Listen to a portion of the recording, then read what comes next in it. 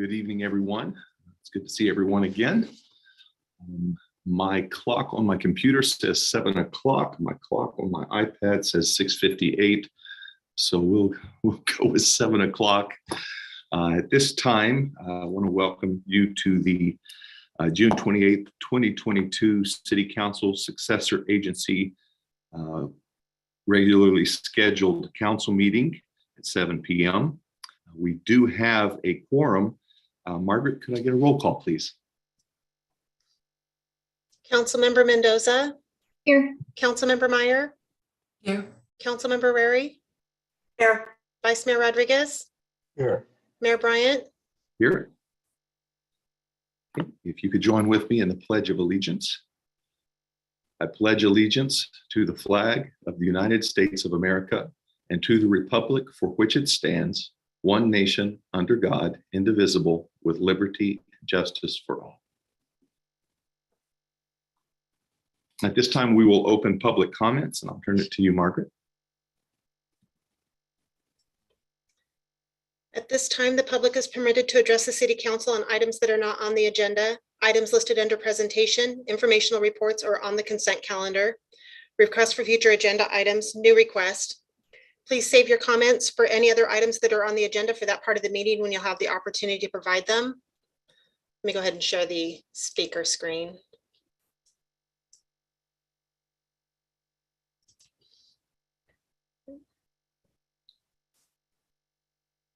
I received one public comment that was submitted to the City Council prior to the meeting for agenda item A3. A copy is shown on the presentation slide. The City Council has been provided full copies of the written public comments, and these will be made available on the City Council agenda's webpage. If you wish to speak under public comment, please raise your hand using the Zoom feature. I'll call your name if provided and unmute you to speak. Remarks are limited to 3 minutes per person, and your microphone will be muted after the timer has expired. While we encourage your comments, state law prevents the City Council from discussing items that are not on their meeting agenda, and if appropriate, staff will follow up on them. I have 3 hands raised. I'll start with Carolina Villaseca, followed by Rod. Carolina, go ahead. Thank you. Good evening, City Council members. I know you missed me. I was on vacation in Ohio visiting family, and boy, things are crazy out there. So I'm glad to be back to the madness that is Brentwood. Anyway, so my questions are as follows. I would like to have consent calendar item C2B pulled because I actually waited through that entire thing, and I was really surprised at how many different companies provide finance/information systems products and services to the city of Brentwood. I was wondering if there wasn't a better way to consolidate some of these companies to get better pricing. I don't understand, for example, why we have A's, Lowe's, and Home Depot providing us finance information systems, products, and services. One would give you better pricing if you sent it out for contract instead of piecemealing it to all 3. Also consent and calendar item 3. And I just want to make sure that I'm not confusing things, but I did see, I did wade through the entire agenda. And for C3, I see the cash balance and the revenue expenditure summaries. What I was wondering is C2B the detail for C3? I wasn't sure on that. So that's all for now. Thank you. Thank you. The next speaker is Rod, followed by Cinziana Todor. Rod, go ahead. Yes, thank you. I just wanted to say briefly on as far as consent calendar item C1, recognizing the Redistricting Commission. I just want to say that I saw 3 of the 4 meetings. This was something that we sorely needed to have an unbiased redistricting. But as far as watching those meetings and watching the way that the people that were selected to be commissioners conducted themselves in their meetings, I was just so totally impressed. They did better than anybody even ever would have thought could happen. It was just amazing, the whole process, the way they conducted themselves with dignity and respect, and the deliberation. So I just wanted to congratulate them all, and thank you. That's what I had to say. Thank you. The next speaker is Cynthiana Todor, followed by Danny Dorman. Cynthiana, go ahead. Hi, good evening. Can I get my 3 minutes? Okay, there we are. All right, thank you for the opportunity to speak during public comments. I have comments regarding PA1 project. I've been listening to the Planning Commission meeting where a lot of ideas that were new and somewhat foreign to me have been thrown around. I have several questions. Why do we have to change this plan? It's a forever moving target. I want this project to start building, materializing, and really serving the people of Brentwood. On top of that, I hear ideas that, oh, we want people from Walnut Creek to come over here. I really thought PA1 was something specific to Brentwood and to provide local jobs for the highly qualified professionals who live in Brentwood. Why is the city conducting a lot of surveys, all types of information gathering efforts that are asking us for really personal information when and then we actually open this business park to people from all over. I just don't understand why it's a forever changing project and a moving target. It's been on a docket for 20-something years, at least that I know of. And it just, like, nothing really happens around it. So I wanted to bring this up in an effort to kind of focus your attention on this. It will come to the council at some point, and please, please, please, just let's get rolling on it. It's very important for our city and for our economic development to start that tax revenue coming in and actually winning off developers' fees. And again, let's just build it. Transformation, modification, changes, it's something that will be constantly in our lives, and it applies to this particular project, but let's not keep our residents waiting and waiting and waiting for something that never materializes. Thank you so much for your attention and your time. Thank you. The next speaker is Danny Dorman, followed by Steve Smith. Mr. Dorman, go ahead. Yes, thank you and good evening. I want to start off with asking for future agenda items. First, on accountability of council for not attending meetings. The last meeting, 2 of you weren't there. And although they were the agenda items were, in my opinion, not as important, certainly as tonight. There should be accountability. We should know why you aren't there, because you do work for us. Second future agenda item, requiring the city manager to explain staff's development of agendas. Now, I'll get into it specifically when we talk about Orchard, but in general, one of the things is it's interesting that it took 8 weeks for one of the items we're going to discuss to get to you after it was approved on May 3rd. And so this is a part where we need explanation. And although this next part may seem like it's referring to a certain thing, I'm talking about in general terms. And that's with respect to any growth. Okay, because we always get hit with it's the density, it's the state, so on and so forth. I did my homework. I found one out the gate, and I'm not a lawyer. And this is SB 606. It was submitted in 2018, amended in 2021. It has to do with water. We are in a drought. it is required by every municipality to take that into consideration when deciding on a project. This is not waivable. This is not exclusionary. This is something that needs to be looked at. And my challenge is, we have a city attorney, and I understand the city attorney can't do anything unless he or she are asked. So council, ask the city attorney to look into anything that may contradict SB 9, SB 10, the high density regulations, because we are California. We are such a litigious state that I know there are conflicting bills out there.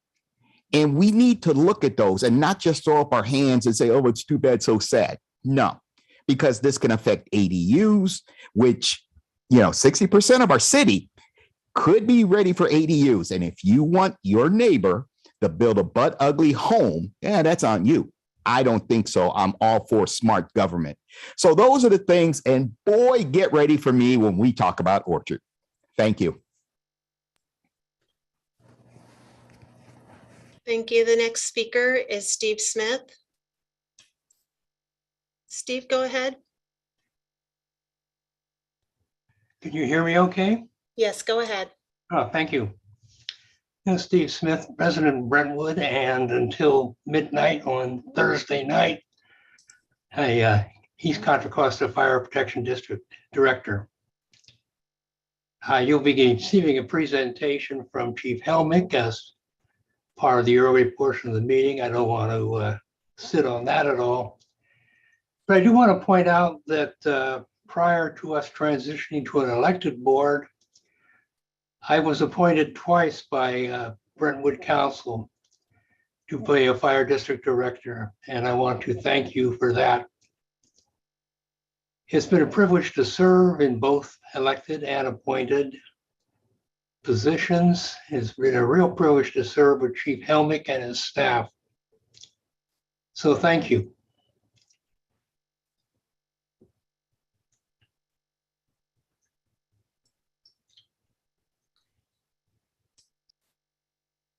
Thank you. I see no additional hands raised.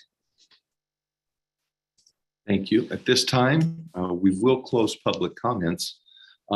Is there anyone in staff that might be able to answer some of the questions that Ms. Vilseca had raised regarding items C, 2, and 3?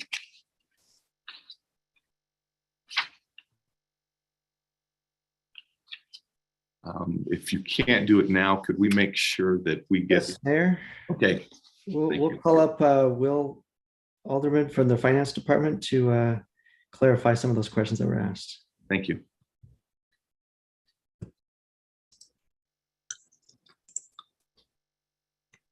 Hi, just making sure you can hear me. So some of the questions that were asked on that for finance and information systems, that's the department that's responsible. We're responsible for information systems for the city, and that's what a lot of those are. But then we're also responsible for the citywide agreements. So for example, we've got Home Depot and Lowe's.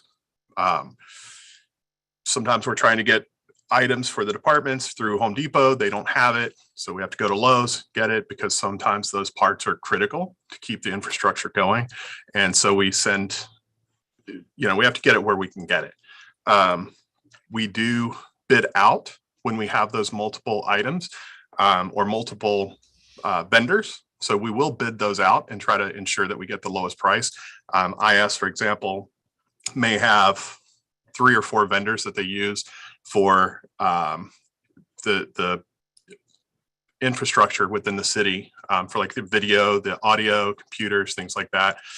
What they try to do is they'll do bids each year, and they'll get a list of all of the vendors that can handle all of the needs of the city. And then what we found is that one vendor may be lower in price on a handful of items, another vendor on other items. So instead of just saying, well, overall, if we were to buy one of everything, we're going to go with that lowest price vendor. Instead, what we do is we try to piece it together and say, okay, we can get computers from this vendor for far cheaper than we can get it from vendor B.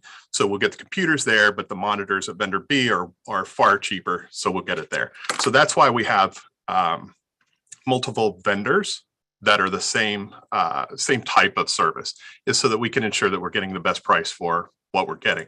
Other times it's just supply and demand. Like we're running into supply issues this year and the last year. So we're trying to open it up a little bit so that we can get what we need. Sometimes we have things that go down and it must be brought back up immediately, or it's going to impact services from the city. So we'll try to get that out there and ensure that people can get what they need to ensure that the city's operating the way it should. Again, the departments, finance and information systems, that's just the department. Same with public works. Those are just the departments that are responsible, and finance is responsible for doing the over 50s. So these are ongoing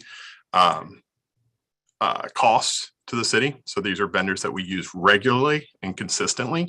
So we just do it all in one so that we can do it in one council meeting instead of bombarding council with, what is that, about 75 separate staff reports to do all of these.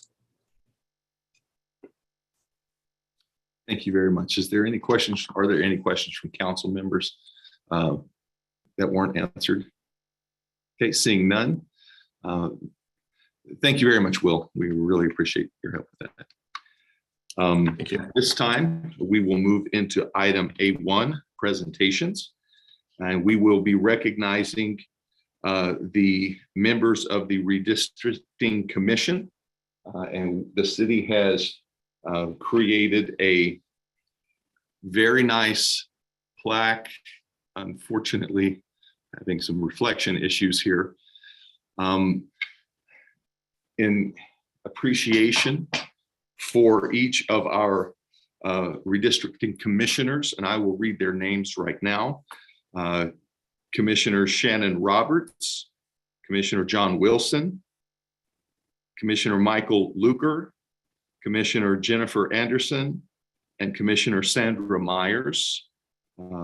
The amount of work that was done, and it's been alluded to by one of the public commenters earlier, the work they did was just absolutely outstanding. It's so much work, so much care, and many hours that they volunteered and dedicated to help us have the best community moving forward as we possibly can. And at this time, I do want to ask if there are any of the commissioners that are present, if you would like to comment to the community and council at this time. Please raise your hand and we will make sure that you have the opportunity to. While they're doing that, I want to extend our appreciation to the alternates also, who were ready at a moment's notice to participate.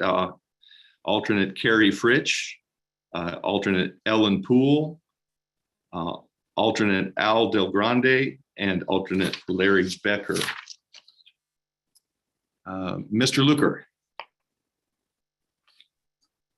Well, thank you and a good evening. Appreciate it. It's nice to see some familiar faces on here. Brings triggers a little, I won't say trauma, but certainly some memories, and it's been great to work with you all. I just had a couple of comments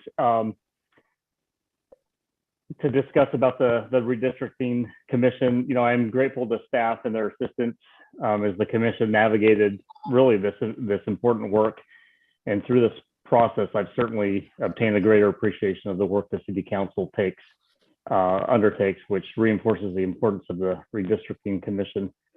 And I appreciated the comments earlier by Rod, who was a frequent visitor of those meetings as well. So I appreciate that. And to my fellow commissioners, I am grateful and thankful for your time and availability, your attention, your insights, your discussions, and your professionalism. I think that Brentwood is in good hands with the residents that we have and the service that they continue to provide. And so again, I thank you for the opportunity to serve, and appreciate again with all the work that you're doing as well. Thank you very much for the service that you provided. Ms. Anderson? I just wanted to echo a lot of what I guess former Chair Luker had to say. Thank you to the City Council members and other commission members and to the members of the public. Their comments were great, a lot of participation. And I just also wanted to thank the staff. Staff was great, the city attorney and his team, city manager, and Margaret Wimberly. Everyone was great. We felt very supported, and it was great to participate in the commission. So I just wanted to say thank you to everybody, appreciate it, and thank you to the public who participated. Thank you so much. Is there anyone on council that would like to comment regarding this? Councilmember Mendoza? I want to say thank you to all the commissioners, and I appreciate you taking this extra time, and just the quality of work was amazing. It's the first time that our city has done anything like this, and you all did a phenomenal job, and staff was awesome. And I think we put in extra money and extra time, and I think the end product is absolutely amazing. We hear a lot of squawking about cities around us and their redistricting, and not one complaint about ours. So thank you for all of your due diligence and all of the good work. I really appreciate it. We're going to break in and let Commissioner Sandra Myers, who is a very familiar face to all of us, speak. Sandra, thank you so much. Thank you. I am not tech trained, as you well know, and I'm up in Alaska, so you'll have to forgive me. I don't know what's coming through, but I did want to say thank you to all of you, especially Margaret and staff that supported us, and I needed it, believe me. So I enjoyed working with this commission. It was a great bunch of people, and I think we did a good job. We tried really hard, and I appreciate it, and I echo everything that's already been said. Thank you to my fellow commissioners. Thank you, Sandra. You are much appreciated and loved here in Brentwood. Thank you. Vice Mayor Rodriguez. Sorry about that, Mayor. Yes, I also just want to echo what everybody's saying. I just want to thank all the commissioners for taking your time. I know it's a lot of work being part of these different groups. And once again, I just want to thank you guys for taking the time to really putting this together.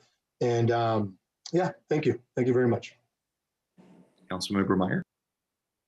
Thank you.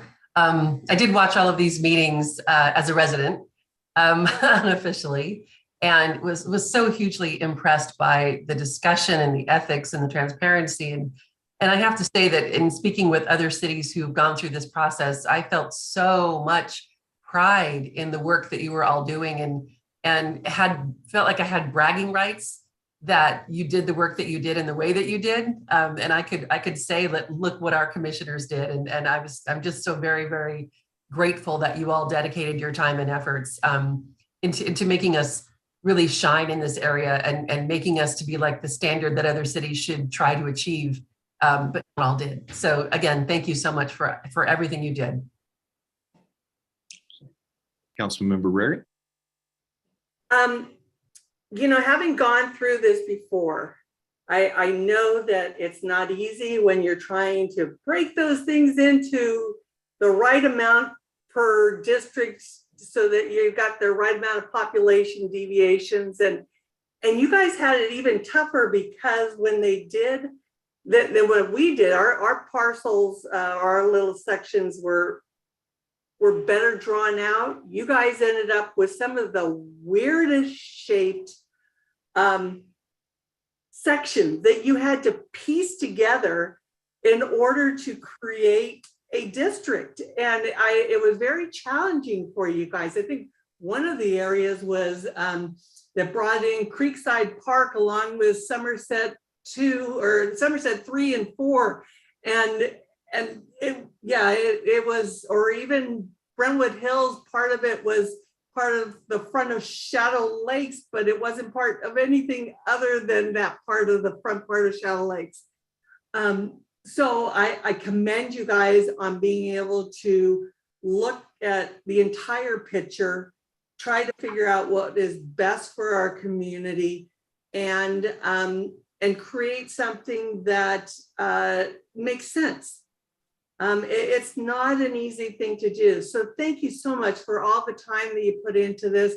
I know it was a lot out of your personal lives, and I want to thank your families for sharing you with us so that we could have a new district for our community. Thank you.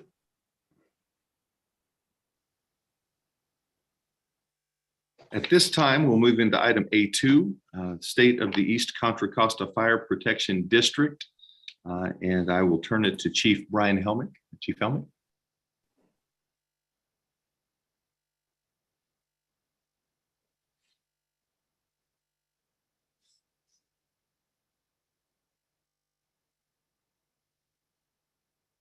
All right. Okay, can you guys hear me? Yes, all right, we can. Clear. All right, so let me figure out to share my screen here real quick. We'll get started.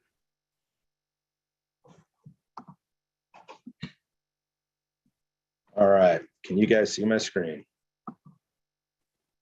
That. We can now. All right, very good. Well, good evening. Mayor Bryant and fellow City Council members. Today is a really exciting day. I do apologize to Councilmember Mendoza, as I believe she's probably heard me speak, I don't know, 10 times on this topic, as she seems to be all over the city. But I do appreciate the opportunity to be here tonight. As a fun fact, I was thinking about coming here this evening, as it is going to be the last state of the district or update or opportunity I have to come in front of you as the fire chief. And some of you are not on the council, many of you were, but in April and or May of 2017, I was a very unknown commodity.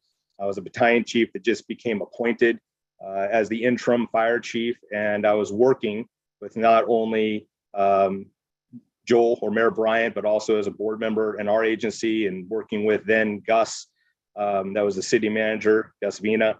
And we were really, the city and Oakley, Brentwood, and the county and the fire district were working probably 6 months on continuing an agreement to be able to maintain and open Station 54 downtown and or 94, an additional station through a collaboration of the land use agencies.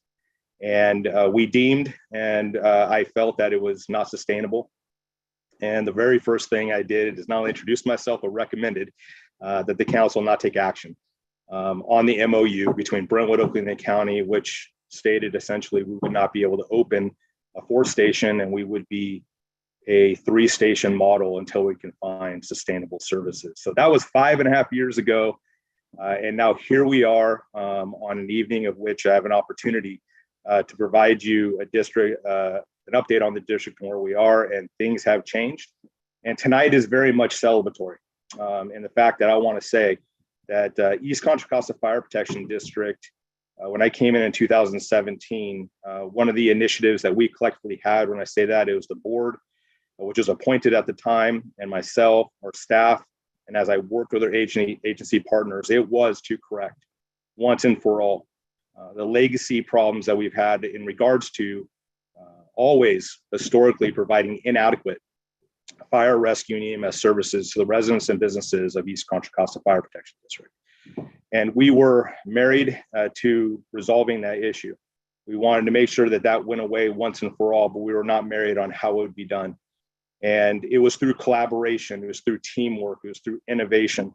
And that has to go starting with Gus and to City Manager Tim Ogden. I'm not saying this facetiously, but your staff is brilliant. And they have always been amendable.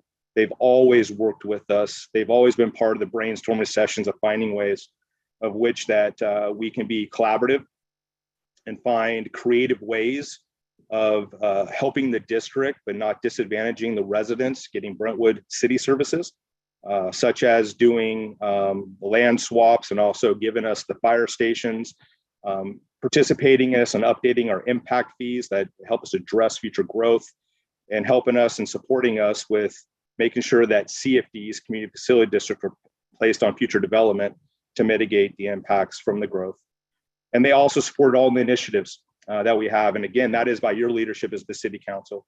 not only federally, state-wise, and locally, any tax initiative that can help the district, any administrative bill, any Senate bill. Anytime I called and asked the city manager and he brought it to the council, you guys were very action-oriented, actively engaged, and willing to help the fire district move forward. And so all the victories and the things I'll be sharing with you tonight, I want to understand that all of you have a fingerprint on this. All of you that are listening respectfully, not only to the council, but the residents and all. I just want you all to know that it has been a collaborative effort. It has been a team effort, and it's taken the citizens, the businesses, the elected officials, the staff members, the state, federal, and local leaders to come together to create our problem. So as I get into this tonight, it's going to be fairly brief and to the point, which is the goal here as we put a bow on the East Contra Costa Fire Protection District.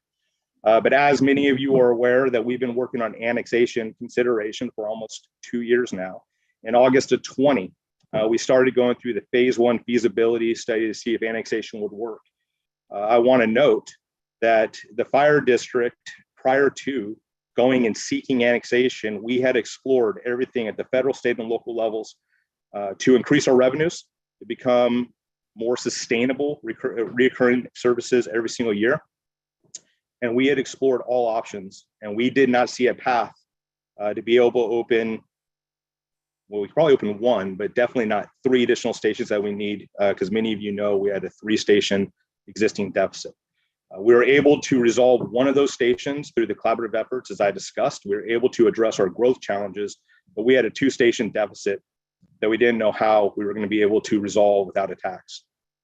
But trying to be honorable to the citizens of the community and the elected officials, we did want to go back and make an attempt at annexation, which had historically been a non-discussion starter because East Contra Costa Fire was known as a liability and not an asset.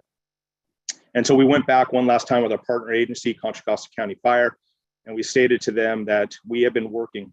We've been working for 3.5, almost 4 years on correcting our historical financial, revenue, and growth challenges. We believe that we are a model organization. Only thing we're lacking is revenue. And we also believe that there's economy and efficiency in annexation, specifically due to efficiencies of size. No differently than you would find with a mom and pop hardware store to a Home Depot of alike. They just can do efficiency due to size. And so we started that conversation.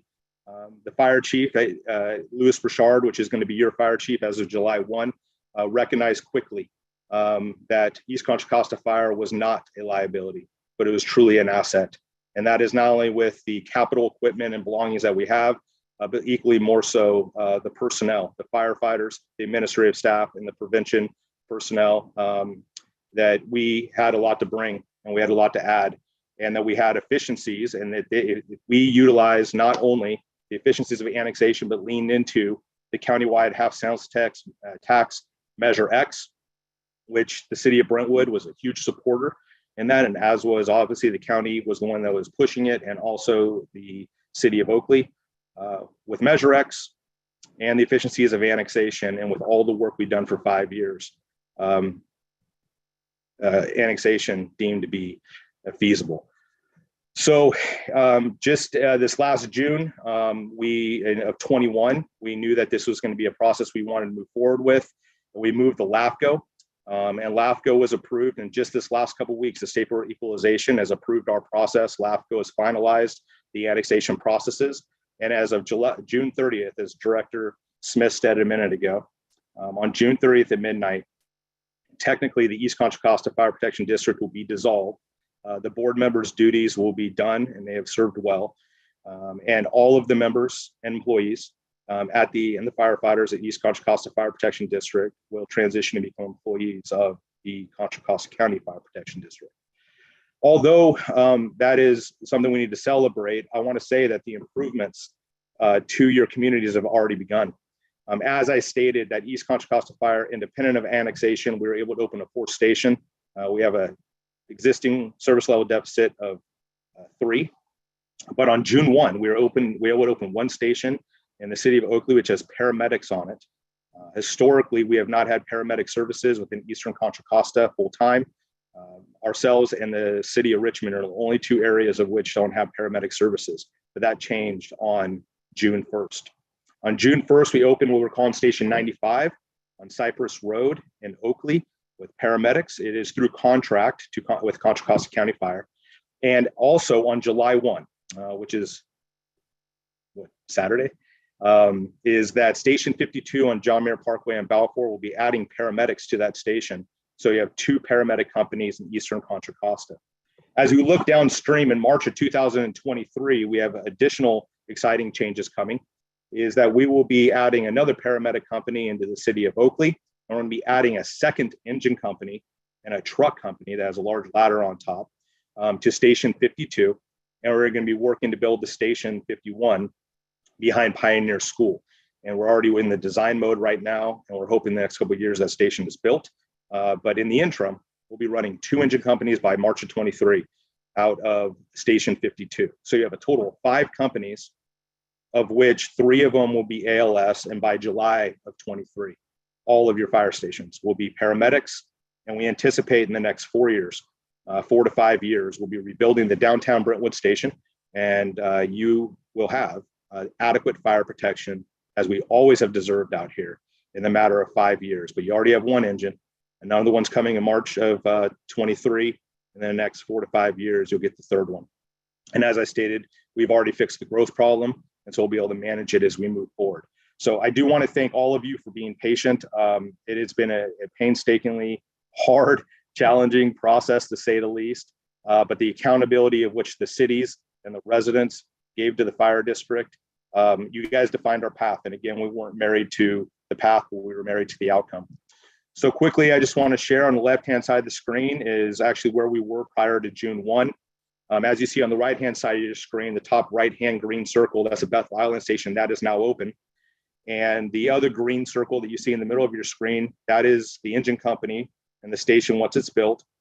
That will be opened in March of 23. And the other green is going to be Station 54 that should be built in the next 4 to 5 years and staffed. We may do a dual company out of Station 51 to get that 6th engine company on the streets prior to the station being built. And we're working on those processes now. The blue circles that you see is the growth. We anticipate over the next 20 years, we'll build an additional 3 stations, which we funded through impact fees and CFDs. As I stated before, thank you for the cooperation with you, Brentwood, and the Contra Costa County supervisors.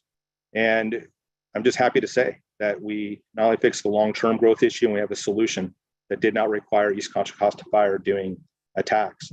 Now, what's a fun fact, as you can see, this is 250 square miles, our current jurisdiction. The left-hand squiggly line is the Highway 4 bypass, where it says Brentwood, and that 52 helmet is on your screen. That's Station 52 in Brentwood on John Muir Parkway and on Balfour. Now, this map does not even include the map of which I showed you, and that is all the reinforcements that you now have within the new district of Contra Costa County. This is our backup. So before, where it says Oakley and Brentwood on the right-hand side, that's where our jurisdiction stopped, where Contra Costa County Fire began. And as you can see, the bluish purple, bluish areas, that's Battalion 8. You got Battalion 2, which is the beige. You have Battalion 1, which is green. You have Battalion 7, that is in the purple. All of those numbers are resources you are going to be going in your new jurisdiction from a total of 4 fire stations we have today to a total of 30. But those 30 stations have 33 pieces of equipment. But also the call volume for the organization is going to swell. Currently, we run around 2,200 calls per year. They run around 72,000 calls per year. That's according to 2021. So we're projecting 85,000 calls at the new jurisdiction. And our employee base is going from 40 to 546. It's good to know that we have a 250 square mile footprint, as I stated. It will be now 553. It should say square miles, not acres. That'd be a small organization. And also we have we're going to be going, or Con Fire is going to be going to 750,000 residents that we're serving. And East Contra Costa Fire to serve 2 cities, Brentwood and Oakland. You are going to be a very important one of the 11 cities that we serve. And to that point, I just want to state that the way of which that we do business in the new business is going to be a little bit different. And I'll get to that in a moment explaining it. I want to invite all of you to the transfer command ceremony that's happening right in your backyard, right outside the City Hall in the park, where you hold concerts in the park on July 1 at 10 o'clock. The president of it all will be transferring the gavel of East Contra Costa Fire Protection District to the Contra Costa County Fire Board, and I'll be transferring my authority as fire chief, the fire chief, Chief Richard, and I'll have the privilege to serve as his deputy fire chief within the new organization as of July 1. Future updates are going to be, it's a work in progress. We'll continue to work with your city manager and all city managers, as it is hard. It's going to be harder to provide updates, the same as which we've done. This East Contra Costa Fire, we go to all the town advisory councils. We report out anytime the city councils need to. I will be meeting with your city managers, not only for Brentwood, but also in Oakley. I'm holding the regular scheduled meetings, and I'll make myself available as we can, but we are working on how we're going to handle future updates. Our website, you will find that everything will be transferred to Contra Costa County Fire. We will be archiving and keeping all the historical data within East Contra Costa Fire, and all of our social media channels are already in the process of being transitioned over for July 1. And there'll be all future updates will be through Confires. The last board meeting, if you can believe it, I'm having a hard time believing it, is going to be tomorrow at 4 o'clock. It's going to be a special meeting. It just got announced for last loose end contract items that we had for cleanup items, as we called. We have 4 items on consent and reports of the board. So people are welcome to attend. It's going to be ceremonial in the process, but we do have some work to do. And then future fire board meetings will be the Contra Costa County Fire Board meetings. Tomorrow night at 6 o'clock, I'll have an opportunity to do my last Facebook, and YouTube State of the District. I'll be expressing how much of a privilege and honor has been able to serve now the fire board, citizens, firefighters, and also congratulate you once again, Brentwood City Council residents alike, your partner agencies of Oakley and the county. We had an impossible task. Many people said it could not be done, but I believe with teamwork, innovation, inclusiveness, transparency, and with a plan, and if we were all married to the outcome, but not the path, we would get there. And I'm very thankful that it produced itself. Maybe not in the timing that we all wanted, but it did. And so again, I want to thank you all for consistently being available, always being willing, and for your patience and grace throughout the process. I'm always going to be available to you, as I've stated, and I'm going to continue until June 30th, as I'll always be an advocate. I'm a resident of Brentwood. I'll be an advocate for all fire EMS services to your residents, your businesses, to those of the previous East Contra Costa, and as a county as a whole. My sphere is just growing. My email has changed already. Everything is being forwarded. Please log it down. Email me if you would like. My cell phone number is staying the same. I want to be accessible to you. Although I'm not going to be the fire chief or deputy chief, I want you to know that I serve you, and everybody's opinion matters. And yeah, that's about it. So thank you. Thank you for the opportunity to speak here tonight. It's been a great privilege, and I'm available for any questions that you have. Thank you. Council, would you like to make a statement or any questions of Chief Helmick? Vice Mayor Rodriguez? Yeah, Chief, I just want to congratulate you and your department and everyone for a great job. I mean, when I first came onto the council, you already were moving forward with a lot of this stuff. And I was just able to see the passion, but also the motivation to really make this happen. So I want to congratulate you personally, but also your staff and everyone that was involved. But like anything, right? You need a strong leader. You need to have somebody that's consistent. And I think you did a really good job with that. So once again, congratulations to you and your staff and everybody that was involved for this to happen. Thank you. Thank you, sir. Member Mendoza. We have some history before I was on council, and I know it's been a bumpy road, but I think that the residents really were passionate about this, and you listened and you kept working towards a solution that worked for everyone. And I can't tell you as a resident, not even as a council member, how much I appreciate all of the work that you did. I wish you all of the best of luck, and I wish you and your team, and thank you to you and your team. And I'm still glad that a lot of you are going to still be in Brentwood. So thank you. And I don't mind seeing your presentation several times. It's an exciting time. I appreciate those words. Thank you. Councilmember Meyer. Just to add my thank you to the mix, and also to say that I'm so happy that nobody lost their jobs in this transition, because I admit I was a little bit concerned about that, and I did wonder what was going to happen to you as well. So congratulations to you and your teams and everyone involved with this, because it's a long time coming and a lot of work on a lot of different ends. And thank you so much for your dedication on this. Thank you. Thank you. I also want to thank you, Chief Helmick. It has been a privilege and an honor to join in a team effort from City Council and the Fire Board. Knowing the Herculean task that you had, you embraced it. I will tell you that you and your staff and all of our firefighters are legitimately my heroes as a resident here. One of the big problems that the community was not aware of for so long was the great need, and it is specifically because of the superhuman efforts of going above and beyond with very small amount of resources that the community just wasn't aware of how great the need was, because you and your men did such an outstanding job and just laid their bodies, their lives, their time, their families on the line to keep us safe. There's no words I can say to let you know how much I appreciate you, the work you've done, and your staff. I'm very, very thankful for everything that you've done, and very honored to have been able to work with you as a team and as the city. I know that Councilperson Rarey also was on the fire subcommittee, and she is passionate in every decision she makes, and is one of a person that lives in the details of things. And so she was very beneficial representative for the city as well.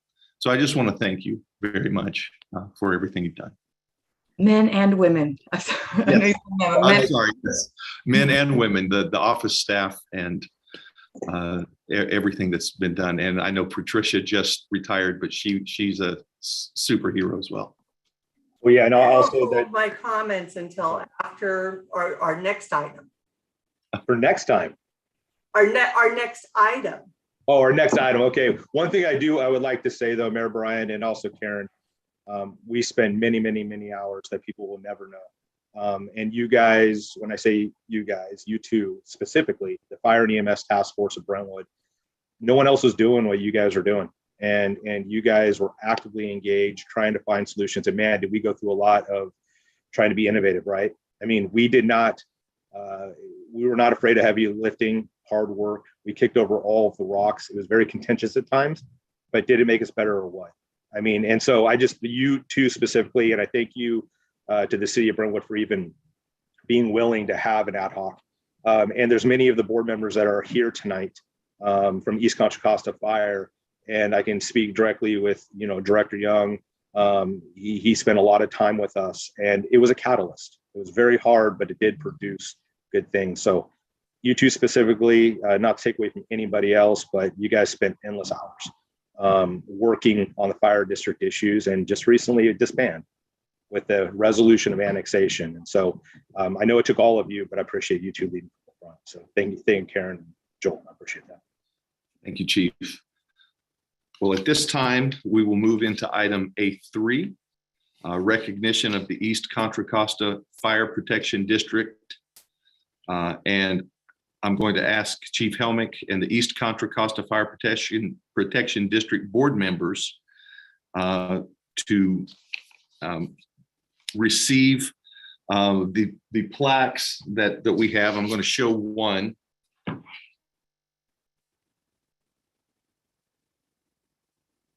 That will be sent to each one, and I'll read it. It says, presented in sincere appreciation and gratitude to Brian Helmick, Fire Chief, for your leadership in preserving and protecting life, property, and the environment while serving the East Contra Costa Fire Protection District, and for working to ensure long-term public safety solutions to benefit current residents and future generations, now transitioning to the new leadership of Contra Costa Fire Protection District, presented this 28th day of June, 2022. And this will go to you, Chief, as well as each of our elected fire board members. And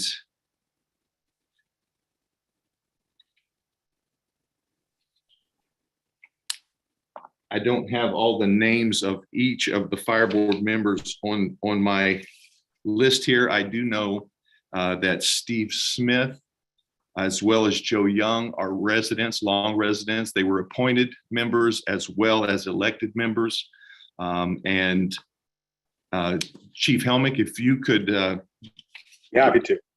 So we also, President Brian Offedal, also a resident of Brentwood, is not here this evening, but he did place a public comment. Adam Landgrove, which is another director, he was in Oakley, but he moved into Brentwood. So you have 4 of our members, which was going to be complicated when we went to redistricting ourselves prior to annexation. And we have a resident of Discovery Bay, Vice President Carrie Natch. And I don't know if she's on with us here tonight, but those are all of our members. Mayor Brian. Thank you. If there are members of the fire board that would like to speak at this time, we would love to hear from you. I didn't know that we would be doing this. So I said what I needed to say during public comment. But, just to repeat, it's been an honor and a privilege to serve you, the residents of the county, East County. And it's especially been a privilege to serve with Chief Helmick and his staff. And to have 2 stints as an appointed board member and then my most recent stint as an elected board member. Thank you so much, Steve, for the many, many hundreds, if not thousands of hours of dedicated service. We greatly appreciate it. Director Young. Yes, thank you for the opportunity to talk and also for the recognition. I appreciate that very much. When I was appointed to the fire board back in 2013, I thought it would be a short and easy task to get to this point. I found out that it was not. We got here, as has been pointed out by the chief, with a lot of hard work from a lot of people. The chief's vision, leadership, and commitment was the final key ingredient that led to our success. But I would like to recognize the city of Brentwood, its city council members, and especially Mayor Bryant and Councilwoman Rarey. You folks were with us from the beginning and the entire time. We spent many hours together. We could not have gotten here without the support of the city, its people, and you. And so I want to thank you all very much for that. I'm a resident of Brentwood for 14 years, and I am very thankful that we have better fire service today and even better service to come. Thank you very much. Thank you very much. Also, for those that are not aware, Board Member Young did a yeoman's job of working with finances on the board. His expertise in that area was absolutely invaluable and greatly appreciated. So thank you, Director Young. In addition to these directors, our supervisor, Diane Burgess, it is my strong belief that without her leadership in the supervisors arena of our community and in our county, we would not have been where we are with Measure X funds. And if Supervisor Burgess is available to speak, I would love to give her the opportunity to. Our community owes her a great debt of appreciation for all the work and leadership that she showed. Thank you, Mayor Bryant. Good afternoon and evening to all of you. I want to thank the Brentwood staff for putting this together. You know, when I got onto the Board of Supervisors, I previously sat on the Oakley City Council and was very aware of all of the things that we were dealing with trying to get our fire district in order. And one of the things that was really apparent was that we had to think outside the box. We couldn't keep doing what we were doing. And along the way, we got Chief Helmick, who was as transparent and accessible and just out there explaining everything that people wanted to know. There was this great appointed boards that had come in and had tried really hard to come in and fix this. And then we got an elected board.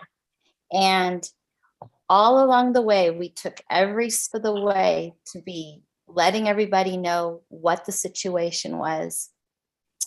And I really want to recognize the community because they were there listening. They were curious. They were listening to, and all of these board members, they brought their gifts. Joe brought, and Steve brought their financial background. You know, Brian and Carrie brought their outreach. Adam brought his stuff. And Chief Helmick and his staff, they met the community where they needed to meet. And all options were on the table. I am so proud of being a part of this team that everybody's been talking about. And I was really excited to be the board chair, chair of the Board of Supervisors and the chair of the Contra Costa Fire District last year when we agreed to this annexation. And so I am so excited to be walking this down with everybody through LAFCO and now with you. And I want to thank you all for doing your part in fixing this solution, not creating a Band-Aid, not kicking a can, but fixing this. And as of next week, this fire district is a part of the Contra Costa Fire District, a fire district that is very well respected, and you're going to get better service and faster service, and we'll be opening up more stations soon. So I'm really excited to be here, and I thank the staff for letting me be a part of this recognition. Congratulations. Thank you so much, Supervisor Burgess. You have just really done such a wonderful job representing we who are your constituents that live here. Thank you so much. At this time, I'll open it up for comments from City Council and Council Member Rarey. You know, it was a lot of meetings. It was so many different things that we were doing in the back rooms that most of the public had no clue what we were thinking about, how we were trying to think outside the box. And altogether, we're trying to do this on one end, and you've got men and women who are out there putting in so many hours to cover 249 square miles with just 3 stations, and they're exhausted because they're on the move all the time. But not only are they exhausted, you as board members and as the chief are trying to figure out what you can to help them, and that's a difficult thing. Because you are strapped on what you can do because of funding. You want to make it better. And so I want to thank you all for continuing to think about ways that you could improve the fire district and improve service to the communities that you serve. And we need to applaud all of you. I know there's probably at times that you guys thought, can we do this? Is there any more that we can take? Because we're bending over backwards and we're still not making a dent. But look what's happened. Yeah, the chief went out there, he became transparent. He brought everything out to the community to explaining them what is really going on. Supervisor Burgess, you know, she helped with the Measure X and bringing additional funding on board so that we can open up some additional stations. And so it took a team effort between everybody to get to this point. And again, I want to applaud all of the hard work that everybody put in and to make this transition over to Confire and to actually make this area whole. So thank you so much for everything that you've done, everything that you do. And while I will miss all of your faces, you know, as far as board meetings and so forth, I'm sure we will run into each other around town. And again, thank you.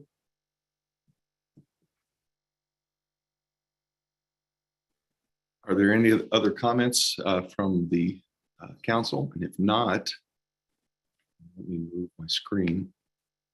Okay, seeing none, we will move. I do want to thank you all once again for all of your efforts to make our families safer.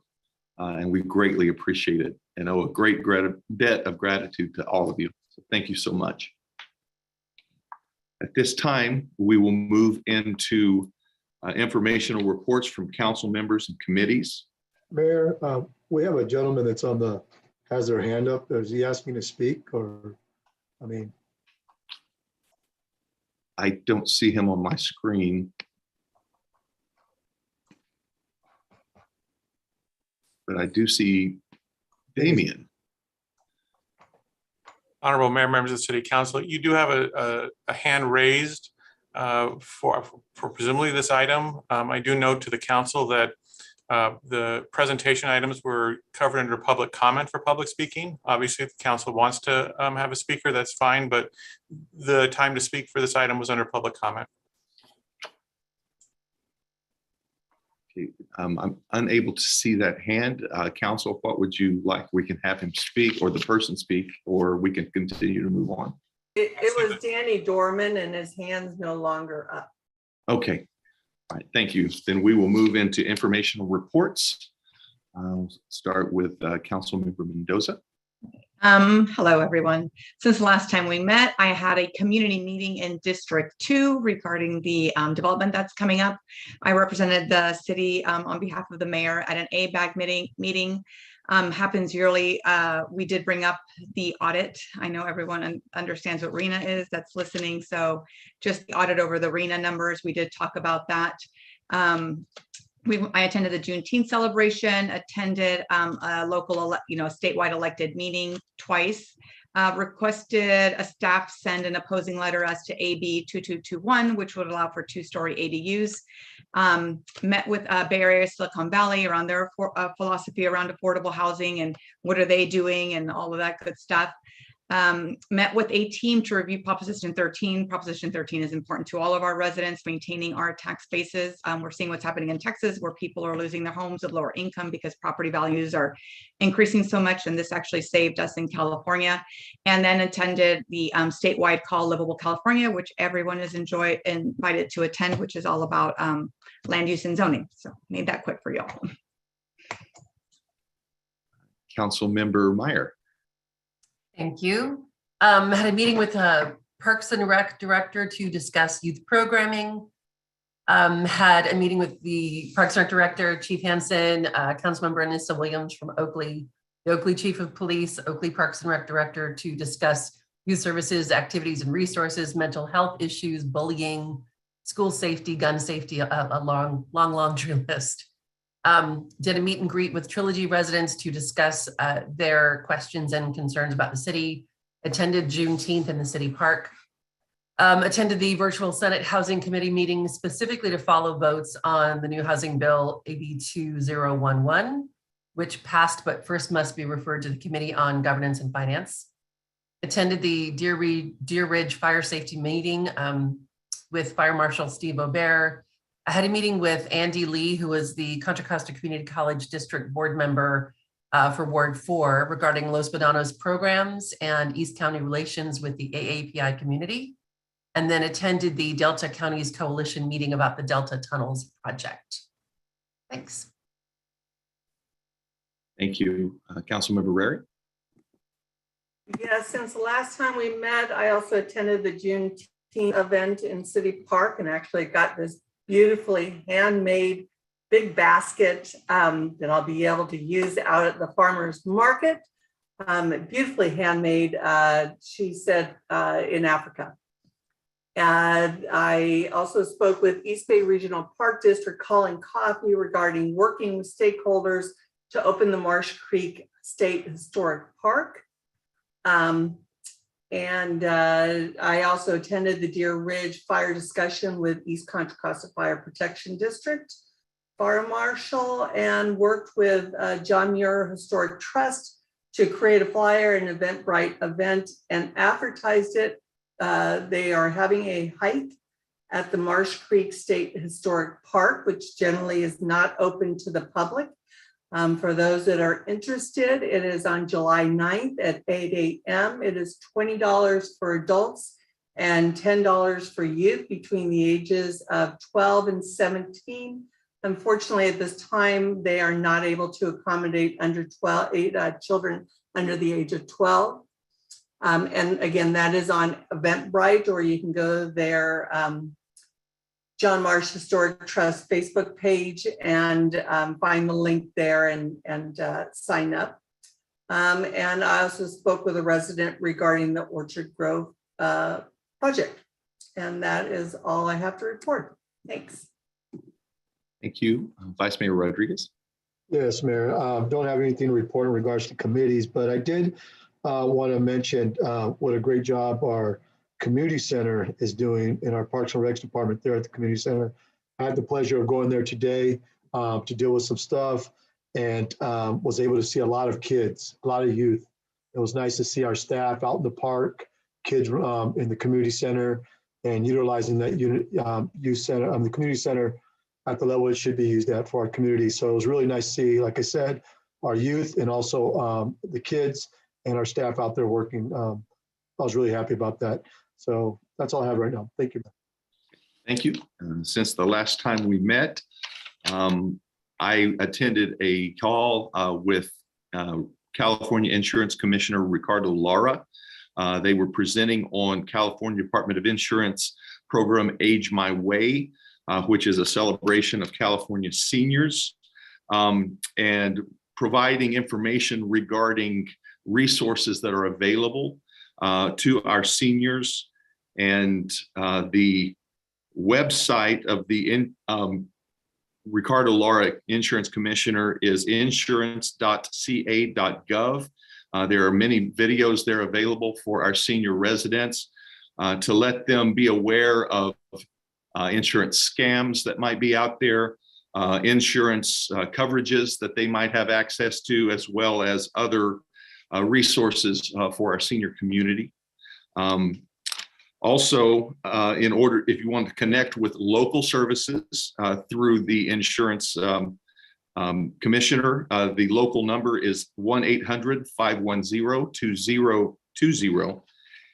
I also attended an age-friendly network with the AARP. Mr. Joe Garbanzos was giving information regarding senior resources. Their website is aarp.org to find local resources that they are partnering with the state to provide for our seniors. I also attended the Contra Costa Grand Jury training class where I was asked to give a history of Brentwood, as well as our current challenges and some of the business opportunities that we are providing. I attended the PATA unveiling of the piece of artwork here downtown that was designed by one of our local high school artists. And it is, if you haven't seen it yet, down here next to the parking garage, it's absolutely gorgeous. Our young people are just amazing, as well as the PATA school teachers and directors there. I also attended 2 groups of Brentwood third graders came downtown on a field trip, and got to talk to them and show them what it was like to come to work here, and tell what local government does, what the council does, what our staff does. And it was great. The third graders had a lot of fantastic questions. I also attended the Airport Land Use Commission meeting, as well as the East Contra Costa Habitat Conservancy Board meeting, Transplan meeting, BART meeting, State Route 4, and ECRFA meeting as well. For State Route 4, I've had a few questions over the last several weeks of what the construction was on the State Route 4, what we call the bypass. That is the new pedestrian bridge that will be completed. And when it is completed, it will connect us to 68 counties in Northern California. And you will be able to get on trails. And I know some of them might be more sketchy than others, but you can walk or ride from Brentwood all the way into San Francisco nonstop on trails through that building of that bridge. I attended the Tri-Delta Transit Board meeting, and the Tri-Delta buses will be returning to full service on September 12th of this year. Also with Tri-Delta, there is a youth pass for the summer for young people up to the age of 18. I believe you can get a Clipper card, or they're asking that you use a Clipper app, because the cards are in short supply at this point. They may even all be gone as for BART, but also for the passes on Tri-Delta. There's a Tri-Delta pass, and it's for young people up to age 18, and it will be half price ride tickets to ride on Tri-Delta. And at this time, that's all I have to report regarding that item. So at this time, we'll move into consent calendar. And do I have a motion on consent calendar, or are there items that you'd like to pull?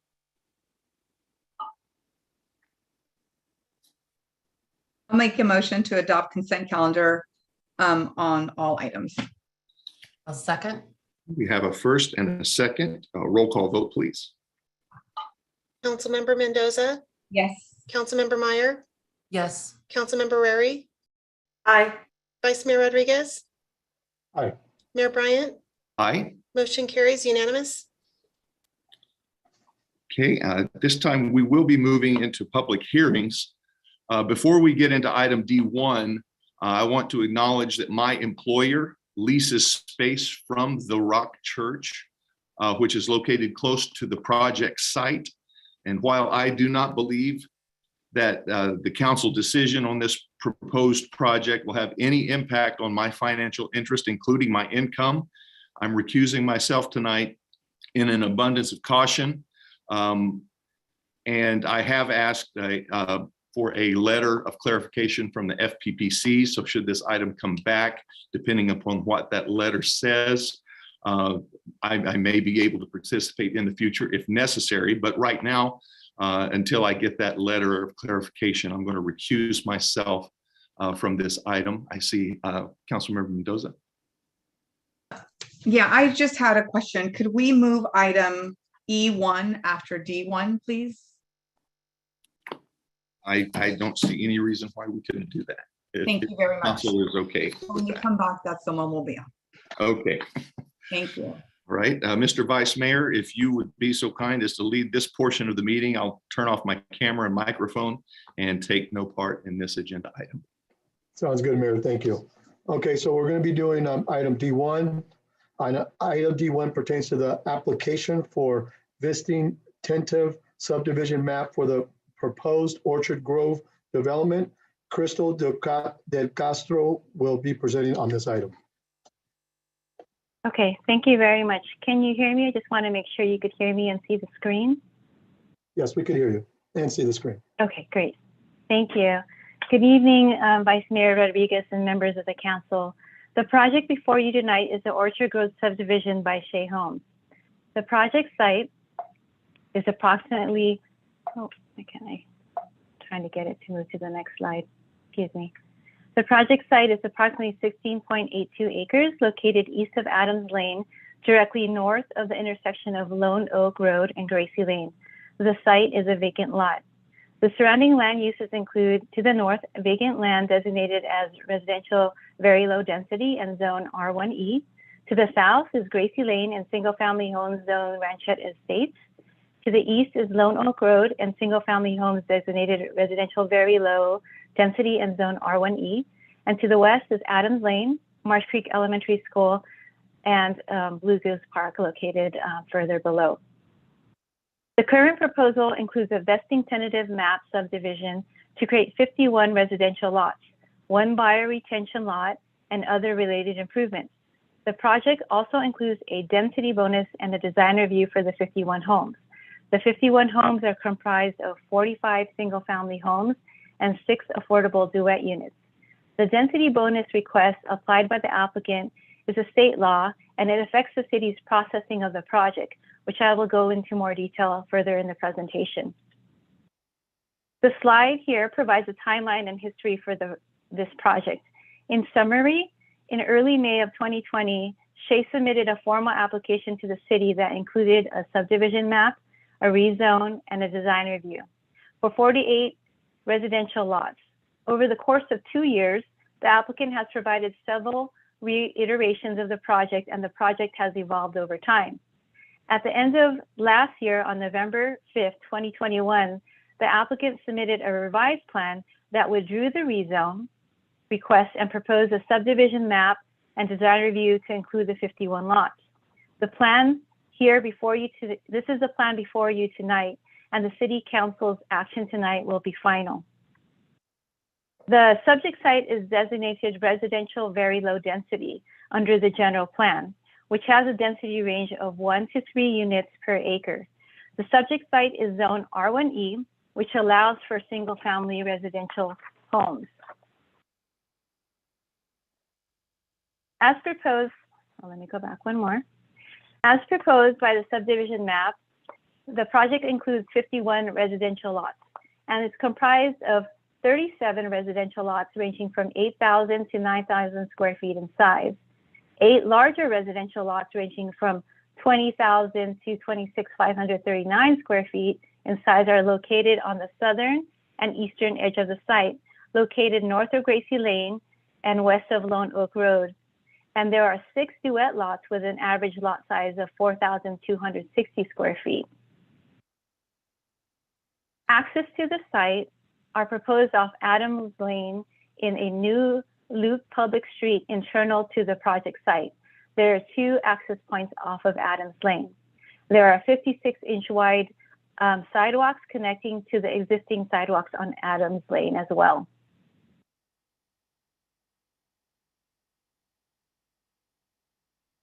Oops, let me go back one more. Okay. The affordability component of the project includes 2 parts.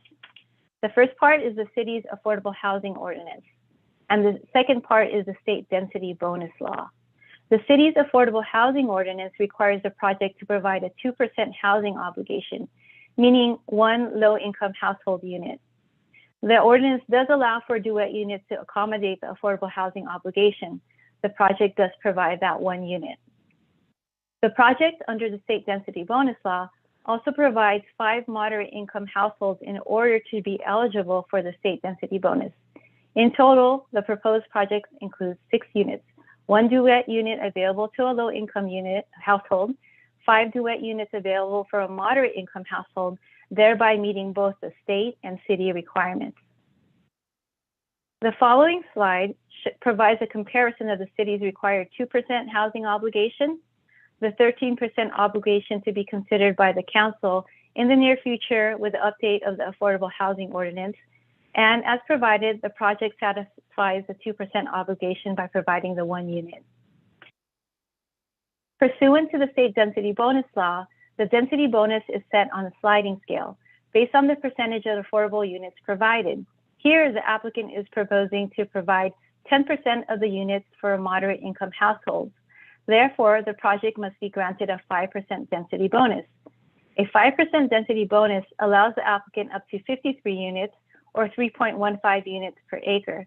However, the applicant is proposing 51 units, which is 2% over the maximum density or 3.03 units per acre as outlined here in the following table.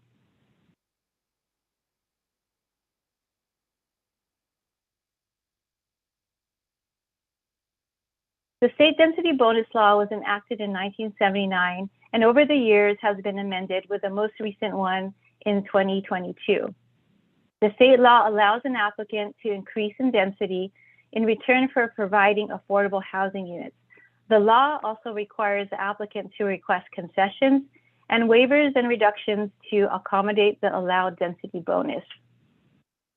A concession is defined as a reduction in site development standards or a modification in zoning requirements or architectural design guidelines.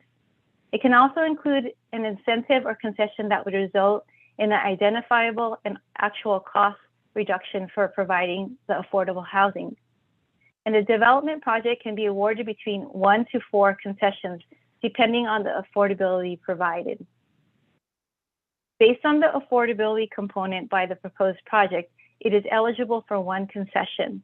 The requested concession is an exemption from the general plan midpoint density range, requirement for the project to provide a significant amount of amenities per the general plan policy.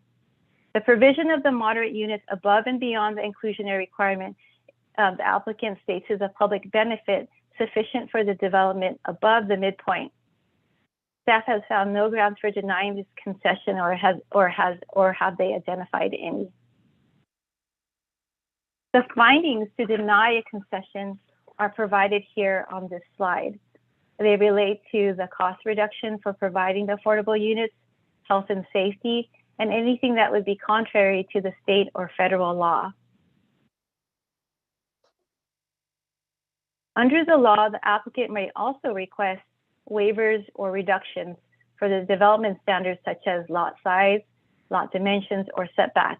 This would apply to any development standard that would physically preclude the construction of the project as designed as its permitted density. The law does not cap the amount of waivers that can be requested. The applicant requests 9 waivers or reductions as provided in this following table. And just to summarize, these waivers include reducing the minimum lot size from 12,000 square feet to a minimum of 8,000 square feet for the 45 single family lots and a minimum of 3,750 square feet for the 6 duet lots. Secondly, reducing the minimum lot width from 100 feet to 80 feet for the 45 single family lots and a minimum of 40 feet for the 6 duet lots. Third, reducing the minimum front yard setback from 20 feet to a minimum of 15 feet to the living space while maintaining a 20-foot setback to the garage.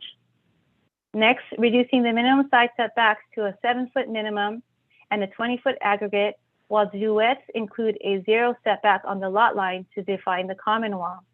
And lastly, the next waiver reduction is reducing the minimum rear yard setbacks from 30 feet to 15 feet. As part of the application, a design review is requested for the architecture of the homes. Each home is designed allowing for the variation of design and massing. It includes 3 elevations: early California Spanish, the second is Mediterranean Revival, and thirdly, Craftsman. 27% of the homes are single-story homes, 22% of the homes have side-loaded garages, and there are 4 color schemes provided on the elevations. The duet homes are located on the corner lots, as provided here outlined in red. And all the duets have a craftsman style elevation consistent with the single family homes. The duets are compatible in design to the market rate homes. The proposed exterior materials, roof shapes and pitches, trim colors and materials create a strong neighborhood identity for architectural variation and is consistent with the residential design guidelines.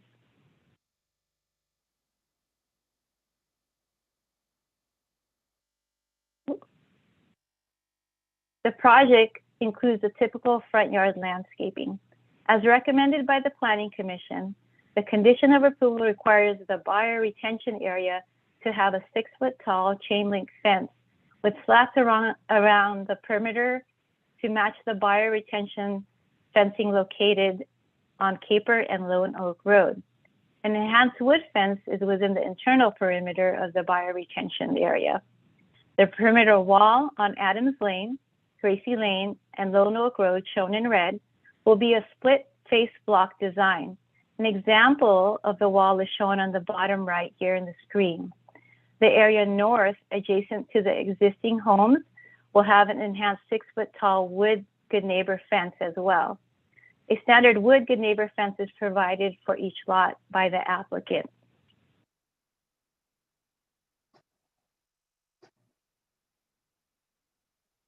The Planning Commission recommended the Council approve the project as conditioned at their May 3rd, 2022 meeting.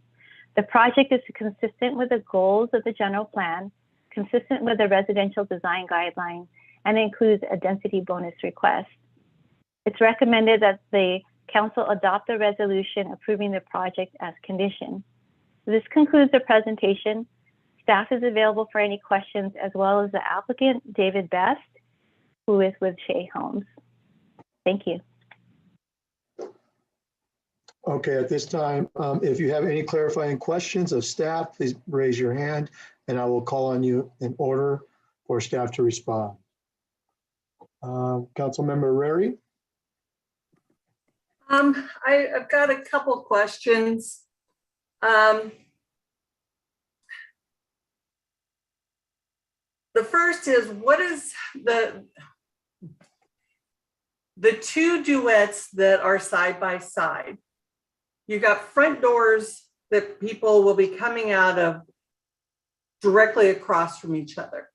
What is the distance between those front doors?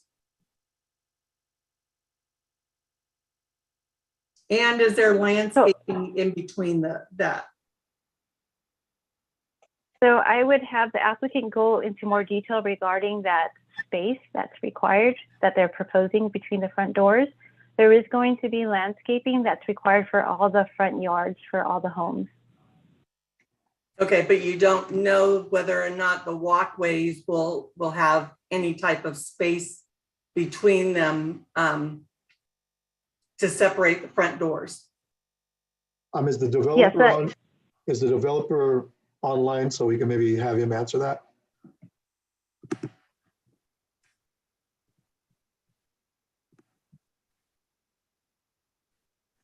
Margaret, do you know?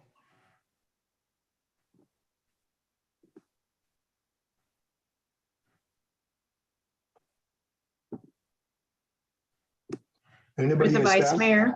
Yes. Good evening. While Mr. Best gets set up, I believe that if you wanted to ask your further clarifying questions of staff and save your questions for the applicant, that would be fine as well. So it's up to the council. Okay. Do you guys want to, Karen, do you want to do that? Are you okay with that? I can reserve that for the applicant. Also, this didn't come to LUD for the affordable house unit, the one that is required.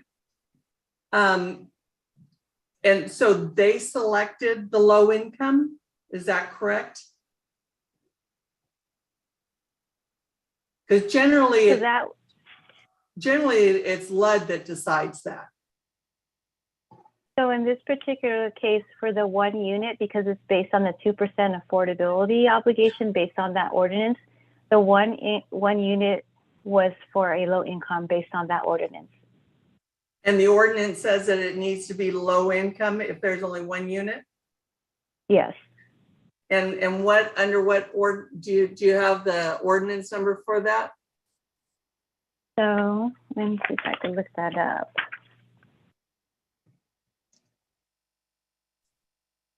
And that was the ordinance before January 1st, 2021. And that was under 17.725.003B. Okay. Can she read that? Yeah. Yeah, if you could read that. Okay.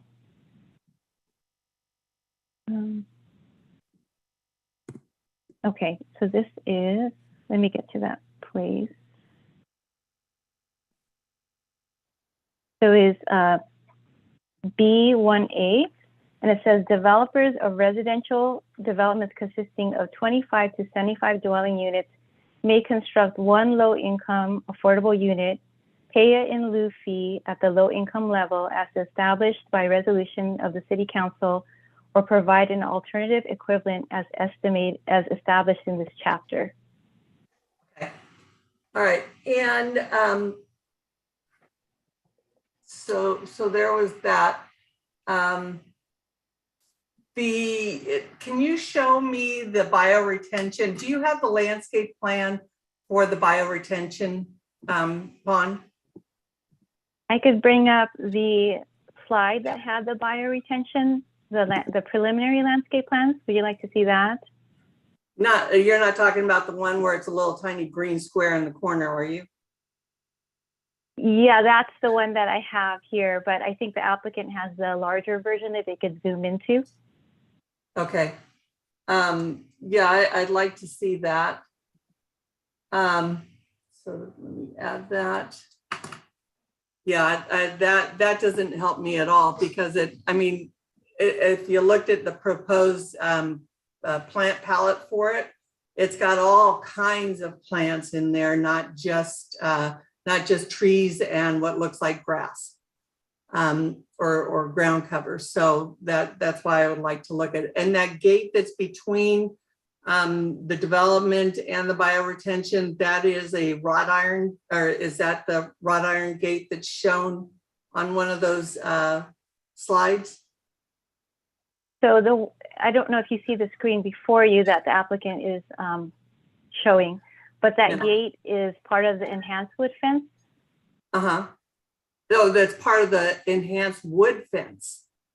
Yes, that's internal to the site, to the bioretention site. The outer portion is the flat. Oh, the screen just went away. And know that it is a preliminary landscape design, so we would need a final landscape prior to building permit issuance.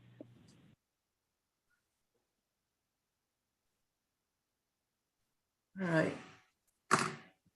All right, let me get to the rest of my questions. And I apologized to staff when I sent off these questions earlier.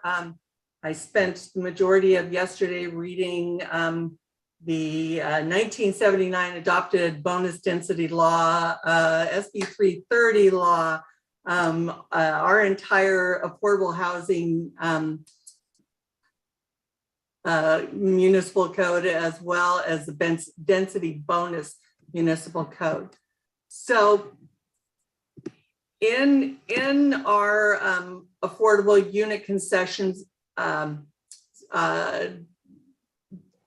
Brentwood Municipal Code 17.725.006, Section C, it says the density bonus provided shall initially be set up at 9% above the midpoint of the density range established in the general plan and zoning code.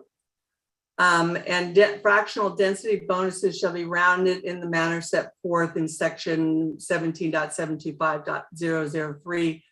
Anything less than 0.5% goes to the lower number. Anything above or 50% or more goes to the higher. So if the density bonus based on this was set at 9% of the midpoint 2, because it's 1.123, and so the midpoint is 2, correct? Wouldn't that be wouldn't that be 2.18 units or 2 units per acre based on the rounding set forth in the section I just read off? I think that Katie from legal will help answer that question. Good evening. So we do have language in our density bonus ordinance, but it is preempted by the state law. And so where our ordinance differs from the state law, we are required to follow what the state provides. So this is an area in which our ordinance is out of step with changes that have been made by the state. So part of the zoning ordinance update would be to update this section to make sure we're in step again. Okay.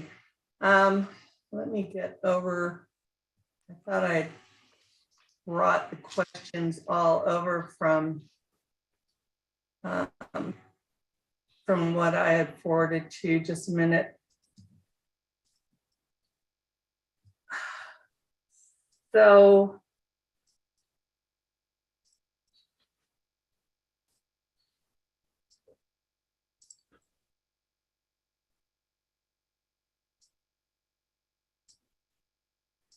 Karen, would you like me to come back to you? yeah, why don't you come back to me? And I apologize. No, it's okay.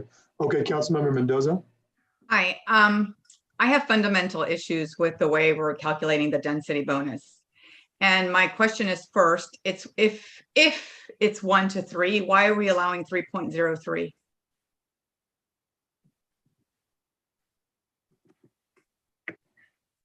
In their calculation? Why are we going over the 3 acres? Go ahead, Katie. If you don't mind, I'll jump in again. Yes. So the density bonus law says that the bonus is to be applied to the maximum allowable density.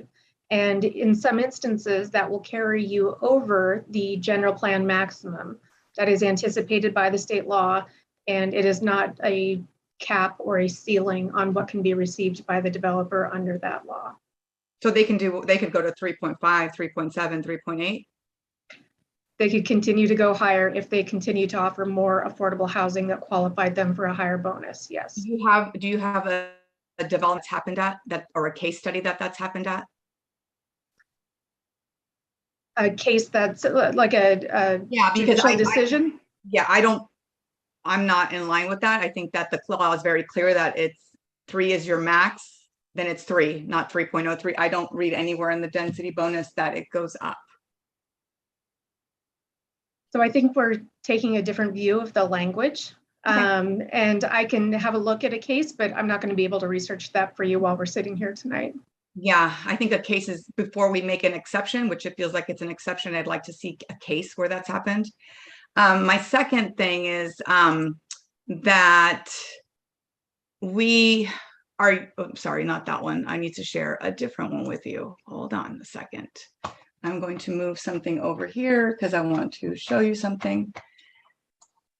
Can you see my screen? No, you cannot see it. Hold on a second. I want you to see what I am seeing. This is not working for some reason. Okay, what I wanted you to see is that Councilmember Mendoza, we do see a shared screen. What are you seeing right now? For purposes of this section, the following definition shall apply. Development standard includes blah, blah, blah. Can you hear me? But you're frozen. Okay, so, but you can hear me, right? Yes.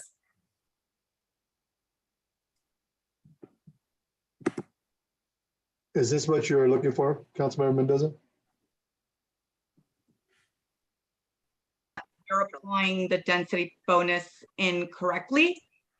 Mendoza, Councilmember Mendoza, I don't know if you were breaking up, but I didn't hear, we didn't hear you, or did everyone else hear it? Maybe I did it?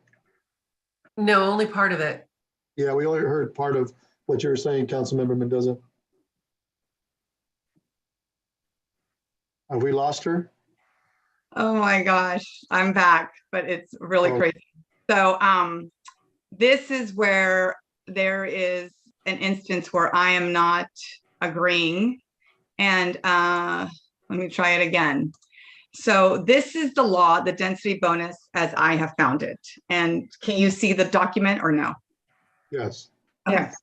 So under number 6, historically, maximum allowable was defined as the midpoint, and anything above the midpoint, they would have to ask for a CUP.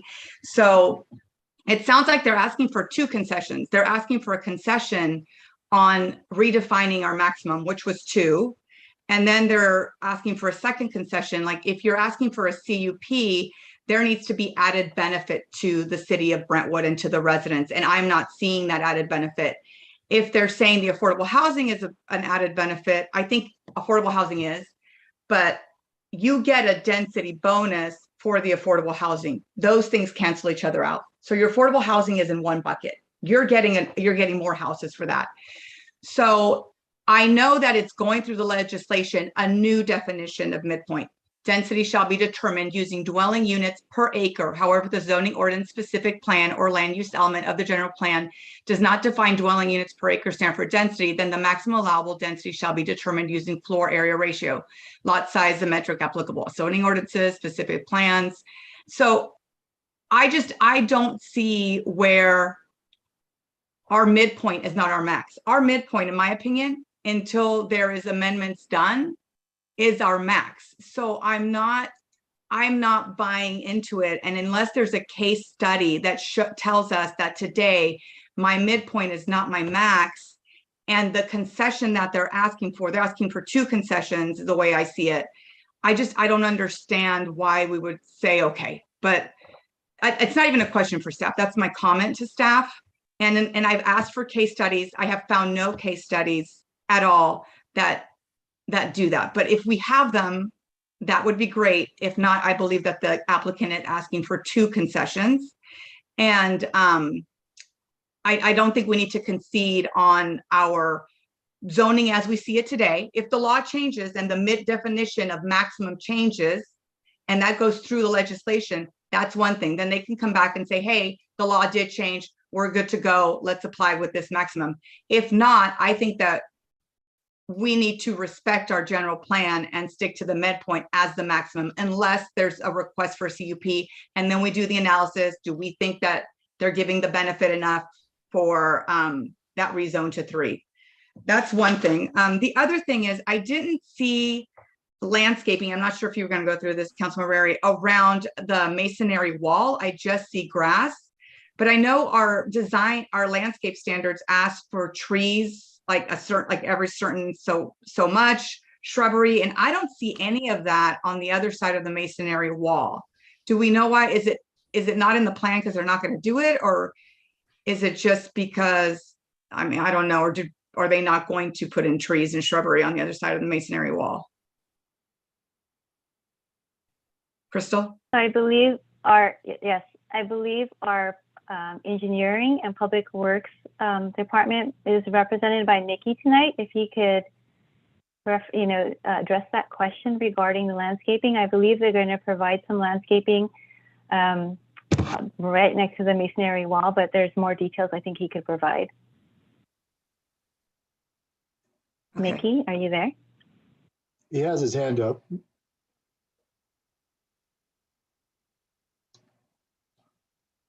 Margaret, can we get Mickey to maybe answer the question?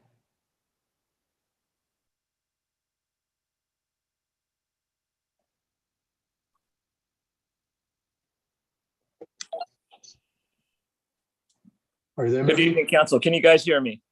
Yes, we can. Awesome.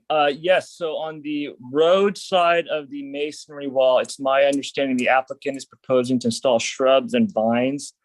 Vines in particular, because we wanted to make sure that to the extent that there's a masonry wall, we don't want it to get tagged with graffiti.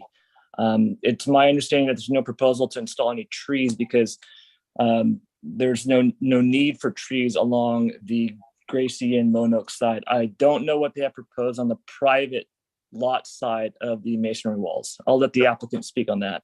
Wait, so you say trees are not I'm sorry, I missed that last part. Trees are not necessary? They were not conditioned to install trees along Lone Oak and Gracie. They were conditioned to install shrubs and vines. Can you explain why there's no trees?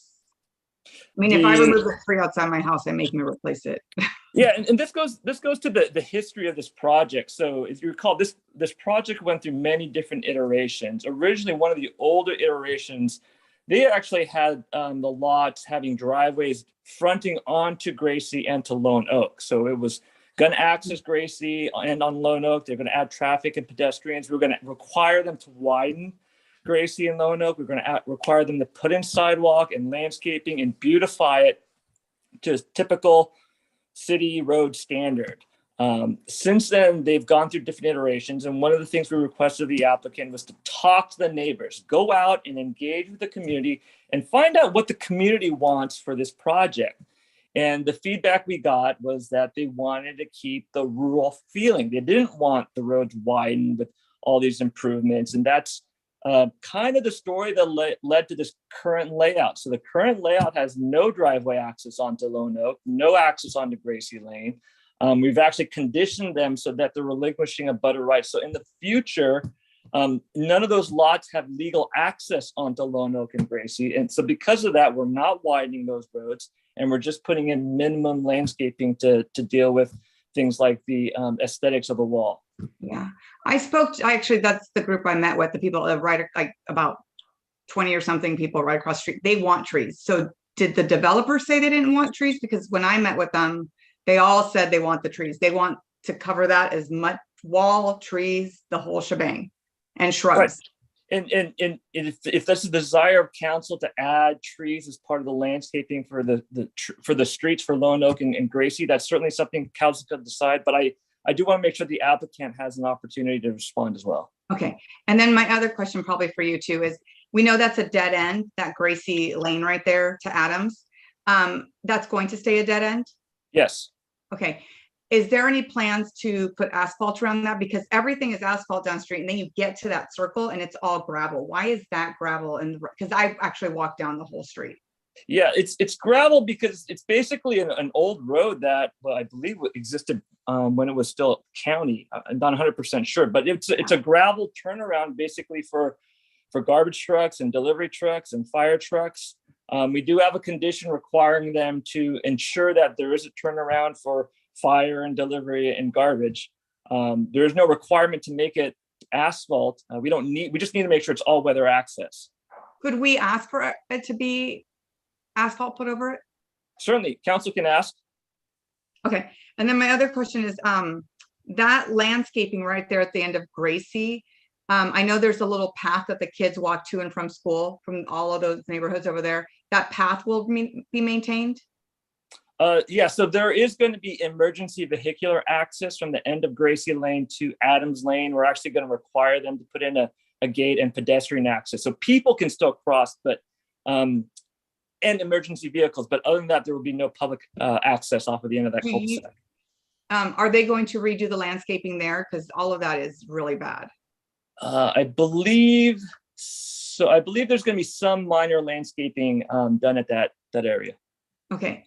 Do you have a schematic for what the emergency access is going to look like? This is the first. I don't remember seeing. Is it going to be wide? Is it going to be little? Did David Best review that with the residents? Because I know they wanted a pedestrian, but what does an emergency access look like there? I don't have a schematic. It is shown on the entitlement documents. I imagine it would just be a typical, it would look like a driveway cut with a typical gate that can open and close by the fire district. And we can work out a lot of the details in terms of what that looks like in the materials with the fire district at that time. Okay, and the masonry wall. I know there's masonry walls in the area on O'Hare, like stones and white caps and all of that. Is the masonry wall going to match the other masonry walls in the neighborhood? I believe they were conditioned to do that. Okay. We can certainly add that if they're not conditioned. Again, but with the opportunity for the applicant to respond as well. Okay.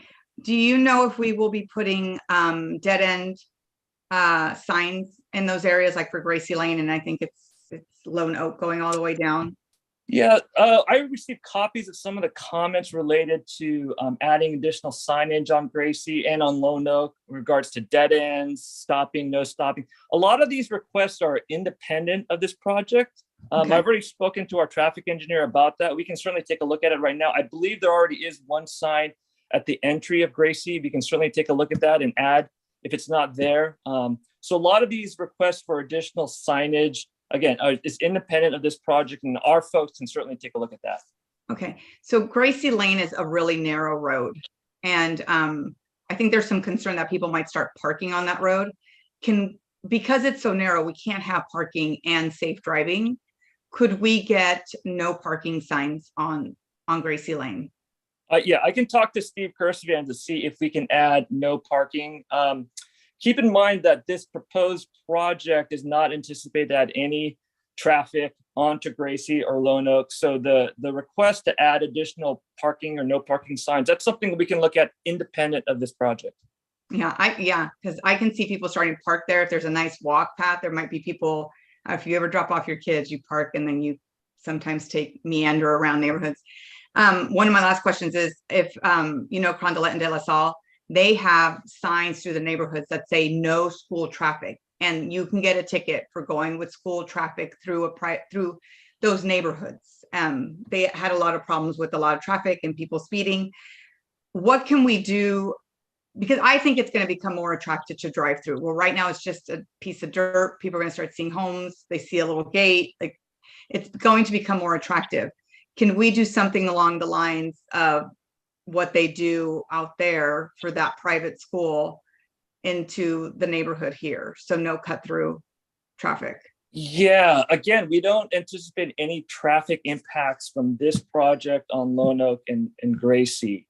And putting up signs that say no school traffic, it's very difficult to enforce. Certainly the signs can be put up, but there are other creative ideas that we can look to help calm traffic. And one of the interesting comments and observations through all this is that to the extent that Gracie Lane and Lone Oak are unimproved, to the extent that they stay narrow and a rural feeling, that actually helps slow traffic down. I know Gracie Lane already has a couple speed bumps.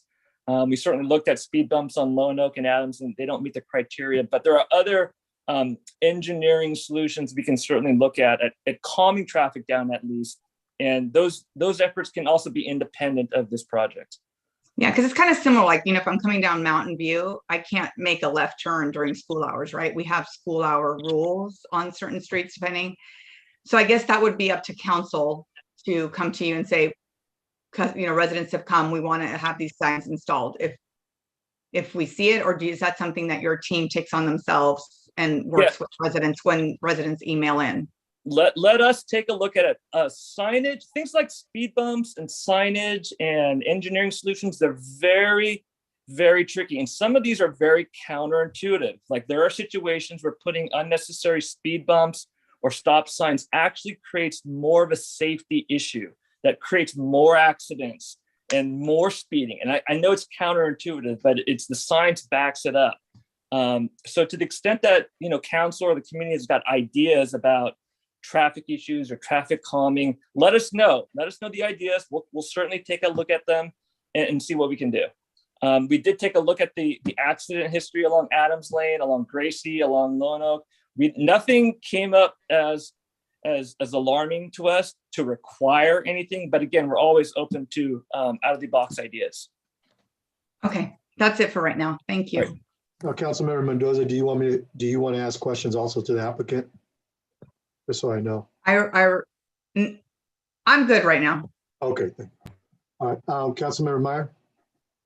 Thank you. To start, just going back to the masonry wall, can that, I don't think I missed this, can that be built first to minimize the noise and construction impact on the neighbors?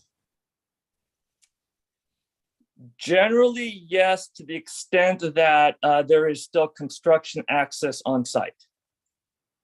Okay, so how can that be secured?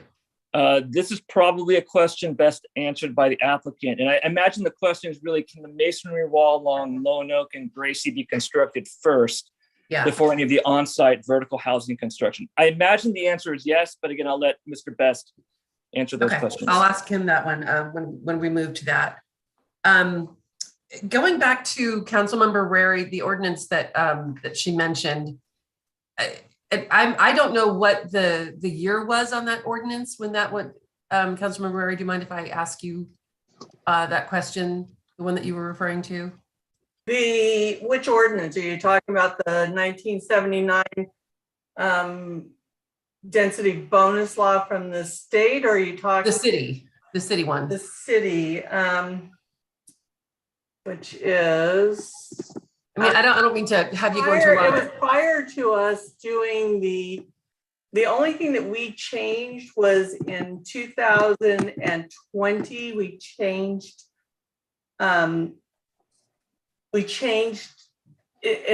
May 28th, 2020, we had changed from 2% to 6%. And then January 1st of 2021, it went to 10%.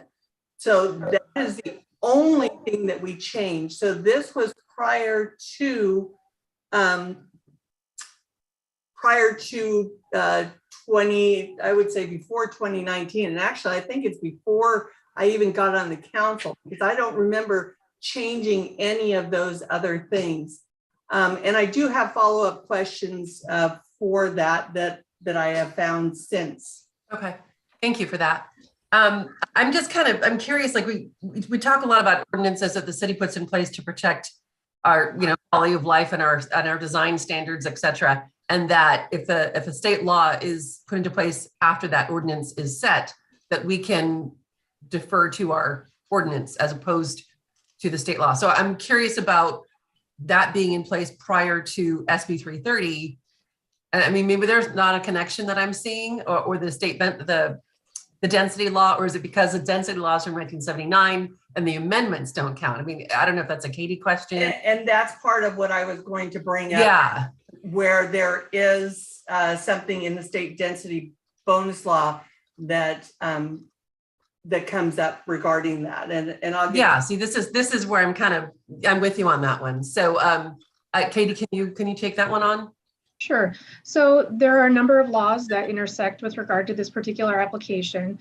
The local inclusionary housing law is the ordinance that Council Member Rarey is referring to. And that did change in 2020 after the vesting tentative map application was submitted by the applicant. So they came in under the old 2%, and that's why their obligation is only 2%. That was not changed by any of the density bonus laws directly. The density bonus laws, which the state enacted in 1979, and which have been amended dozens of times since then, affect the 5 units that the applicant is offering to build to moderate income levels. And so those are 2 different issues that we're talking about here. I don't know if that helps. Yeah, and I'm sure Rarey will have additional questions since she. Would you like me to quote the subdivision that may help us with this?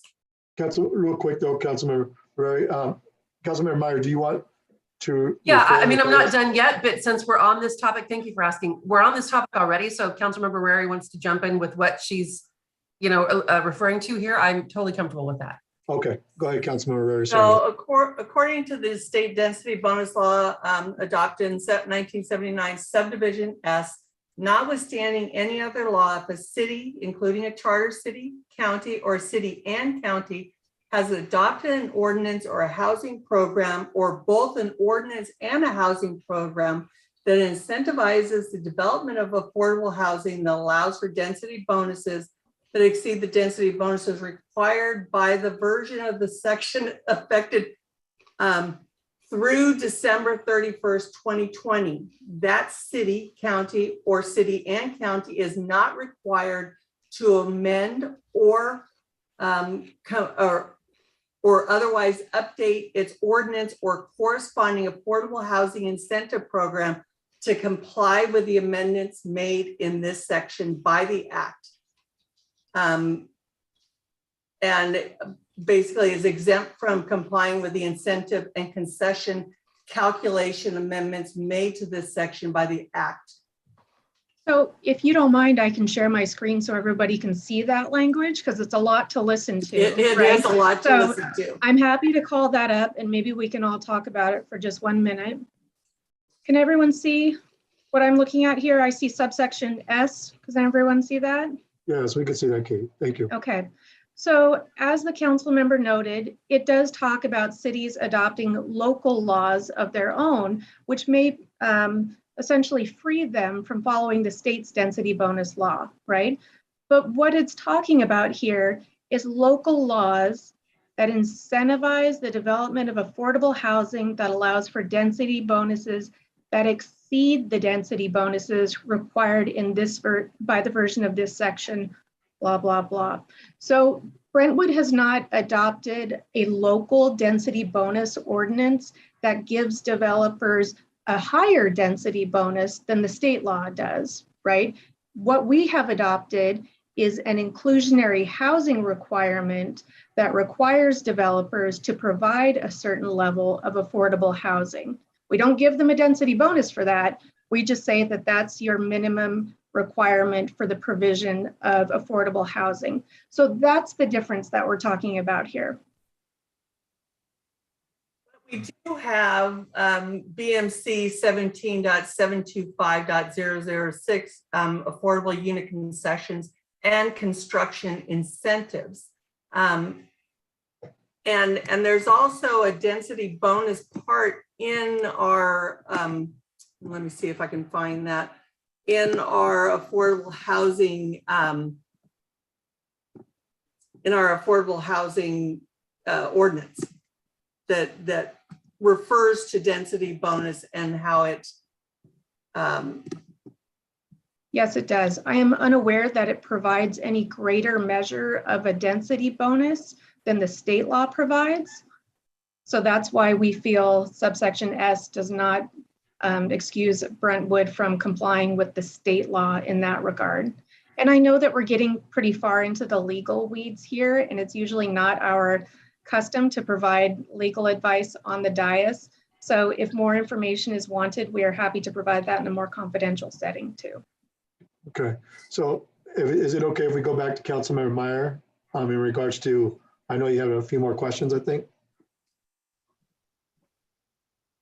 Thank you. I'm still definitely struggling with that, the designation for the midpoint density.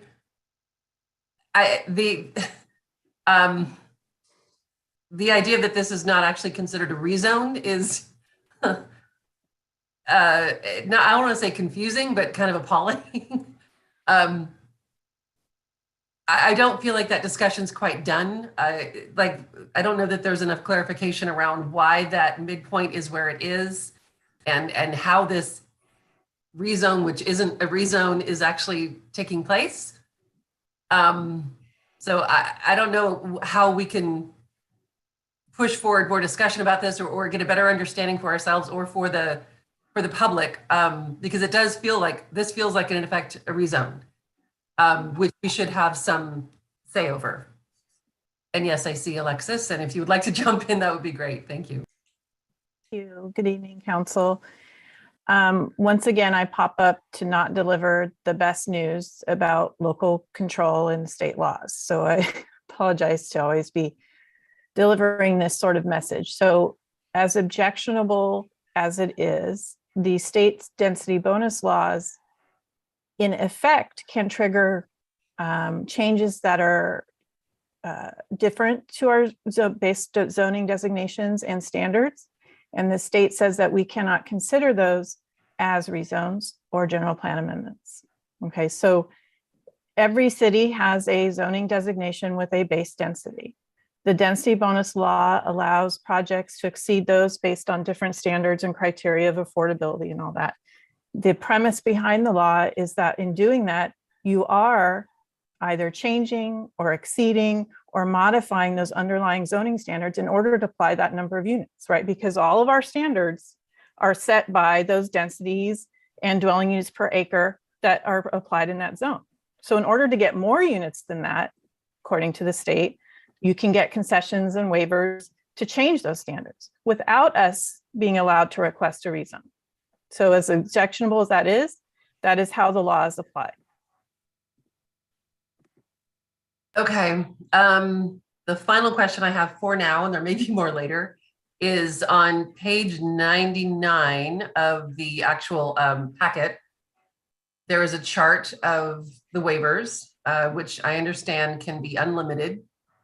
But I've just wanted for clarification, the only one that in the compliance column that mentions the state density bonus law is density. And the rest of them just says waiver request. Is there anything there that, I mean, are we required as a city to fulfill every single one of these waivers just based on the fact that they were asked? If it is needed to provide the units that they're requesting as part of the density bonus. So if it were just for the market rate homes and they just didn't want to comply with our zoning, that's a different question. And then Katie's popped up, so. Yeah, Alexis is exactly right. We need to provide the waiver or reduction requested unless we can point to very specific adverse impacts having to do with public health or safety, or if the requested waiver or reduction would be contrary to state or federal law. So packet page 102. So to break in on that, we, and to quote our caller earlier about the water, the bill that he mentioned, we are not allowed to use lack of water as a safety precaution. I mean, he was talking about SB 606, I believe. So with regard to the availability of public services, those have been analyzed. And we do also have our CEQA consultant on the line tonight who reviewed environmental matters for us. This project site was studied by the original general plan EIR to accommodate, I believe, up to 50 units, and they're proposing 51 here. So there's not a large delta. But if you had specific questions about that, I would invite you to ask Ben Ritchie from De Novo Planning. But the fact that it is over by one, is that anything that we can? So what I'm saying is we have reviewed this project for CEQA purposes, and that is part of the CEQA analysis. And so if you'd like to get further into the weeds with him, he's your man, not me. So I don't know if we've promoted. I'm going to hold off and to see if anyone else has questions for him before we move into anything else for me. And I'm done for now. Thank you. Okay. Councilmember. Oh, sorry. Go ahead, Katie. I was just going to say, if there is one more moment here, Councilmember Mendoza, going back to your question about whether a density bonus should be allowed over the existing general plan cap. If the council would allow me to share my screen for just one more moment here, we can look at this language together. Let's get there. There we go. All right. So for the purposes of this chapter, density bonus means a density increase over the otherwise maximum allowable gross residential density as of the date of the application by the applicant to the city, or they can take a lesser one, right? So it's over the otherwise maximum allowable gross residential density. So that is where it is found in the statute. And I know the font is small and I apologize for that. There we go. I'll let you go back to your questions. Thank you. One question back for you. Sorry, Karen, just on that. So what you're saying is that it does, like, anyone can do whatever they want, and we have, like, there's no guardrails on any of this anymore.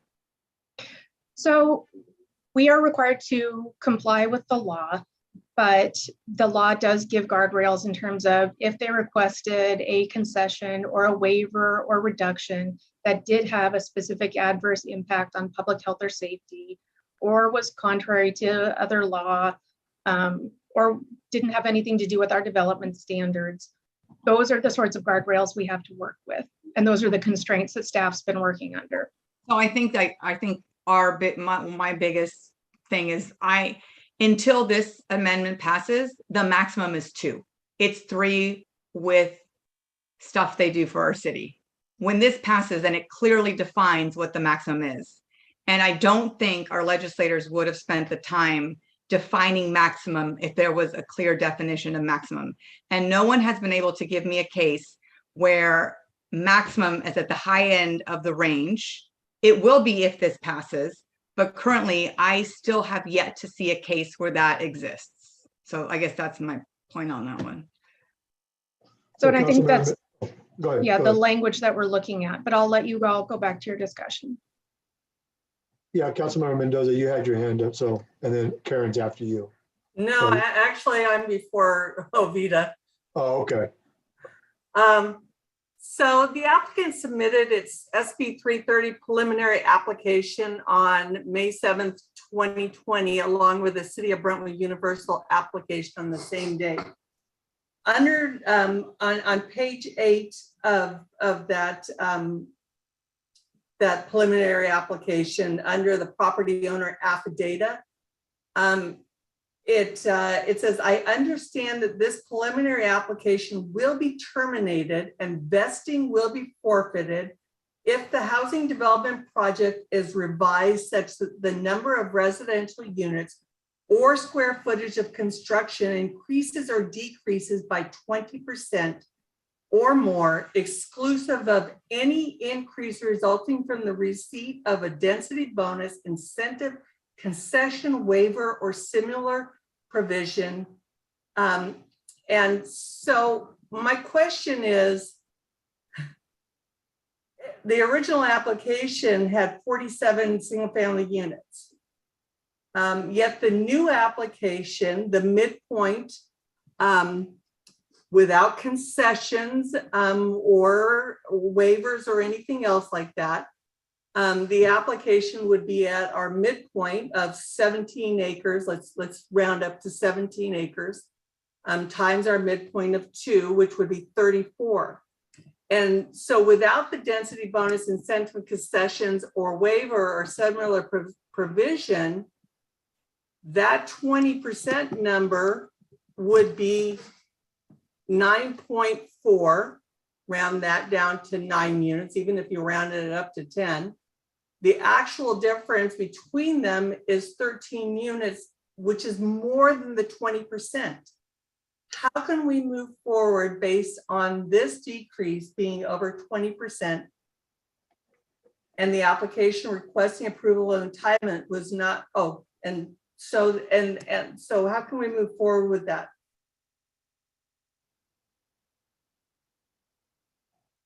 And in addition, that they need to, that the vesting is terminated if they have not finished filing within 180 days from completion of that preliminary application, which was May 7th of 2020, and they're now at 25 months. So how can they change more than 20% from the original application and be over the 180-day period? So I will defer to planning in some of these aspects because I believe that when the project originally came in, it did also include a rezone or a request for a CUP, and Alexis or Eric would be better to address those issues. There are many ways to accomplish vesting rights. The applicant filed both a preliminary application for SB 330, which we understand that they're not relying on at this point, but they also filed a vesting tentative map application. And the vesting tentative map application also has its own vesting privileges that attach to it. When you talk about the language that allows for projects to be changed and the 20% delta that they need to stay within in order to continue to claim safe harbor under that, that does not include changes for the density bonus, right? And so that's part of the answer. The other part of the answer, I believe, has to do with the fact that I think they were requesting a rezone when they came in initially. But as I said, I will defer to Eric and Alexis on that. Well, but it states that the 20% increase, and they can't use their density bonus, and they can't use their incentives or waivers or similar provisions for that number. No, it says 20% not inclusive of anything that you could do with the density bonus. Exclusive of any increase. Result exclusive, so you don't. Density. So I think we're looking at this through exactly opposite lenses there. But let's first get Eric or Alexis on the line to tell us what was initially in the application.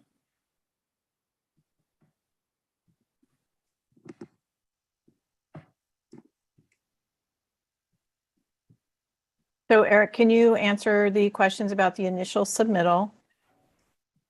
Or Crystal, and then we'll touch on the SB 330 not moving forward as a part of that. Thank you. Yeah, good evening, Mayor and Vice Mayor and council members. When the application was originally submitted in early 2020, as Katie referenced, it did include a rezone.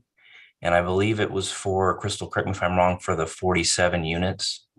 And then at some point later on, they revised that application to, this has been going on obviously for over 2 years now. But they did revise it ultimately to remove the rezone and move forward with the density bonus because that was not included with the original application. Well, and the point is that it doesn't matter what the changes in the different things that they've presented. It's that if there's a 20% increase or decrease, more than a 20% increase or decrease, regardless of whether they're asking for those things. And it's past 180 days since the submission of the preliminary application.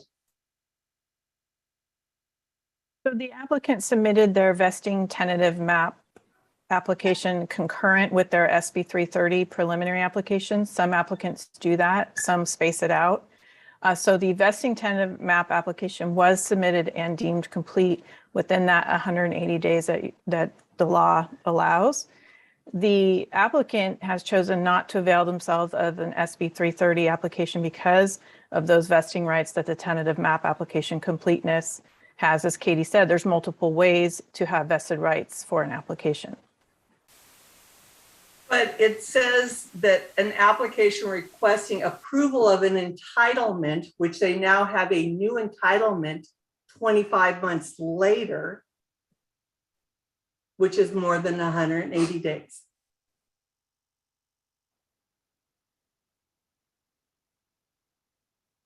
So this, oh, sorry, Katie.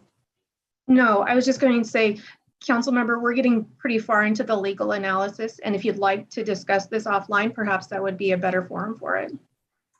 So do we go into closed session now then? No, because this would require research and time to work on. If the council doesn't feel like they have all the information they need tonight, you could always request a continuance until a later date. But we want to make sure that we are both providing you accurate information and maintaining the attorney-client privilege and serving our public in a thoughtful fashion. Okay. Thank you. Let me see if I've got any more questions that aren't of the legal matter.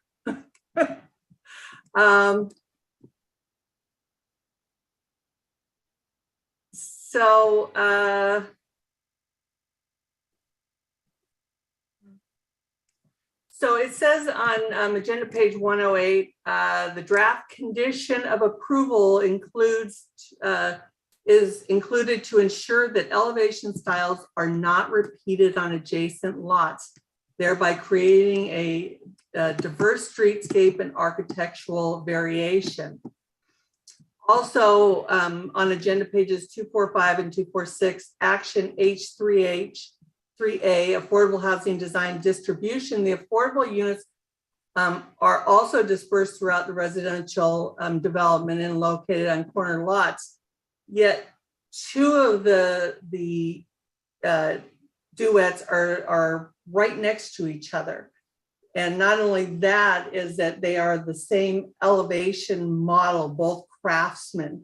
So you have two identical lots, and our affordable housing ordinance, inclusionary ordinance, states that these need to be throughout the development, not all in one area. And granted, you got one down the street and around, but now you bulk two. How was this able to proceed that way?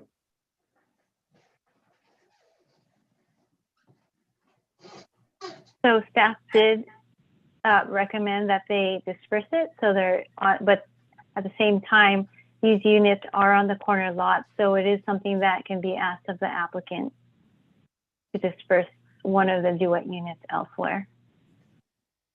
So Karen, do you want to hold up on that one and ask the applicant? I'll hold off on that one. Let me see if I've got any more. All right, I will yield my time. Councilmember Mendoza? Yeah, I have, unfortunately, this didn't go to LUD, which it should have gone to LUD first. So all of these questions could have been answered there. But when it comes to the pricing of the units, my understanding is that the cities can set the price as long as it's within the band. So for example, if I go from very low to the maximum of low, I can set that price of that unit. And with the and where I need the clarification is, can I also do that with the moderate units? What does the law say in regards to that? And Alex, I think we had talked about that, because I'm getting a lot of people saying, and I told you I was on a call with like 50 cities on Sunday night. The developers allow them to set the price within that range, and they said that is their legal right. Have you been able to research that? I talked to Katie about it. Alexis? Well, she mentioned she talked to Katie, so I didn't know if No, Katie I had wanted. talked to Katie. Oh, I'm sorry. Katie relayed the message to you. Oh, I apologize. Yeah, so we haven't confirmed with our housing attorney yet, but we are looking into that. Our ordinance, all it says is within the maximum, right? So there are no procedures specified that it only has to be the maximum or the minimum. So that's a negotiation point. So our belief is that we can look at the range, but in terms of the moderate income units, those are being produced as a result of the density bonus request, not our affordable housing ordinance. So our understanding is that we cannot set the sales price on those, but we would. Yeah, we should research that a little bit more. Absolutely. We will confirm that before, if this project is approved, it would go to LUD and we would confirm that before that meeting. I would And like. those are deed restricted, correct? The moderates will be deed restricted? All the affordable units, density bonus and built under our ordinance are all deed restricted. Okay. I guess I have concerns because it sounds like we're going to have a lot of questions, and I would feel apprehensive about approving something without it going to LUD first. So I don't know how staff feels about that. And the other thing is, I know we can ask for performas, right? Like, how much is this actually netting out to a developer? So I think that we need to talk about sitting down and making sure that we're getting the best product for our residents. And I think reviewing performance could be part of that as well, ensuring that, you know, we know that they have to make money, and that's understandable, but making, you know, sure that everything we're going through is tick and tied from a financial perspective and it makes sense. So I mean, the more we're going through this, I feel like we do need to continue it. We should have LUD first with the developer, like we've done in the past with David Best, and sit down and go through everything and see how comfortable he is with it. And then he can make a decision if he wants to move forward or not, right? Like, and then that's his decision. It comes to council. But there's too many unanswered questions. Even just, I mean, staff can't answer half of our questions. And I don't think he's going to be able to answer half of our questions. Just to jump in here for a minute, just so expectations are all aligned. After a case came down in 2021, we can't require the submission of a pro forma as part of the density bonus process. What we can require is that the applicant provide documentation that show that the requested incentives and concessions would actually result in cost reductions for the project that are necessary to provide for affordable housing costs. So just as we move forward, that would be the framework. For our one unit, we could ask for it, right? The pro forma? The pro forma, that's a good question. I think we, yes. I believe so, but not for the density bonus units, not for the moderate income units. Yeah, we should probably think about adding that to our rules, is every time a pro forma has to come through, but okay. That's it for right now. Thank you. Does anybody have any other questions? No? Okay. If there's no other questions from the council, I will now open the public hearing. We will hear from the applicant first, and they will have we will have given them 10 minutes. Are you guys okay with, after their presentation, then maybe we could then ask them, give you guys an opportunity to ask them questions? Are we okay with that? Yay, nay? Okay. Vice Mayor, are we talking about like a 10-minute total with 5 minutes presentation and 5 minutes for Q&A? That's a good question. I'm not sure if we, let me, Katie? So traditionally, we have allowed the applicants 10 minutes of presentation time, whether they want to use that entire 10 minutes initially, or if they want to reserve some for rebuttal or later on, but we do not charge their 10 minutes for questions that the council asks of them, if that makes sense. You may all have a lot of questions. So we'll give them 10 minutes and then we'll hopefully, if they don't use all their 10 minutes, we'll start. And then if they do use their 10 minutes, then we'll still be able to ask questions. Is that okay, Councilmember? Council? Okay, thank Can you. we take a quick 5-minute break? Just a quick, I'll be quick. You guys okay? 5 minutes? Okay, we'll be back here at 9:28.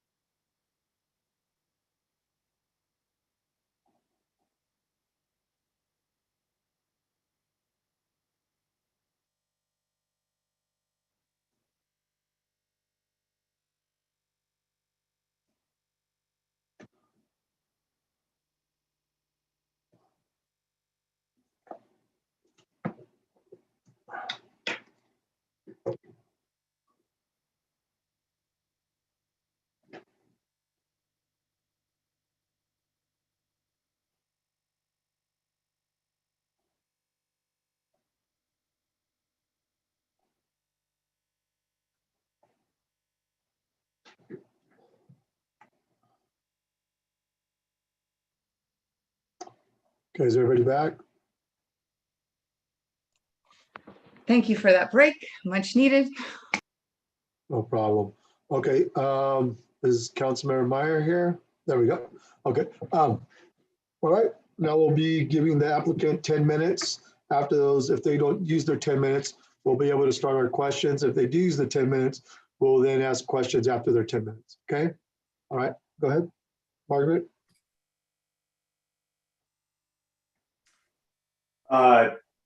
Thank you, Vice Mayor Rodriguez. I have an echo on my microphone. Does anybody else have that also? No, you sound okay over here on this end. Okay. If you could bear with me for just a second and not start my time until I switch my audio.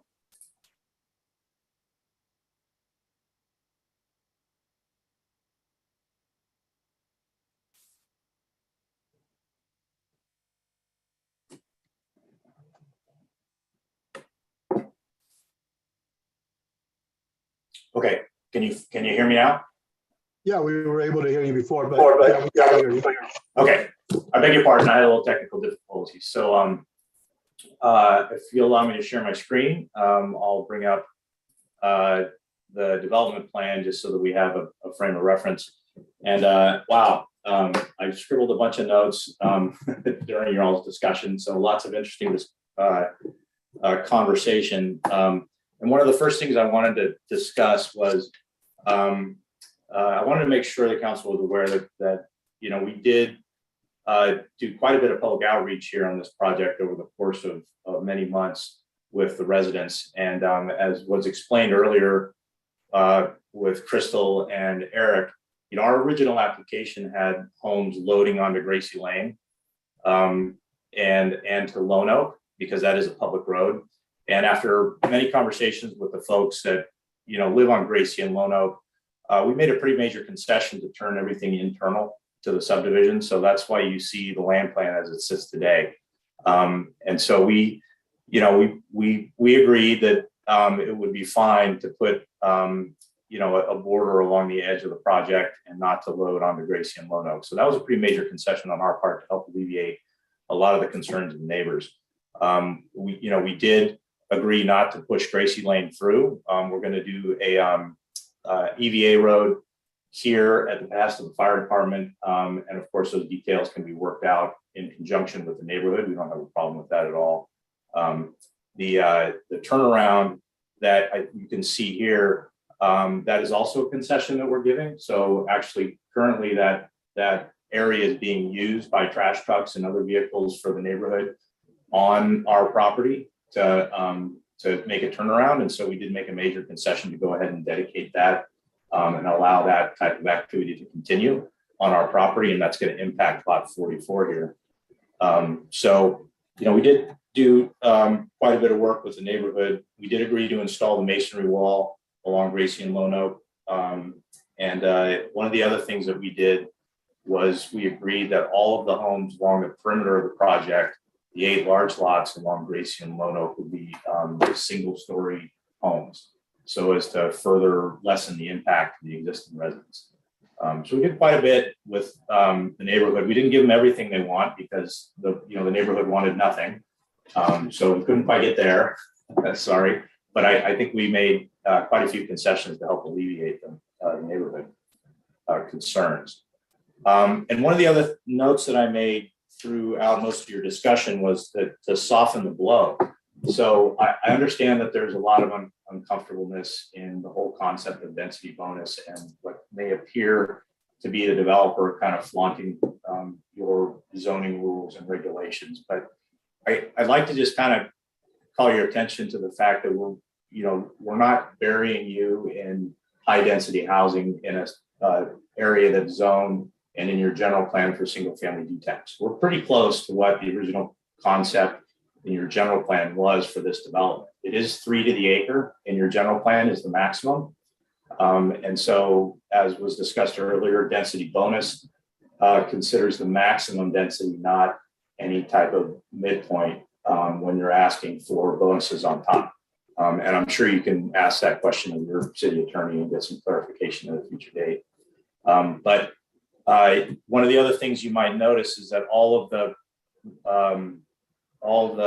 lots along Lone Oak and Gracie are 20,000 square foot plus, and that's in deference to your general plan and your general plan policy for density transition. So we respected that. There are several other things that we're going to do, including widening Adams Lane. We're going to put a flashing crosswalk for safe pedestrian crossing of Adams Lane up here on the north end of the project.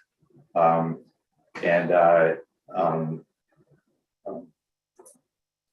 so generally that's where we're headed and what our proposal is. I think it's a great thing, quite honestly, that we're putting 6 affordable units on the ground for you. When we came through with our Orchard Trails project a couple of years ago, I thought that there was a lot of excitement that on this council that we were going to actually put affordable houses on the ground. And so, we honestly thought that, and at that project, we're giving you 2, and this project, we're giving you 6. So, my thought was that that actually might be received fairly well. So I'm hoping you'll see that. Some of the other questions that you've asked, I think I'd like to, reserve my time and have you ask those of me directly, because I think I can answer most of them. For example, we can talk later about the duets and why they're on corner lots. The duets work better on corner lots because the front doors are on the sides. So it's kind of a natural place to put them. The conversation about landscaping along Gracie Lane and Lone Oak, we are going to improve that area with some nice landscaping up against that masonry wall. In conversations with your city staff, there was a desire not to put trees there, partly because they don't really marry too well with walls, because you have roots growing in the foundations and sometimes it'll move that wall. So that was their request to put shrubs. We're not opposed to putting trees in that location if that helps, but that's the reason that you don't see them in the proposal.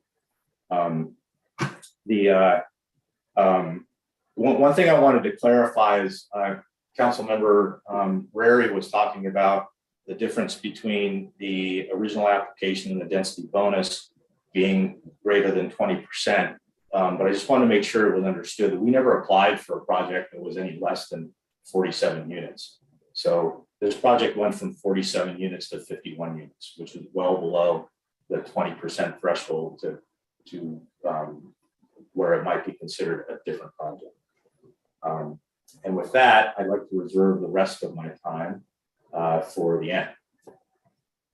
Okay, thank you, David. Council members, you guys have any questions to David? I can't see, David, you have your thing up, so I can't see the rest of the council. Oh, beg your pardon. Oh, No, don't it's we okay. ask those after the public comments first, and then we go back into question and discussion? Am I wrong about that? Not sure. I know that we were going to let him talk and then we were going to ask questions. Katie, can you direct me to the right direction? Pardon me, Mr. Vice Mayor. If the council has some quick clarifying questions of the information that the applicant has provided to you, it would be appropriate to ask him now. Otherwise, you're welcome to hear from the rest of the public and return to asking questions of Mr. Best after you've heard from the public. What would you guys like to do? You guys want to do it now, ask some questions? Is everybody okay with that? Yeah, thumbs up, anything? Okay. Well, I'm gonna take that as a yes. So Karen, do you want to ask a question?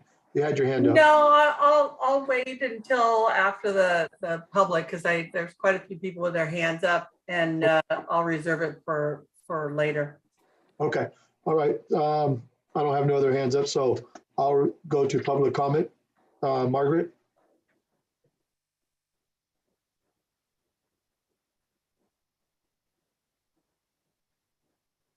I received 10 written public comments on this item.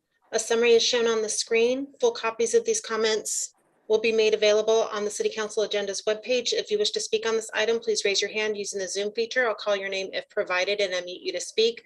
Remarks are limited to 3 minutes per person, and your microphone will be muted after the timer has expired. I have currently 7 hands raised. I'll start with Keith Schaefer, followed by Rod. Mr. Schaefer, go ahead. Hello, thank you, City Council members, for the opportunity to speak as well as represent both my neighbors and the neighborhood.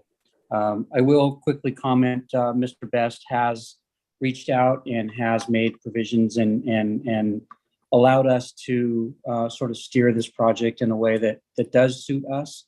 However, you know, all of our ideal situation would be that this would go away entirely. So although there have been some concessions, we're not happy with the current plan.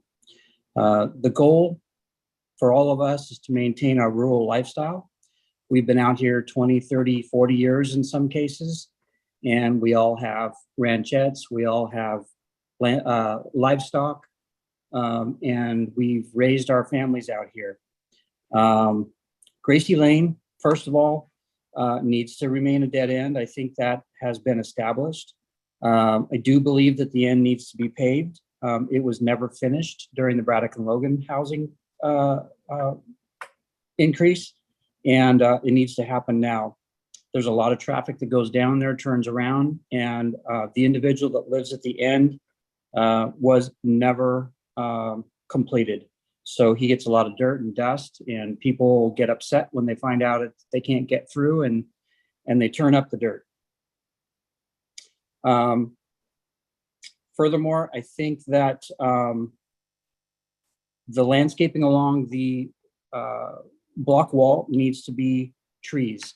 I think we can prove beyond the shadow of a doubt around the city that trees can and do exist around the block walls, and that would minimize not only the dust and sound, but also give us some aesthetics that we all ask for.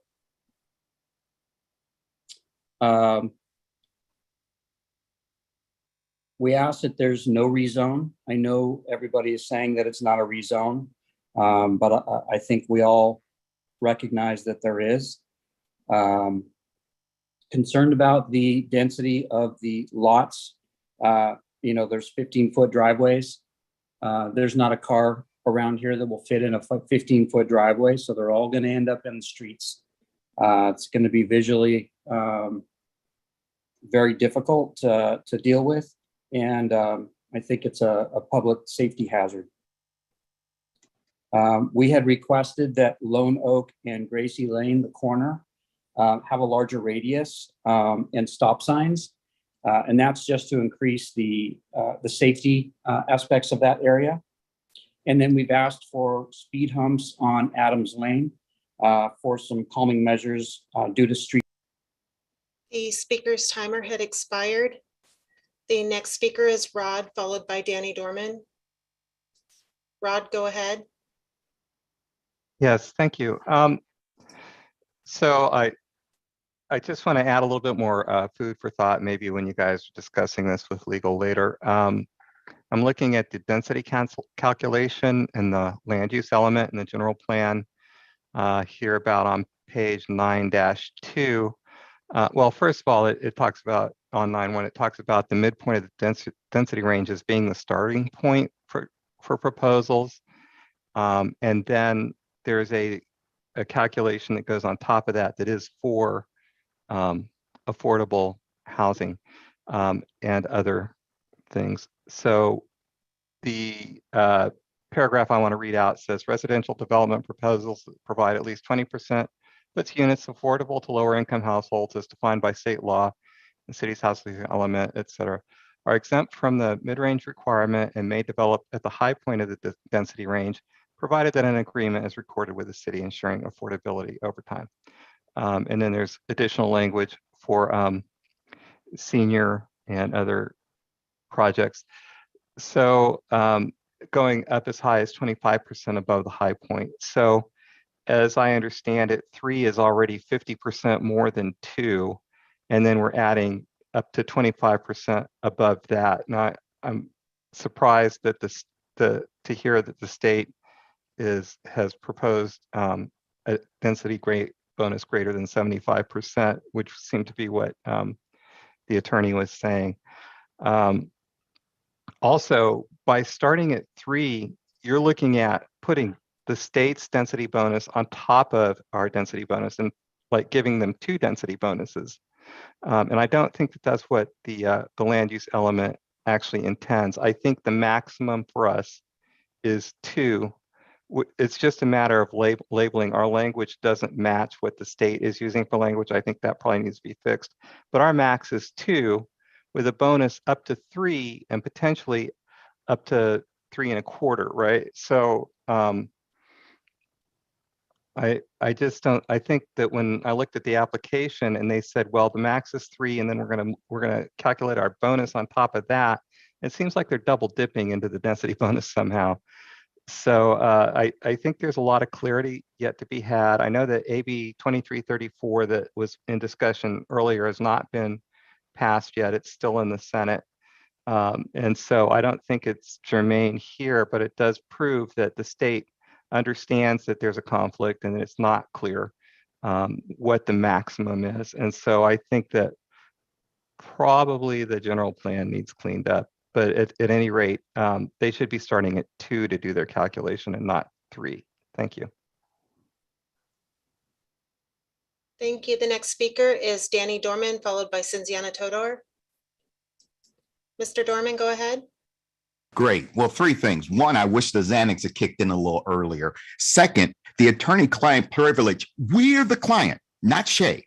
So there should be no confidential ad hoc BS. All right. Now, 3rd, Article 11, Section 5 of the California Constitution states in part, whether a subject area is a municipal affair over which the city has sovereignty or one of statewide concern, which is over which the legislature has authority, is an issue for the courts that depends on the facts and the circumstances of each case. I refer to Irvine versus Irvine Citizens Against Overdevelopment, 1994. My contention is there's a conflict between SB 606 and SB 330 that needs to be resolved, and you guys have to do a continuance to get that resolved. There's also what Congresswoman Rarey noted. There's also what Congresswoman Mendoza. You guys had questions. They need answers before the council can decide on something that once they decide, it's locked. So all these questions that they want to talk about after won't do any good. All right.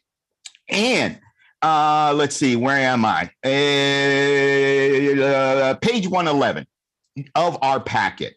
Environmental determination. Several potentially significant impacts are identified. However, mitigation measures are incorporated to reduce these impacts to less than significant level. Well, what the heck are the significant impacts? And what were the mitigating factors that, you know, gave it an okay, ready to go? All right.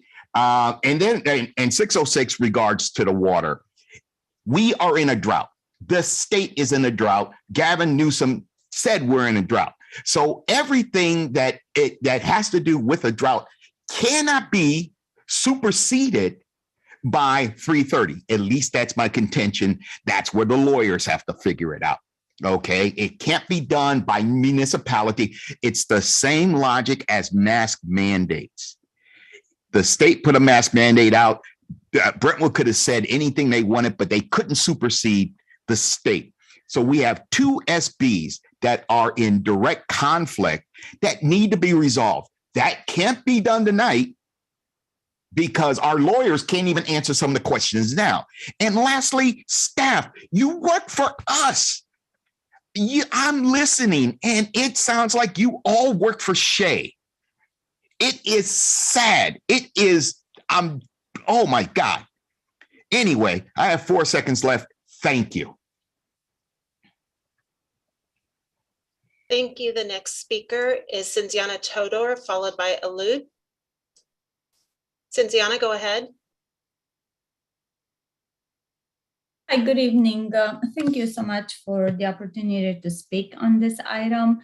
I would like to start by saying I agree with every single thing that Rod mentioned in his comments, as well as Mr. Dorman. And I'm also in agreement and in line with what my neighbor Kit Schaefer mentioned as our requests for the neighborhood. And let me just say this, if you cannot be counseled in the open forum and provided every single piece of information that will help you make the best decision for your community and your constituents, please continue this item for a future meeting. It is very clear that our city attorney has no interest in representing us, the city, the taxpayers, and also supporting you, the council members who trusted them to give you the appropriate support and all the information you need to represent us in the most clear, transparent, and complete way, if you will. I really prepared a very nice speech. It's all out the window because I am really outraged how the staff is treating this project, how our city attorney is treating this project, and how they just throw in our face a picture that we do not count as residents of this city. So please continue this item to a future meeting. On top of that, I am outraged about the attitude of the developer through Mr. Best, who's not always the best.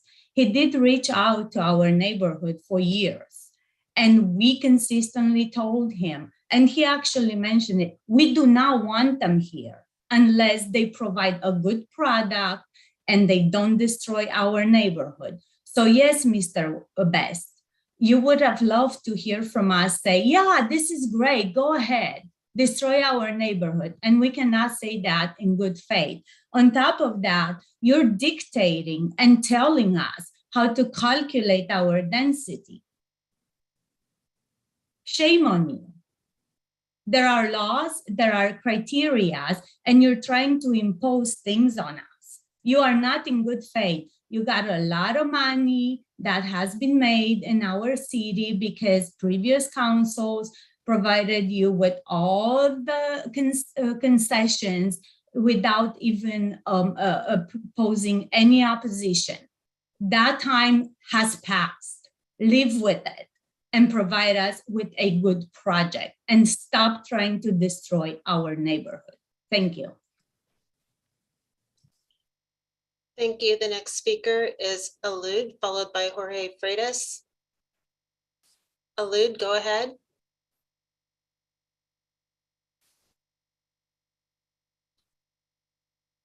Can you unmute?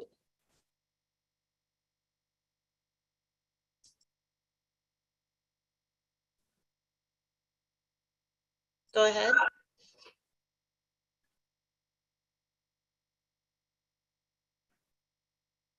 Trying to talk to you. Alud, go ahead.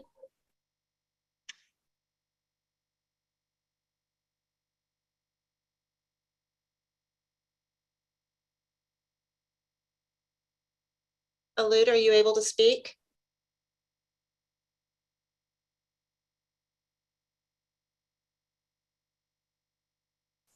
I'll come back to Alud. I'll move on to Jorge Freitas. Freitas? Mr. Freitas, go ahead. Hi, good evening. I'm with on 1700 Lone Oak, and I'm very concerned the corner, the way it's designed. It has an entrance from the houses to the R Street, and the lower wire fence or whatever it's been made to put there, it's going to be a mess there.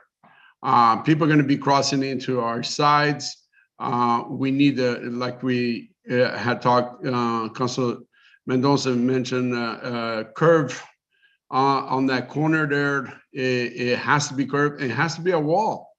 And with trees around, I'm across the street. I don't want to look into a blank wall when I get out of my house every time.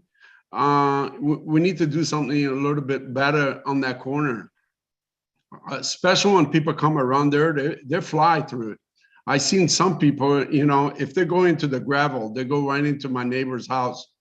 Nate. So that's not good. And if anybody ever drove down that lonely, that road is messed up. The construction will tear that road apart. Is the city going to pay for the fixing that road? I don't know. Who's going to, anybody drove on that road and looked at that? It's messed up. It's all bumps all over the place.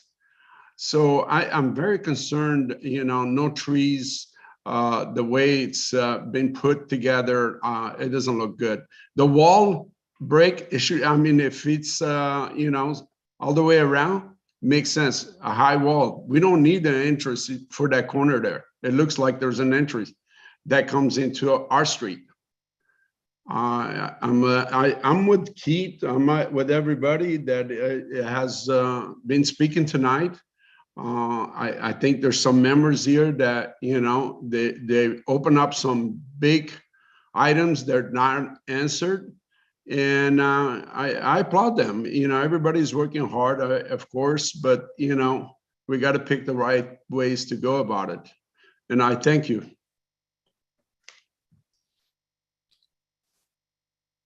Thank you. I'll try elude again.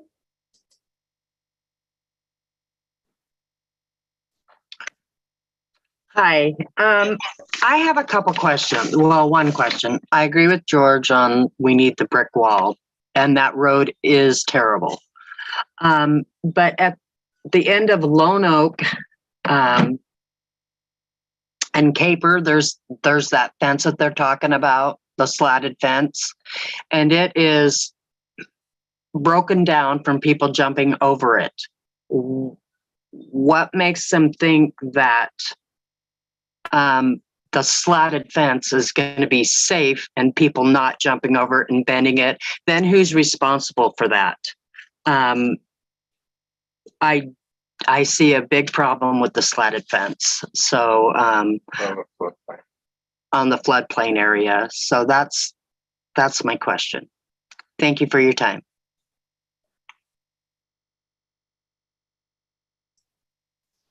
Thank you. The next speaker is Carolina Villaseca, followed by Tom Gwinnett. Carolina, go ahead. Hi, good evening. I want to point something out that was mentioned earlier, but I want to really stress it. I've lived in 5 states and lived in 3 houses and a cluster home. California is the first state I've lived in when you get a 3-car garage home, and it actually is only a 1-car garage home unless you own 3 Mini Coopers. The garages here in California are not made for sedans. They're definitely not made for trucks, and they're not made for SUVs. You cannot fit an SUV and a sedan and hope to open the doors and get out of the car, or hope to open the doors to get into the car. There's just no way to do that in the way that garages are built by builders here in California. So I looked at this development and I thought, wow, the driveways are really short. And then during the presentation tonight, found out that the whole thing got even shorter. So the gentleman mentioned that it's going to be very difficult to fit cars on the driveway, which is where like a huge number of people have their cars. So now are the streets going to have enough room to park all these extra cars? If you get a 3-car garage home, there's at least 2 cars, maybe a boat, maybe an RV. So where are all these? And I don't see any room for like building the side to the side of the house to expand the side so you can park the RV behind the fence, which is required by the city of Brentwood. You have to move your car periodically every so often, or you're going to get a ticket. And in that area where you're trying to keep this rural feel, how is that going to work? It's going to be messy, and it's going to be dangerous because those streets are very narrow.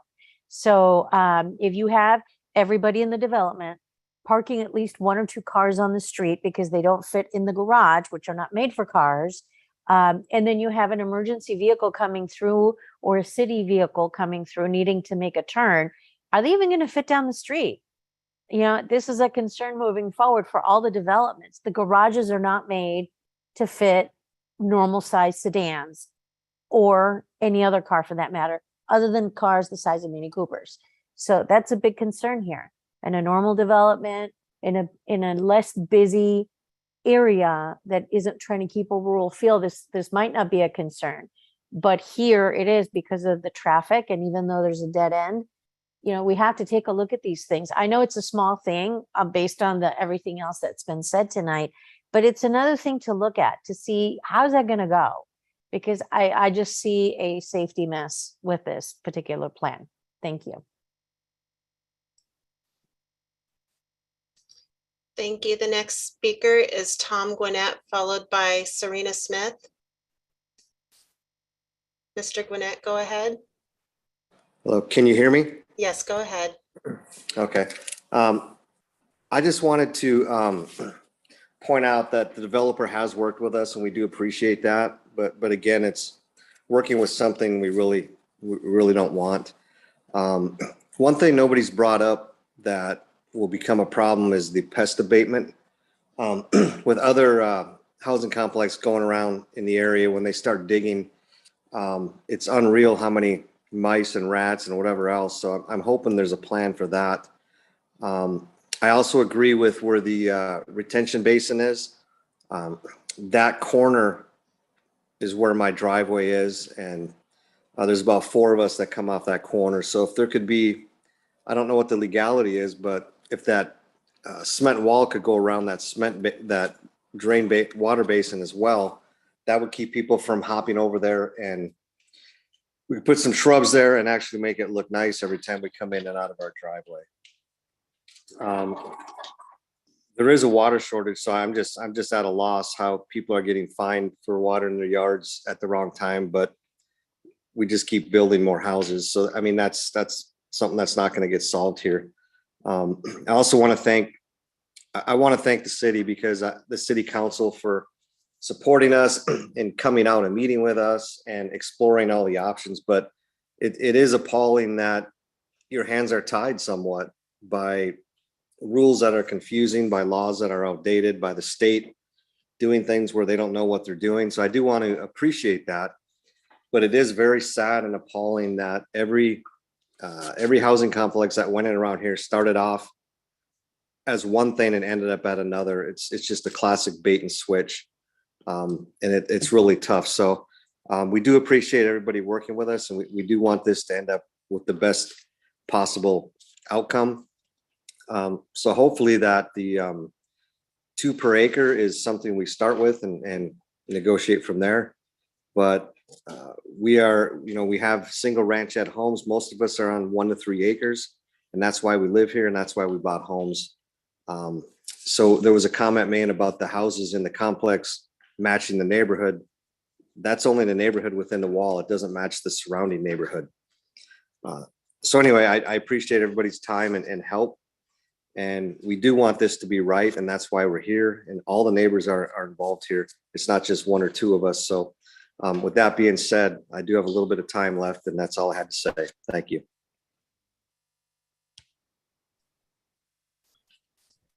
Thank you. The next speaker is Serena Smith, followed by Marisol Valles. Serena, go ahead. Hello, can you hear me? Yes, go ahead. Yes, this is Nathan Smith. I live at 1750 Lone Oak Road, and I live right across the street where the bioretention basin is going to go in. And my question is, I got some questions and concerns around the bioretention basin. Why does it have to be a slatted fence? Why could we not bring that concrete block wall all the way around the corner and make it one continuous block wall all the way around? Does it have to do with drainage or because of flooding reasons or something like that? Why does it have to be a slatted fence? And here at the corner here, there's definitely going to be some safety issues because there's not going to be as much vision, or not going to be able to see around the corner. So my suggestion would be to put in a couple of stop signs. One stop sign coming down southbound Lone Oak Road and another stop sign on eastbound Lone Oak Road, 2 stop signs right there. And that would slow people down coming around the corner. So instead of having the fence come all the way to the corner, cut it back at a 45-degree angle so we have more visibility around that corner, because a lot of people cut through here already. They speed through here, they whip around that corner. They don't respect the neighborhood like at all. So to put a fence there all the way to the corner is going to reduce the vision even more. So there's going to have to be something done there at that corner to make it safe, either a speed limit sign or stop signs or something like that. And so I would like to see, even if we put the block wall all the way around, to put the trees inside there as well to reduce the heat effect of the project. The more trees, the better, because I mean, when you put in a lot of concrete and a lot of asphalt, the temperature goes up, and you've seen how many 100-degree days that we've had in a row. I mean, we need to have some trees out here in front of the block wall and inside that basin just to kind of cool things down a little bit. So, I mean, a comparison has been made to the basin over there on Caper.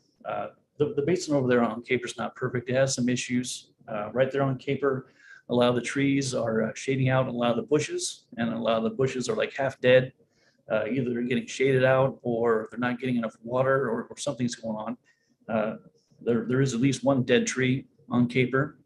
And you look inside that basin, there's like a half dead tree and some dead bushes sticking up over the fence. I mean, I'm not a real big fan of half dead bushes, dry bushes, and half dead trees, you know? And if something does die, can it be replaced? What kind of maintenance is going to be done? So just, I believe David when he says he's going to make it nice. So I hope he keeps to his word. Thank you. Thank you. The next speaker is Marisol Valles, followed by Ian. Marisol, go ahead. Thank you, Margaret. I just wanted to say I agree with a lot of the other speakers. They have great points in regarding to the water, the pests, walls, trees, etc., everything else. I'm a Brentwood resident, and the reason I voted for the new council members is because the previous council did not listen to residents. After hearing the extensive discussions this evening, I want to thank the city council for their intense research and the way they advocate for their residents. I do not live in this particular neighborhood, but please listen to those that are calling in, emailing in, that live in this neighborhood with their concerns. They all have very valid points, and they are living this day to day. So please listen to them. To the city staff, please do your best to find solutions for these residents and to be able to answer the questions that the city council is presenting tonight. I think that there's been so many valid discussions and questions that still need to be answered. So if you can please get that information before any decision is made to respect these residents that live in this neighborhood, it would be greatly appreciated. And thank you all for your really hard work. I know you guys are all doing amazing research, and this is not easy with all the new laws. So thank you for, I know that that the council members are putting a lot of hours. So that's it. Thank you. Good night. Thank you. The next speaker is Ian, followed by Daniel. Ian, go ahead. Can you hear me? Yes, go ahead. Okay, so I don't remember what speaker brought this up, but it was a few speakers ago. They brought up the fact about how garages are not made for cars anymore and how many cars are going to be in the street. That is a major danger, considering that we're hearing about like a dead end at the bottom of the street. Today, I was driving in Oakley in those new developments on East Cypress, which are still being built. And as a teen driver, I personally struggled in an SUV to fit down that road and allow space for opposing traffic. I cannot, but there they have a system of roads to get you back out to the main road. If this street's a dead end, and if it's as bad or worse than I've seen in Oakley or like that neighborhood behind Walgreens and that office building, I don't know the name of the neighborhood. If traffic's that tight, I feel bad for the firefighters who might have to try and fit a fire engine or an ambulance trying to save someone's life or stop someone's house from burning down. So I believe staff need to go back and actually figure out like how the traffic is going to be parked and how well can a fire engine fit. I know that the job is hard, but I think this should be continued at a later date when the city attorney and city planning staff and all the city staff can finally have a very solid idea of all of the impacts from the laws to just as simple as cars parking in the street to allow a fire engine to get through. Thank you and good night.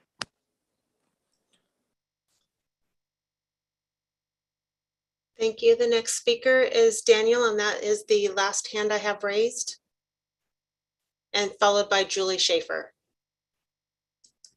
Daniel, go ahead. Hello, can you hear me? Yes, go ahead. Okay, so I live on the end of Gracie Lane, and I appreciate Keith bringing up some of the concerns that we've been dealing with for the years that we've been living here, with people going down Gracie Lane thinking that it continues on to Adams and getting irritated and spinning out in some instances, kicking up rocks, dirt, dust. I have to wash my car constantly. I don't even bother to do that because there's no point. I mean, it's gonna get dirty in a day or two. So it might seem like there's not a lot of traffic, but if there's quite a bit. People even park at the end in that roundabout to drop off kids, to go to the park. So we definitely need some sort of better signage for dead end that would help with that, or stop signs as well.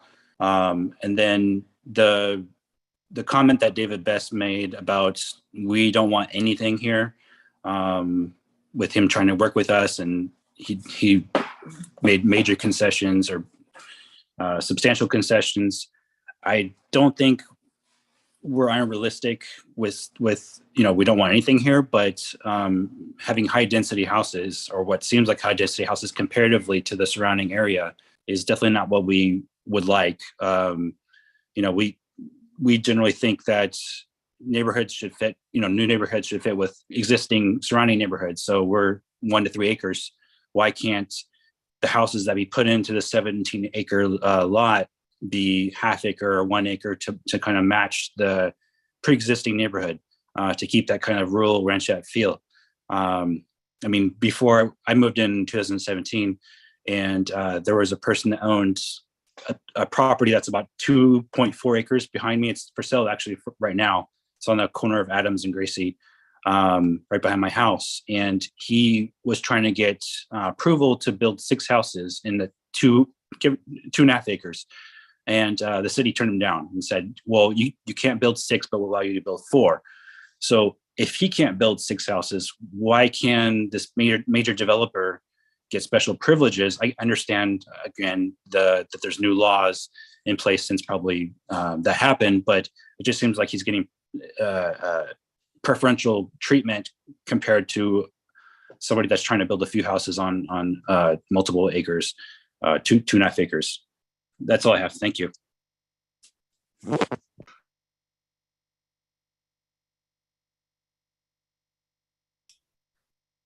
The final speaker I have with a hand raised is Julie Schaefer. Julie, go ahead. Yes, hi, thank you. I agree with definitely everyone who's spoken previously, especially Cynthiana. It's my first council meeting, so I wasn't quite sure it was going to go this way, but I'm in complete agreement with her. We've lived here 24 years. We love being in this small community. It's one of the last few communities in Brentwood where people have more than an acre. I only know of Randy Way. It's a very special place. If you guys have not been out here, I think all council members need to drive out here, drive around Lone Oak, drive around Gracie Lane, and look at the property. So you see what we're talking about. It's a special place. We want to keep it that way. The 2 houses per acre suits the neighborhood, fits in with the surrounding community, our community, our ranchette community. So, we're hoping the project can fit in with us and help us maintain our country lifestyle. I'll reiterate a couple of things. Keeping Gracie a dead end is just the utmost important for us.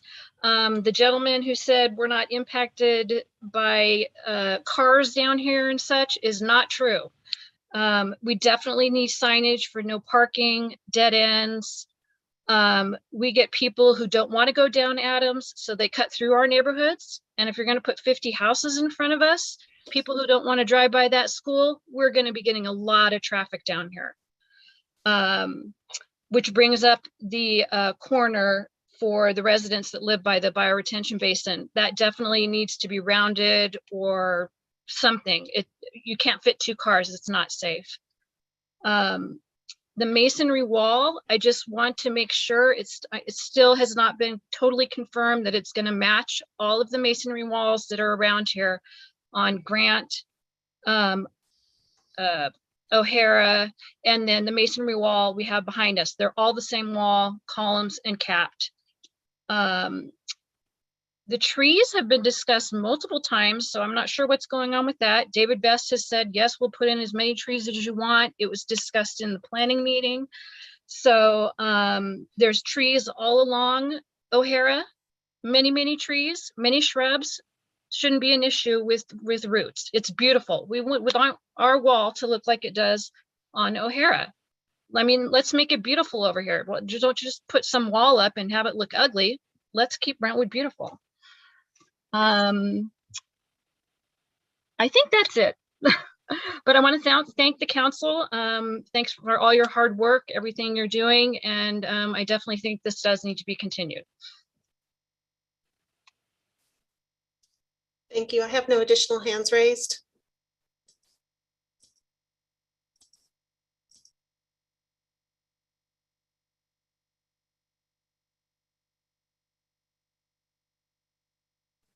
Vice Mayor, you're on mute. Thank you, council member. If there are no other speakers, I will need a motion, close the public hearing. So moved. I believe that the applicant still has some time remaining. Is that right? Oh, yeah, that's right. Do we still close the public, Katie, do we close public comment and then let the applicant still speak, or how does that work? So if the applicant is wishing to make a final statement before the public hearing is closed, that would be fine. And then if the council wishes to follow up with any additional questions to the applicant, it would be appropriate to do so at that time. Thank you. Okay, we should do that at the time of, before I close the public hearing, if we have any questions as well, or close public hearing and then ask the questions. I would go ahead and check in with the applicant to see if he has any additional statement to make to the council, and then invite the council to ask questions of the applicant before you formally conclude the public hearing. Okay, sounds good. Thank you. Applicant, do you have anything you'd like to add in regards to your presentation? Yeah, I would. Thank you, Mr. Vice Mayor. Couple of brief things. One is I just want to make sure it's understood that you know, some of the conversations about density and density transition, we are consistent with your general plan in density transition, and I know there's some little bit of disagreement on the actual density, but you know, the general plan density is different for this property than the surrounding neighborhood, so it is more dense. And I'd like to yield part of my time to our attorney, Christian Sebrin. Christian, if you're on, I think you can help answer some of the questions that were brought up about the general plan density versus the max density.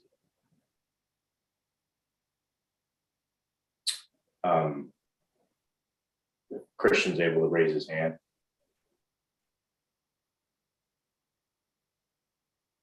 Good evening, council. Can you hear me? Yes. Hi, thank you. There's been a lot of discussion tonight on how to interpret density bonus law and how to interpret the city's own ordinances. I'd like to just point out in under the density bonus law, it states within it that the chapter needs to be interpreted liberally in favor of producing the maximum number of total housing units. So if there is a question on which way to go in interpretation, the answer is to go with what results in more units. Similarly, under the Housing Accountability Act, it states that it is the policy of the state that this section be interpreted and implemented in a manner to afford the fullest possible weight to the interest of and the approval and provision of housing. And recent case law, you know, as far as you may all be aware that projects are supposed to be processed with objective standards, and the recent case law makes clear that if there are two plausible views of a standard, the city must apply the view that supports housing. And something that hasn't been discussed tonight is if there's a standard you don't think this project is meeting, the city had an obligation to let us know that before tonight. And if it didn't, we're supposed to be deemed consistent with that standard. And as that's been discussed both by the city attorney and Dave and others, the city's general plan does allow up to 3 units per acre. The density bonus law speaks to maximum gross residential density. And that's what we're seeking here. We started off with a 47 unit project. We amended that to have a 50 unit base project. You don't even include the additional bonus units when figuring out if your SB 330 still applies. It's just about a 6% increase. We are only requesting 1 concession, and that concession is to basically not require above and beyond our 5 additional moderate units. And I am happy to yield the rest of the time if Dave wants to close up. Thank you, Christian. Yeah, the last part of my time, I'd really just like to open it up for questions. There were a whole bunch of questions that were asked during the council's comments and during public comments, and I think I can answer all of them. So please ask away. I've got a bunch of things that I can display to help describe what's going on the corner, on Gracie Lane, and throughout the rest of the project. So thank you for your time. Thank you, David. Okay, I guess we'll go into questions from council to David, the developer. So Karen, I don't know who had their hand up first, but I'll start off with, I think Karen did earlier. Council Member Rarey. Yes. So I do have a couple questions. You mentioned lot 44, that it would accommodate the turn. So if there's a masonry wall that goes straight down the road, how is it accommodating the turn?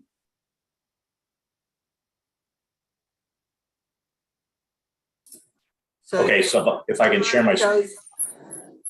Go ahead, I'm sorry. The turn looks like it goes past where the wall is.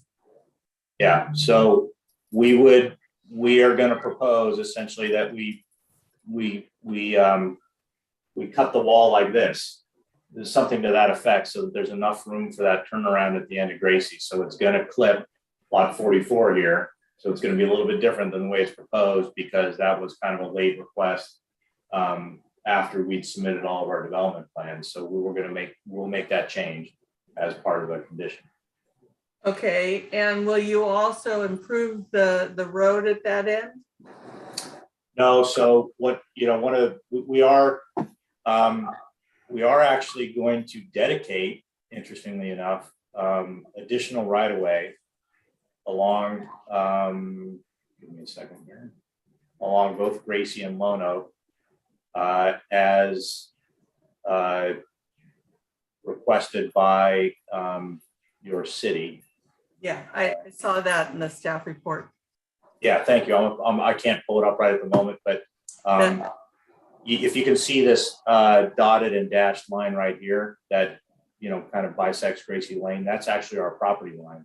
So we're dedicating 20 feet of additional right of way here, such that both Gracie Lane and Lone Oak can be expanded at some point into the future to a full city standard public roadway, which you do not have the existing right of way in order to do that today.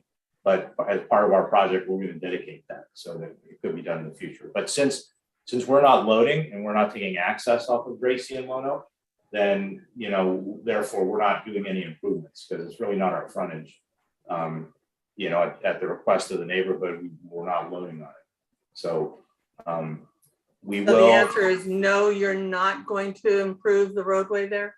We're not doing roadway improvements. We'll do some landscaping as was discussed, and we'll put the wall up. But any roadway improvements that are desired of the neighborhood is between them and the city.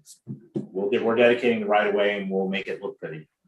And we are going to install drainage actually. So we're going to improve the drainage along Gracie and Lone Oak, which is currently just kind of a ditch that runs to an existing storm drainage inlet that is in this location here.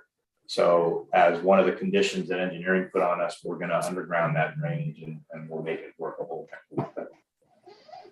So and I forget which one of the 2021 renditions that you had of your project, it had said that the project would provide funding for a future LLAD. Are you not annexing into an LLAD? Well, no, the intent is that there would be a landscape lighting and assessment district on this project that would provide funding to maintain the basin and the landscaping along Gracie and Lone Oak, as well as the new frontage that we're constructing along Adams Lane. So there will be an LLD there. We are going to construct all those improvements, and that maintenance will be funded by the residents and I believe managed by the city. Okay, and part of the general plan says that you're required to pay for the impact that you have for public safety services. And so I know that you're going to have to annex into a CFD, and I know you're paying fire impact fees, but I didn't see anywhere in there that you would annex into the East Contra Costa Fire Protection District, CFD. Yeah, we are. We that was part of our application. We did volunteer to do that. Okay, you did do that. Okay, and so the two affordable units that are capped, and I understand what you say, that it's great to have them on corners because they, you know, how the units have doors on each side. But I've got a problem with, and our code, our ordinance for affordable housing says that they need to be dispersed throughout the community, throughout the project.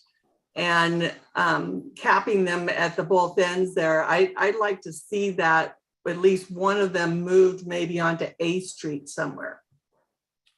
Yeah, so you know, we're not opposed to that. But we frankly don't think that works very well. So if you can see the landscape plans that I have up, you know, the front doors of the homes are on the sides here, right? So this corner, and then bear with me a second. And then this location really give these front doors the best presence and the best arrival and feel for the folks that are living there. If I was to sandwich it into the center, into one of the normal lots in the mid block, then we just don't think it would feel as nice. I've got, you know, this generally is how the landscaping works out on those red ones. So by putting it on a corner, especially the unit on the left here has got a much almost a normal arrival feel to your front door, and then the garage is swung around the corner. So just the way the architecture works, it just works so much better on the corner.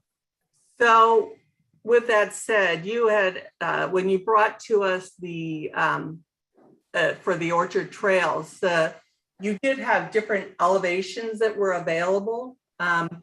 If we decide to move forward with having them both on capping those two corners, would you be able to use a different elevation? We could do that. I think that would be a reasonable request if that helps get the project through. We could add a second elevation. And the air conditioning units, they were in the front yard last time. I'm not seeing where they're located on this, but that's an eyesore having your air conditioning unit when you walk up to the front door. Yeah, I don't believe that's not the case. The air conditioning units will be in the backyards in the rear. Okay, they will, because they weren't in the last, I don't think they were in Orchard Trails. I'll have to check on that. I don't think that was the intent. As the developer, we don't want to put air conditioning units in front of our unit. Yeah. Okay. And so I did find the the bio retention pond, that it does look like you're going to put bioswales in the center and just border the outside. Now I'm going to share my screen because I went out to the most recent one that was created in our city. And are you guys able to see this? Yes. Yeah. So, and while this kind of looks like it's dead in the front there, those are actually little tiny orange flowers that are there. So it's not like the thing is browning out and dying. And then it, which way do I go? So it continues the landscaping within the retention pond, so that with only a little bit in the center that doesn't have any, but could use that bioswale mix that you're going to put in there. And for the residents, this is where that split fence is, the cement split fence that was 3 feet. I understand that you don't want to, here's the Caper Drive and Lone Oak. This is and what's behind there is just an empty dirt retention pond that of course gets weeds in it, and they're right, some of the plants are dying there and it is not a pretty sight. So if I could interject for a minute, and you go back to the nicer pictures, yeah. That was our, maybe not necessarily this densely planted, but that was our original proposal, was that 2-rail fence would go around the detention basin on the corners of Lone Oak and Gracie, and the residents didn't want that. They wanted it to be hidden. So I like what you're showing. And when I spoke with, I think it was Keith Schaefer this morning regarding, yes, he brought up the reference of what is on Caper. And so I actually drove out there to see exactly how it was. I pulled it first up on the satellite and I looked over and it was pretty barren. So I drove out there today. This is over by Harvest Park Bowl in a newer development. And it is maintained. And one of the concerns that they had, well, if nobody's maintaining the area on Caper, well, it can't be maintained if somebody was to report it to our Connect 24/7 to get the landscapers out there to fix the things. But here, this would all be paid for and maintained by the development paying into their lighting and landscape assessment district. So it would have people coming out there to maintain it, make sure that the water is coming in and watering the plants and have to be replaced if a plant dies. And I don't know if we could get a comment from some of the people who face that retention center, if they'd rather see something like this versus a cement wall in front of their house. Karen, can I ask you a question? Yeah. I heard that it gets really deep and full and they're concerned with the kids and walking through it. So I don't know how often that gets deep and full. I have no idea, but that was one of the comments that I heard. Just, I don't know if Mickey's on and he knows. Yeah, well, we've got to have rain first. And I understand. I mean, any of them, if we have a lot of rain, we're going to end up with it. I mean, we've even seen the one over at Apple Hill fill up, which normally never gets filled up. It's been a long time since that's happened, but maybe Mickey can address that. Good evening, Council. Can you hear me? Yes. Yeah, Mickey. Okay, so there's two different types of basins. The one on Caper and the traditional detention basins are flood control facilities. They're specifically designed to be these large holes that mitigate the peak storm runoff. So when you have a big storm, you get all this water, it's designed to carry all this water and then slowly meter it out into the creek to mitigate the impact of development on the hydrologic cycle, if that makes sense. So the flood district is known for having a lot of these basins at the east end of town, and they're specifically designed as a flood storage and mitigation basin. The one image you're showing right here is it's designed to be different. These are bioretention basins, and what they're designed to do is take the initial first amount of water from a first rainstorm and all the pollutants that it carries, and it's supposed to filter it into the ground to capture all the pollutants. In the event that you have a big rainstorm, all that larger amount of water is supposed to bypass. So technically, these types of basins, the ones that you're showing that are well landscaped and look good, they're not specifically designed to carry a whole lot of water. A lot of water can go in them, but they're actually not designed to be a flood mitigation basin, if that makes sense. So Caper Drive is a good example of a detention basin. It's supposed to be this big, barren, hole in the ground, whereas the one you're showing right here is supposed to look good and be well landscaped. We can certainly look at landscaping Caper Drive, and that's a whole separate project. But that's the difference between the different types of basins, if that makes sense. And the one that's on the corner of Lone Oak and Gracie, that is a bioretention basin like this one that is on the screen, right? Correct. Which is why they suggested the cement 3-foot split rail fence. And although, as I said, I would rather, if we do move forward with this, I would like to see it fully landscaped instead of just around the borders.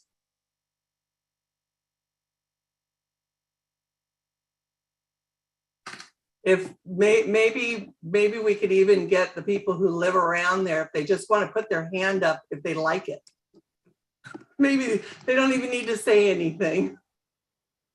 Oh, but yeah, we could, as the developer, we would be happy to do something similar to this. It would obviously have to be in conjunction with city staff and maintenance, because these things do require maintenance. There has to be maintenance access. So the configuration wouldn't be exactly like this, but as far as the general scheme and the feel and the look, as a developer, we would be happy to do it this way. And we already have a couple hands of the neighbors across the street who have their hand up that they like that. Well, no, Christian has been up. Another one. He's been up for a while. Sorry. Yeah. But it was Serena's. It was the Smith that was that had said he lived. I don't know about Christian. I don't remember where Christian said they lived. But anyway, that is it's a much prettier thing with flowers. It's native plants so that they will make it through drought areas, but they still have the drip system to water them. And I would think that it's better to look at that than a cement wall. Anyway, so that would be a suggestion on that. And I think I've got one or two more questions, or why don't I just turn it over to somebody else and then I'll find my other questions. Can you take this off the screen, Karen, just so I can see council members now? Thank you. I think Councilmember Mendoza, you were next. Yeah, Vice Mayor, do you have any questions or comments? You didn't get any questions or comments where you haven't made anything. Did you? I know you're managing the meeting, so you might forget, but do you have anything to add? No, I'll be honest, you guys are asking a lot of really good questions. I know that I wrote down a lot what the speakers are requesting in regards to trees, also in regards to the wall being completed all the way around. I know Karen's just showed a few things that maybe change their mind in regards to the wall going all around. I know there's been some discussions around signs. Okay, but nothing new to add. No, you guys are asking a lot of good questions. So, Mickey, can I ask you a question real quick? Absolutely. It's always nice when you come on. So as long as I've been coming to city meetings, the one line I hear all the time is cities don't do the roads, developers do the roads. And this takes me back to a section that we're waiting for that sidewalk on that's been a long time. And finally, we might be getting that. And it's taken a long time. My concern about Gracie, and I guess I don't understand why they wouldn't have to do the street if that has been our mantra forever. They would have, and we actually conditioned them to widen Gracie and Lone Oak and add landscaping and sidewalk and curb and gutter and improve the roads when their project was actually loading onto Lone Oak and Gracie. There's nexus there in the fact that to the extent that their project is using a public road, they need to improve it. That's covered in our Muni Code. But the latest iteration, they're not using Gracie and Lone Oak. They're actually using Adams. So we are requiring them to widen and improve Adams Lane. So what is the remedy for the residents that live there to get that end of that cul-de-sac done? Or is this going to forever, I don't know. Well, the cul-de-sac, I believe the developer is okay with paving that cul-de-sac. But in terms of what is it going to take for Lone Oak and Gracie to be a full city standard widened road with curb gutter? I don't think they want that. Okay. Yeah, I don't think they want it either. I think that just that gravel at the end, it just causes a lot. People do. I mean, we know cars spin out in Brentwood. Go down there and cause a lot of ruckus. So, you're saying that the developer said they're gonna pave over that? I'll defer to Mr. Best if he is okay. I have no problems with conditioning that the cul-de-sac at the end of Gracie Lane be asphalt to allow proper turnaround. And so now we're hearing two stories about the tree. So we heard they didn't want the trees. Now he's saying the city doesn't want the trees. Who decides on the trees and the design of the trees? And if council wants us to put trees along Gracie Lane and or Lone Oak per city standards and use our plant list, again, I'll defer to the Parks Department. They're typically ones that provide these comments, but again, I don't have any problems with that, especially since there's already going to be irrigation for the shrubs and the vines. Putting in some standard city street trees along those roads. Again, if the applicant, he sounds like he was all right with that idea, I've got no problems with that. Okay, the masonry wall, and I know Karen, you and I are going back and forth. When I met with them, they were adamant. They don't want people, because what's going to happen with that fence is people are going to walk, they can walk through back. It's so low that you can get through it. It's kind of like what happens over here on Fairview. All the kids play soccer in the retention basin. So the unofficial soccer field. So I can see kids walking through that and they don't want any through traffic. So that's kind of why they wanted it, unless they change their mind. That's what they were saying. But there can be a fence on the other side, and there is a fence on the other side.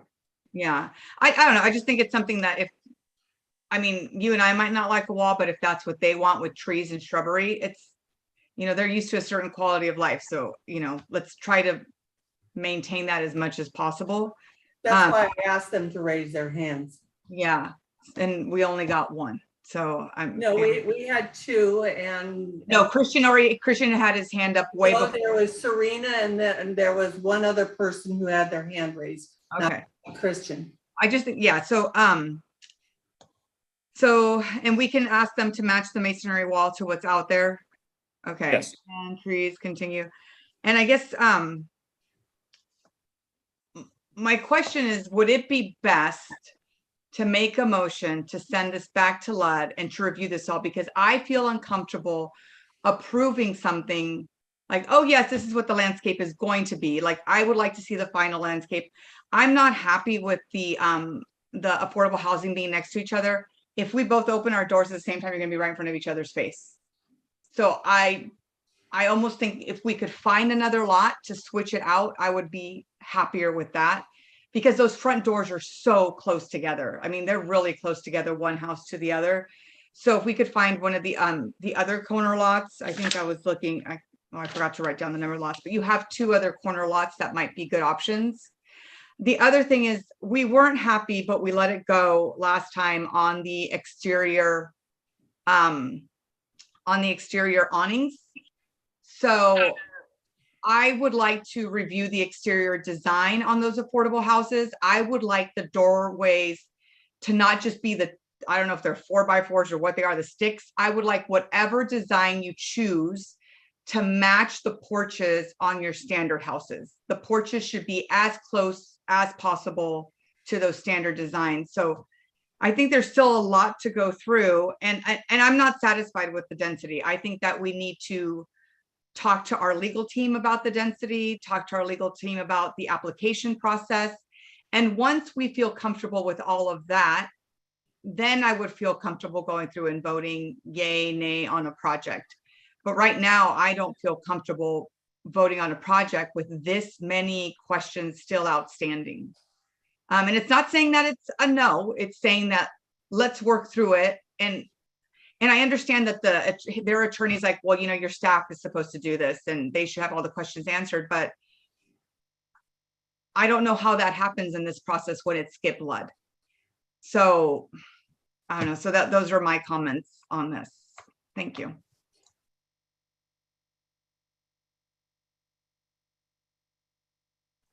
See your mouth moving. Councilmember Meyer, I'm sorry about that.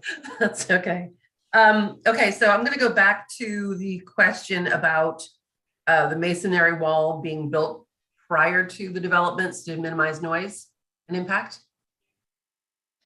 And this is for Mr. Best. Okay, yeah, thank you, Councilmember Meyer. So that's kind of a yes, but answer, I think, because we would fully intend to build that masonry wall up front on the project. We have to grade it first, though. I can't build it before I grade the site. So it's sort of partially part of the way through, you're saying? Yeah. So, you know, typically the way these projects go together is that you do all the mass grading, which unfortunately is one of the most noisy parts, other than the nails and hammers when you're building the houses. But then the next part would be to put that wall up. But remember that wall is going to take some time to construct, and meanwhile we're going to be putting improvements in the ground also. So it all kind of mashes together. A wall of that extent, because we're 1,200 feet of wall, is going to take a while to build.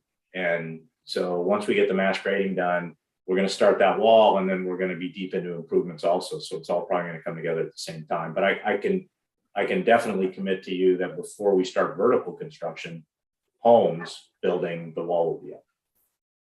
Okay. This next question would be moot if the asphalt gets put at the end of Gracie Lane. But one of the comments was about construction destroying a gravel road. What is your experience with that? Well, so that's also a yes and no answer. We don't intend on using Lone Oak or Gracie ever for construction, except when we build the storm drain that has to go down to Marsh Creek. So if I could share my screen again, just so everybody's aware that part of this project is to construct storm drainage that also, by the way, collects all the storm drain that used to flood in this corner of Lone Oak and Gracie and carries it out to Marsh Creek. So there's going to be a section of Lone Oak here that we're going to have to tear up in order to put that storm drain in the ground. But and then we'll go back and fix Lone Oak to whatever the city standards are. And Mickey can probably tell you what is a typical spec for when you do work in the public right of way, you have to repave in a certain way. So we'll do that. But we don't plan on touching Gracie with any construction work. The primary construction access is going to be off of Adams Lane. So, you know, we're going to put this storm drain in, we're going to do our rough grading, we're going to get that wall up, and then, you know, Gracie and Lone Oak will never see us. Okay. There was another question from a resident about pest abatement. In your experience, what are you seeing when that happens, when you're doing that kind of major construction? Yeah, I mean, like this, which is very rural. Yeah, in all honesty, he's right. You know, there's lots of ground squirrels that have made this site their home because it hasn't really been farmed in a long time. And so once we get in there and start digging up dirt, they're all going to scatter. We can do our best. I mean, there's various methods to try to control the migration of of rodents. It's primarily rodents, I think, is the concern, mice and That's what it sounded like, yeah. Yeah, and you know, we'll do our best. There's no way I can tell you that there isn't going to be some disturbance when we're out there grading. But so what would your mitigation be on that? You know, that's a good question. I'm not super familiar with it. Normally what would happen is you would bait, you know, so you try to catch them when they come out of the ground and start, because they're going to start looking for water and food once we take all the grasses down, and try to catch them at the perimeters. But you know, it's we'll put a construction fence up all the way around the perimeter of the site, which can mitigate some of the travel. But these guys are pretty sharp and pretty good jumpers, so you know they'll be able to diggers. Yeah, and we could certainly do our best to do some eradication work prior to coming out and grading. You know, so there are some projects where we'll go out ahead of time and set a bunch of traps and baits and try to, you know, get rid of all those rodents as best we can before we start construction. Okay. Let's see, the retention basin, I'm hearing we heard from a few residents who were talking about needing the full masonry wall, not one that's blocked, or excuse me, broken up, or not the slatted fence. And I believe it's like Council Member Mendoza was talking about as far as access to the neighborhoods or shortcuts to the school. So just confirming, when you're talking about the wall, is there a break in there? I wasn't clear on that. No, no. Okay. So I'll share my screen again here. You know, that wall is going to come all the way down Lone Oak, and right now the proposal was that we would convert to that slatted chain link fence. And by the way, that was established at Planning Commission. So honestly, I'm kind of feel like I'm a bit of a pinball machine here, because you know, the proposal that you have in front of you is what was determined at Planning Commission to be the desire of the neighborhood and Planning Commission. So I'm not married to this chain link fence at all. In fact, like I mentioned earlier, our original proposal was the 3-rail, but then it picks up again on the masonry wall and runs down Gracie, and then continues down Gracie all the way. And then this isn't quite right, because remember, we're gonna make a little change here, and then it'll turn the corner and connect to a masonry wall that runs along Adams Lane, both here and then, you know, up on the northern block. So you know, it'll be 100% contained. The only thing that we're not doing, which we weren't able to clarify, is I think the conditions of approval right now still say that we're supposed to build a wood fence up on the northern property line, which we're not going to do, because I don't think that makes any sense to do. But maybe planning can clarify that. No, I like to see that. I'd rather have houses in the next development facing that, rather than having more fences up. Yes, correct. That was our intention. But that's something we got to fix on the conditions.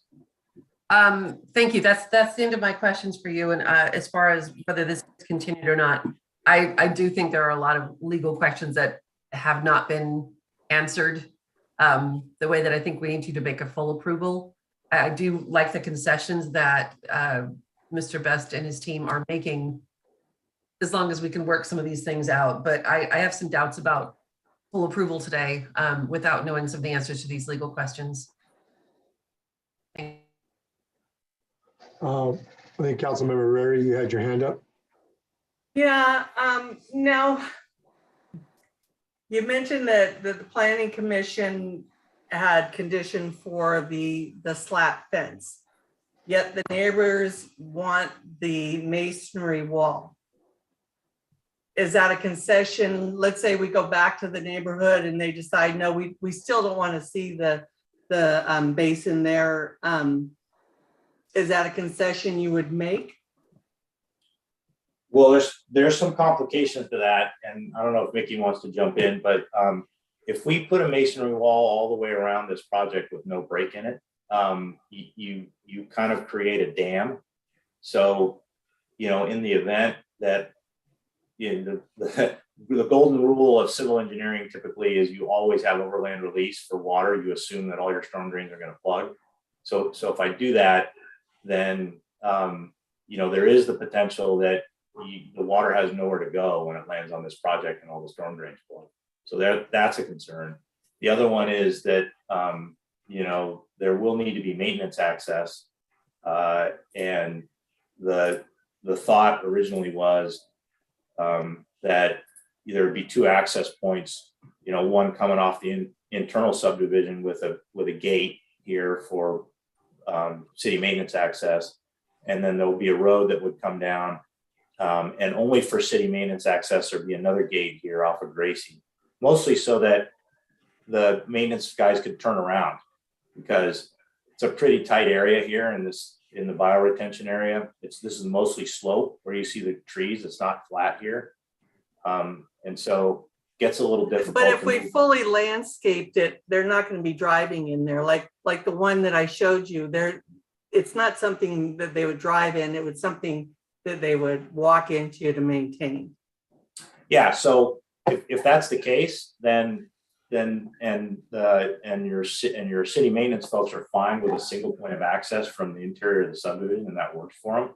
I think that's fine. But the other thing that we have to make sure we understand is that the sewer line, there's a sewer line that connects and a storm drain line that connects out through this bioretention area parcel into Gracie and Lono.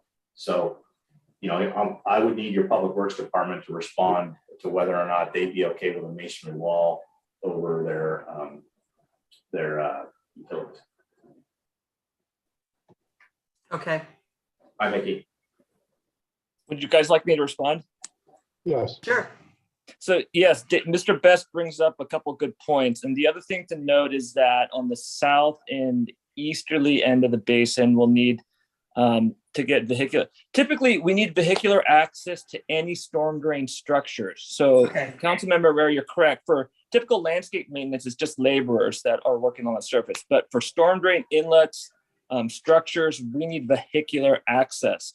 So if a masonry wall is put around that the basin on the south and east boundary, we're going to need some way for vehicles to access through that wall. And to Dave's other point about overland release, either the site will need to be regraded to avoid overland release and flooding issues, or there's going to have to be a hole in the wall somewhere. Good examples of this, and for those of you who don't, so Dave is right. The concept of overland release is very important in our world. We always think about the worst case scenario. What happens if the storm drain pipe is plugged, or you have a major storm event, or there's some debris and other things that clutter up? And the existing storm drain detention basin on Caper is a great example. About several years ago, after the last big drought, we had that winter with torrential rainfall, and Caper Basin with debris actually cluttered up the inlet, and we couldn't get access, and it actually overflowed into the streets. And I got video from, I believe, one of the council members showing the roads were all flooded. And this was both a good and a bad thing. It was bad that our roads. Was that flooded. Steve Barr? That was Steve Barr. But it was also good because it also showed the concept of overland release. In the worst case scenario, I'm okay with our streets flooding, as long as the houses don't flood. So I am concerned that if you block off this whole area, the detention basin with a solid wall, we need to make sure that there's a way for that water to not flood houses in a worst case scenario. And there are ways to do it. It'll impact some of the design, whether you put a hole in the wall or other things. There are ways to do that, but that is a concern to consider. So because we're not improving the streetscape there's no sidewalk and curbs going in. There's just landscaped areas, correct? There's no curbs? Or is there they are conditioned to put a flush curb. So it's not your typical curb that you would see on a typical city street. The problem with Lone Oak is that it is settling and it's starting to crack. So we want to make sure that they put in a curb, a flush concrete curb, to keep that pavement, whatever pavement is out there, intact as much as possible. And will there be water basins or, you know, the drainage along the street then? There'd be a landscape Currently ditch. have the swells next to the property. Yeah, so it'll basically, and I think if you look at this, it's one of those cross sections. I believe it's just going to be a landscape roadside ditch. Yeah, like I can, okay, I was gonna say like I can really see that. So it is more like a swell, not a swell, but it's a rounded.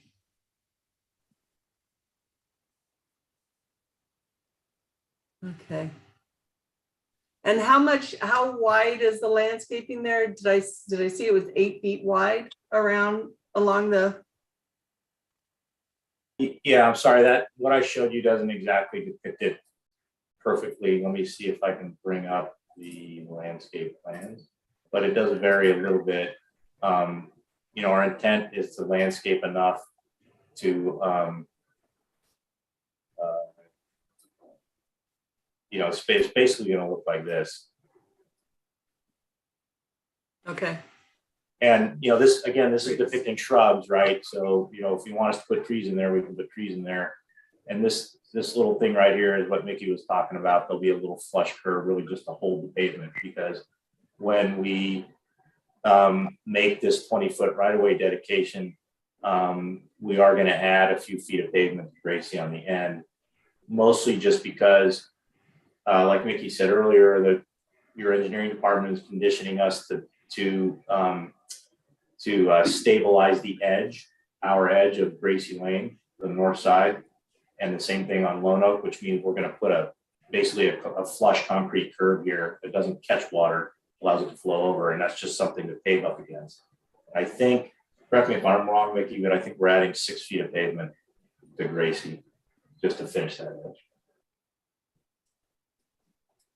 Okay. And Lone Oak? And Lone Oak, yes. Sorry. Okay.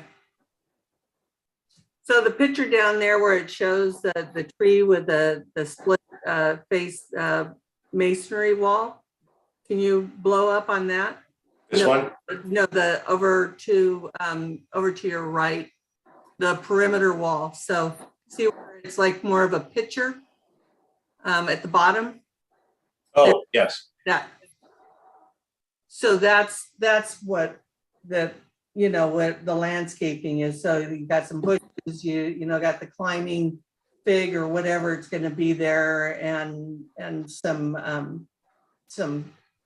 trees and I think that yeah, that's generally the intent, although it's a little misleading because all these homes will be single story, by the way, behind that wall. And not only that, they're going to be set back pretty far. So this is 25 or 30 feet between the edge of that house and the masonry wall. So remember, these are huge lots that abut the existing residents. They're not acre lots, but they're half-acre lots, 20,000 square feet.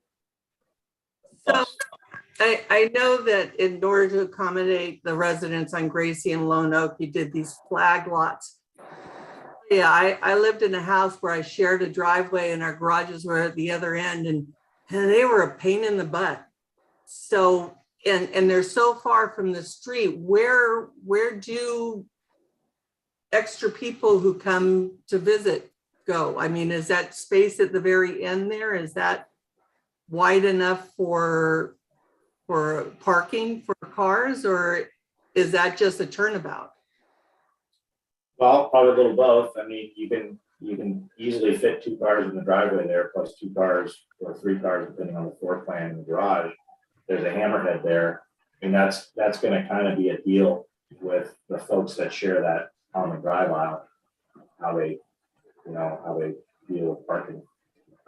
There is enough room. There is enough room back here for, if folks want to, and they want to punch through this, punch through this driveway out to their backyard. They can certainly do that. And if they want extra parking or RV parking. Yeah. It's up to them. That would be pretty ugly. I agree, but you know, there's people they like their boats and their RVs and their cars. Oh, yeah. Their plants. That's why we got the 4-car tandem garage. Yep. Man's home is his castle, right? Yep. Okay, I think that's my questions. So we continue this, bring Hold it on real quick, Karen. I think blood and continue Councilmember, it. hold on real quick, Karen. I think Councilmember Mendoza had her hand up. Councilmember Mendoza?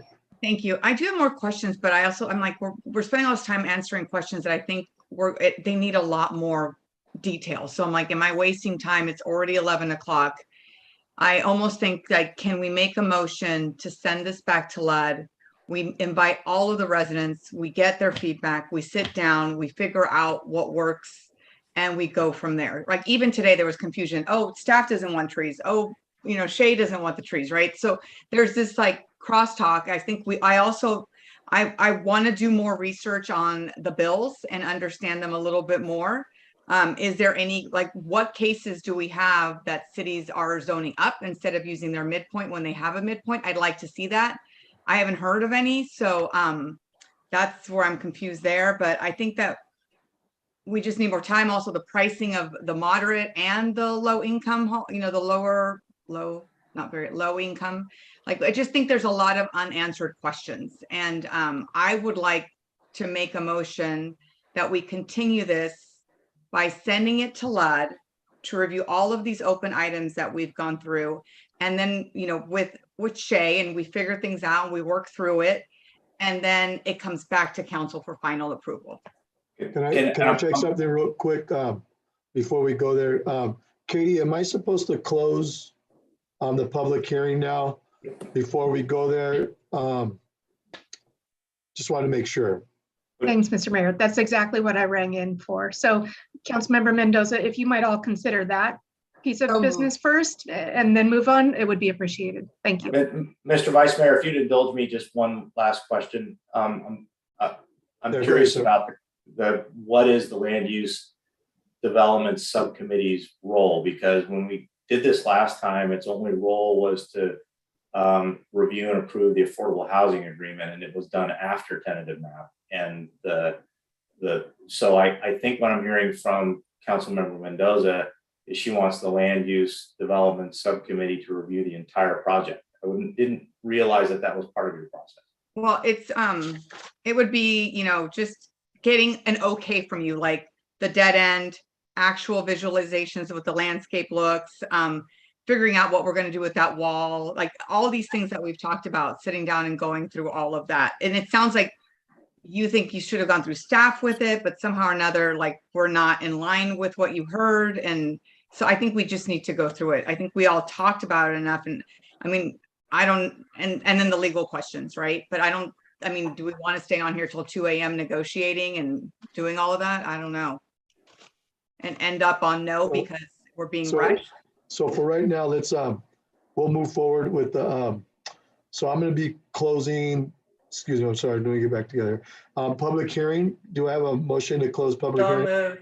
Second. Okay, I got a first and a second. Can I get a council roll call vote, please? Margaret? Councilmember Mendoza? Yes. Councilmember Meyer? Yes. Councilmember Rarey? Aye. Vice Mayor Rodriguez? Aye. Mayor Bryant, motion carries with Mayor Bryant recused. Okay, Katie, now we have a motion to bring this back to LUD. So I recall hearing the motion. I don't recall hearing a second, so that would be needed before you proceeded. Okay, I have a first and a, Karen, did you say second? Yes. Okay, I have a first and a second. Can I get a roll call vote? Councilmember Mendoza? Yes. Councilmember Meyer? Yes. Councilmember Rarey? Aye. Vice Mayor Rodriguez? Aye. Motion carries with Mayor Bryant recused. Okay, Katie, now, obviously I don't have to go through 1 to 3 on the motion, so what do we do now? So staff's understanding of the motion is that the council would like this item to be scheduled for a meeting before the Land Use and Development Committee. That meeting has already been held for this month, so it won't be until next month. We will provide the usual notices that we provide for that meeting, and we will take the item up at that point. It would then return to council after that time for final action. Are we all okay? Councilmember Mendoza? Can we just ensure that anyone who sent a public comments gets notice of the LUD meeting to ensure that they know that it's happening? I mean, I know we have on the docket of things to do to expand notifications. That hasn't happened yet, but I think this would be a good neighborly thing to do. I can ask staff to do that to the extent that we have contact information for them. If we received a telephone call and they left a message, for example, but to the extent we have contact information, Margaret's on the line and we can coordinate with her through the city clerk's office. Awesome, thank you. I'm sorry, there was one more issue, I think, just to make sure that we understand that the water issue, the conflict of the water bill with SB 330, I want to make sure that was included. So the vote's already been taken, but at this point, if it's all included in the legal so far, like if you already have notes on that, then I'm good. I've taken extensive notes on the things that you would like more information about. Okay, thank you. Okay, thank you. Thank you, Katie. Okay, so what would be my next step in regards to bringing back the mayor? So we will contact the mayor and let him know that he's free to rejoin us, and it looks like he's signing in right now, and relinquish the meeting back to him. Thank you so much, Mr. Vice Mayor. Can we take another 5 minutes? Is everybody okay with that? Yeah, okay, 5 minutes. Nice to see you, Mayor. See you in 5 minutes. See you in 5 minutes.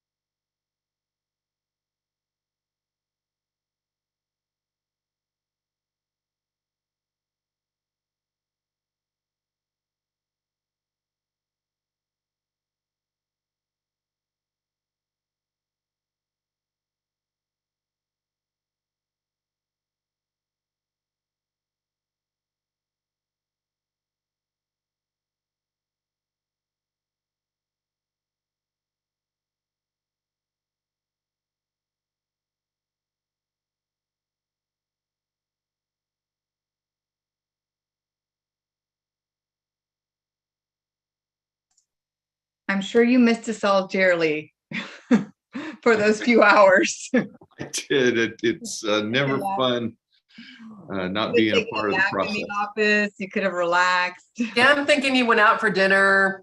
Oh no, lots Maybe of saw a paperwork. movie.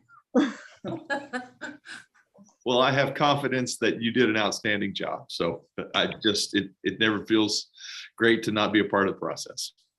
But thank you for the work that you, I'm sure, did.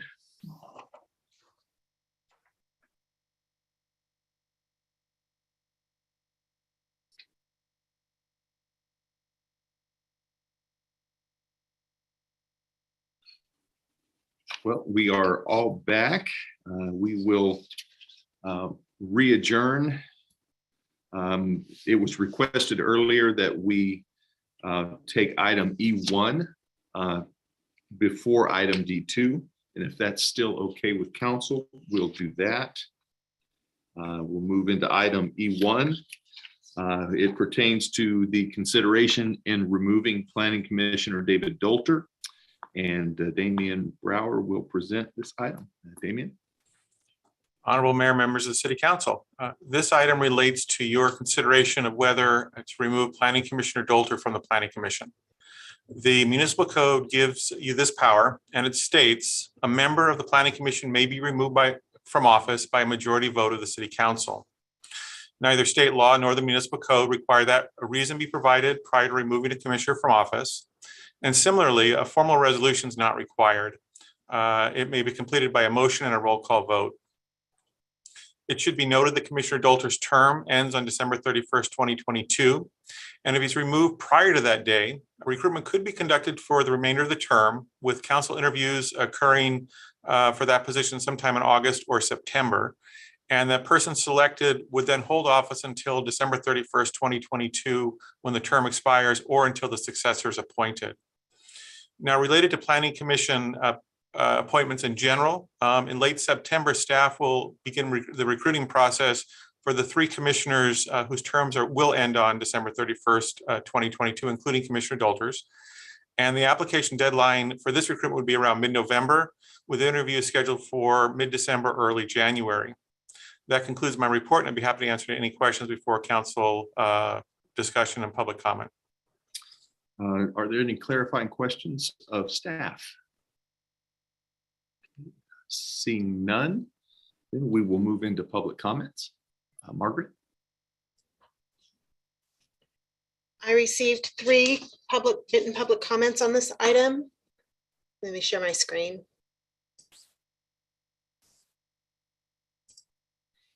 A summary is shown on the screen. Full copies of these comments will be made available on the council agenda's webpage. If you wish to speak on this item, please raise your hand using the Zoom feature. I'll call your name if provided and mute you to speak. Remarks are limited to 3 minutes per person, and the timer and your microphone will be muted after the timer has expired. I do have 4 hands raised. I will start with Carolina. Margaret, before we move forward, doesn't the council member Mendoza, doesn't she get to plead her case on it, or? I think that's when we ask for the agenda item. I think now it's just a regular agenda item.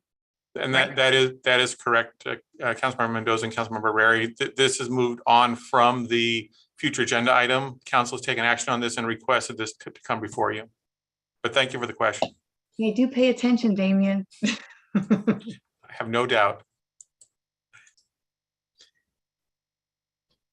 I have 4 hands raised. I will start with Carolina, followed by Rod. Carolina, go ahead. Thank you, City Council members. I have sat through many Planning Commission meetings, and it has been very disappointing to see this gentleman's behavior during the meetings. The eye rolling, the smirking, very unprofessional.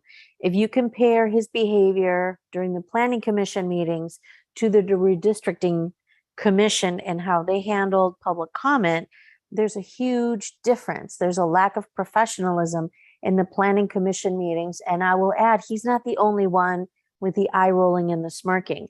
The fact that we are here at 11:20 at night, just now getting around to a second agenda item that requires conversation is also an indication of how unthoroughly the planning commission is doing their job.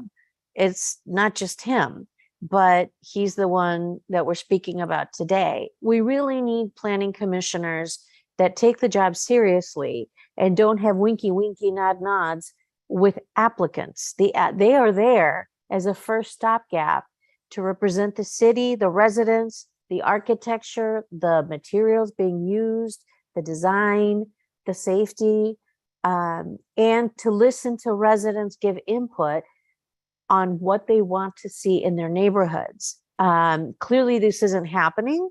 And giving Bluebird Project winky, winky, nod, nod was really just appalling. He does not belong on the planning commission. We need people, again, who are going to take this job seriously and be understanding of what their responsibilities are. Thank you.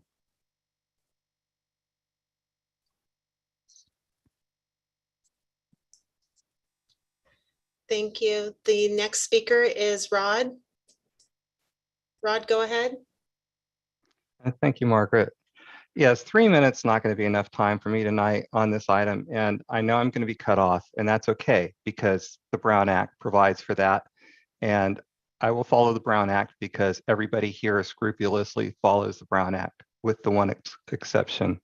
But to allow anybody not to follow the Brown Act as tightly as we public speakers are held to it would be hypocritical of this body.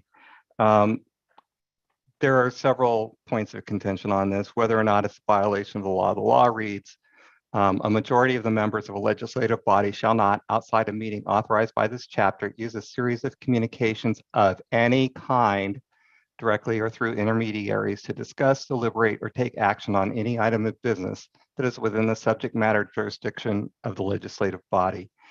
An email cannot be a meeting authorized by the chapter.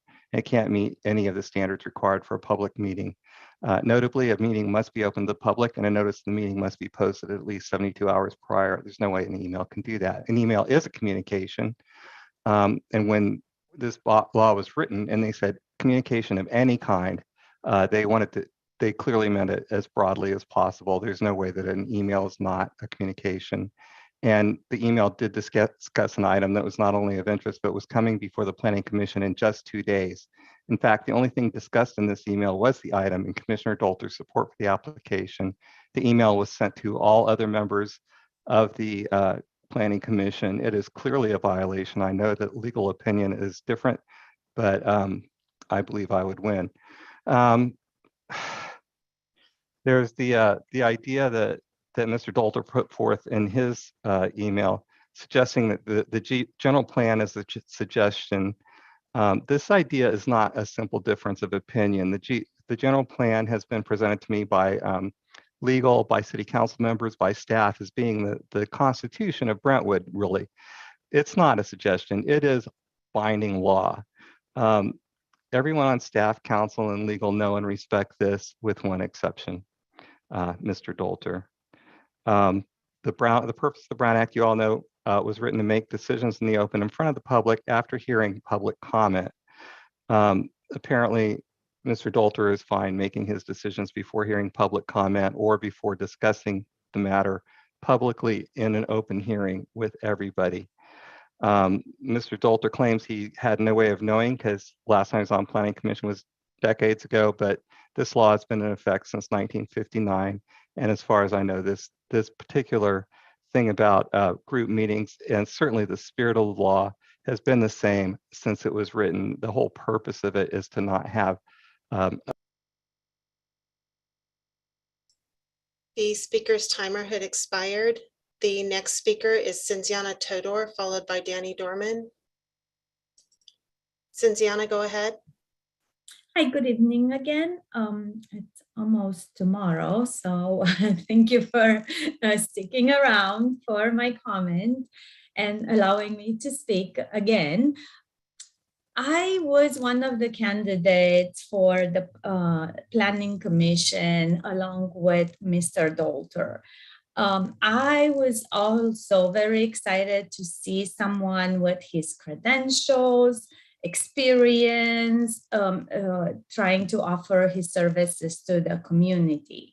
And all that excitement actually ended after he started as a planning commissioner for our city.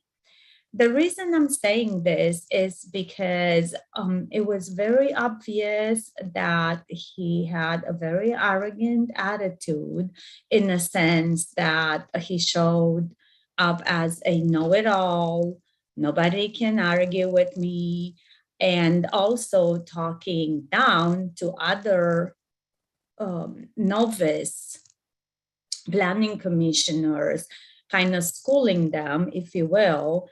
And that attitude did not sit well with me. On top of that, all the violations and infractions, if you will, that were already mentioned in the emails you received, as well as mentioned by Rod, they just cannot be swept under a rug and ignored. It's very serious, and especially when it comes to our city and making decisions for our residents.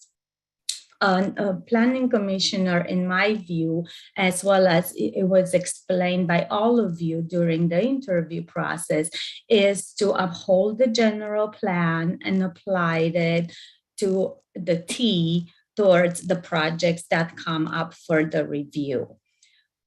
As Rod already mentioned, Mr. Dolter refused in several occasions to actually uphold and observe what the general plan stipulates in certain situations, and also trying to make his own laws and his own rules. That cannot be acceptable in our city, and especially when we are under the attack of developers trying to rewrite and nullify our general plan, our zoning, as we just saw in the previous discussion for the Orchard Grove. So I would appreciate if you consider his removal. It sounds very drastic, but just because there were so many violations, I am in line with that decision. So please consider it. Thank you. Thank you. The next speaker is Danny Dorman. Mr. Dorman, go ahead. Yes, and it's been a long night. A couple of things. When it comes to Commissioner Dolter, you guys know what he did. He's violated the Brown Act at least 2-3 times, one of which he could probably even get taken to court if anyone really want to. If you guys decide to keep him on, if you guys decide to keep him on, that's on you. Secondarily, I hope that the council and staff take seriously about what I said regarding looking at these statutes. I am truly tired of staff just bending over and working as though they work for the consultants. They work for us and they work for you. And I have 2 minutes that I'd like to cede to my friend Rob. Thank you.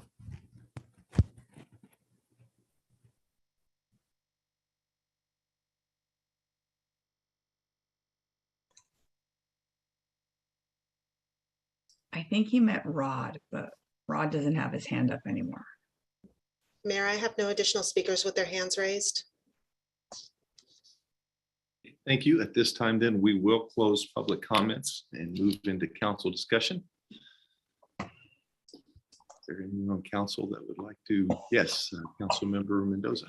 Okay, so this has been very interesting. I actually did not think this was going to be as a big deal as it is. I thought it was just like you go to work and someone's not performing to your standards and you discuss it, right? Like you and your management team. So you are all my management team. And I cannot speak to you all in private, unfortunately. So we have to do it in public. Someone said I was being vindictive. Don't know what I'm being vindictive for because I don't know Mr. Dolter. He's never done anything to me that I know of. So I don't know if there's something going on that I don't know about, but there's nothing for me to be vindictive about. So let's make a couple of things clear. You all know why I ran on what I ran for. I'm very strong on land use. I'm very strong on the general plan, and I'm very, very big on transparency. I like all of our stuff out there, and I have no problem with it. I have nothing to hide at all whatsoever. Those are the big things, but now I'm going to go through the list of the reasons that I am here. So this is going to take a little bit. April 26, 2021, the Amber Lane Apartments project. Mr. Dolter was upset that something had gone back to Planning Commission and said he did not want it to come back to him. To me, it seemed like he didn't want to do his job. He was upset. April 20th, 2021, this is the St. Anne School, and this is a big one. He took it upon himself to redefine what a business park was to our staff. And he diminished the importance that we put on economic development and those areas. This area was zoned for a technical school, not a school. We all went through it. He took it upon himself to redo that like definition and come up with his own. The other thing is, he also said that, in quote, I'm going to be voting against this resolution because I'm in favor of the project and that's how I will be voting. I hope that depending on how it goes, the applicant appeals the decision to the city council. So even before the vote was done, he was already telling his fellow commissioners, I think, on how to vote. Because it doesn't matter how you all vote. I'm going to tell him to go appeal. So it doesn't matter. I just thought it might not be illegal. I just thought it was highly unprofessional. And I wouldn't want to hear it from any of you. So I don't think that his peers were comfortable with that. He said, someone commented on the project, used the term big picture. And the big picture includes the economic reality that we are in now, likely to inform in some time that we're going to be facing Brentwood. As a real estate broker, I get all types of information, mail, he listed all the mail, about vacancies are isolated, small business centers are likely to remain slow for some time, and has to do with governmental subsidies. I'd rather see those jobs go to PA1. It is not the commission's job to rezone all of our business parks, all of our business centers, all to PA1. Our community has smaller businesses that will not have the finances to be able to get a place in PA1. So if you are a small office, you need just a couple of offices, small real estate, accounting, whatever it is that you are. What he's saying is we should do away with all of those. And it's difficult for me because I know that people spend a lot of time on the general plan deciding what is going to go where. And that's just insulting to me for the whole process. And to say that you go in PA1 if you want an office. So that was difficult. Okay, so May, and that was just a bit of the meeting. It went on for a long time. May 18th, this one's also St. Anne's Village again. He said that he was sorry to the commission for being such a bully. It's not his intentions to be a bully. He said the staff did a commendable job, which is great, but he still gets to decide how to interpret the general plan and make a recommendation to council, which is true. He can make a recommendation, but it's not, I don't think you can redefine a zoning area. And he told the applicant that there is sufficient items on the record to make findings to approve this project. If the commission doesn't do that and adopts a motion to deny it, I encourage the applicant to appeal this to the council. Entirely consistent with the general plan policies and objectives. It can go either way. It's a matter of interpretation. Then this is the part that I was appalled with. This was Lance from SDG. He turned to the applicant, who is not an economist, who is a architect, and asked him for his opinion on economic development, and said the effect on jobs, because this is being a takeaway, is as a small business park use is exceedingly, I can't remember what the rest of it is, because of what the Gruen report says. There's no possibility that the conversion for this use from what it is now to a school is going to have any impact on jobs in Brentwood in the foreseeable future. Why would he ask that of an architect and not of Terrence, who was sitting there waiting to answer the question? That is beyond, I don't understand. Okay, June 1st. There was discussion on design review. And his comment was that the developer spends a lot of money to determine what buyers want and what elevations to include. So why do we have design review if we're just going to take what the developer puts in front of us? June 15th. This one he was good about. He said, if we get units instead of in lieu fees, it's the way to go for any community in California. That is a great statement, because we, all 5 of us, have said affordable housing is important. December 7th. No, that one's okay, sorry. Money. Again, on February 1st, he brings up again, they spend a lot, production builders spend a lot of money and time on market research and focus groups. So the same comment he had made a few meetings earlier. It's the developer should decide. That's it. Like, let's not talk about it. That's the impression I got from the meeting. And then on April 19th, Vineyard Academy Christian School. I think they did a remarkable job with the design. I watched that meeting, and it's funny because someone said that I pulled the item because someone told me to pull the item. I'm going to tell everyone watching right now, no one tells me what to do ever. And when it came to this, I watched that meeting. I filled out the form that night. I held off until emailing in the morning because I didn't want to look too eager beaver, but that form was filled out that night. No one tells me what to do. And you can ask all of my friends, all of my family.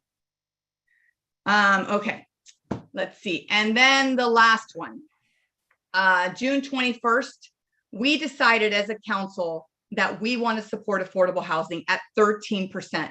It took a lot of work to get there. It took a lot of discussion. It took a lot of staff work.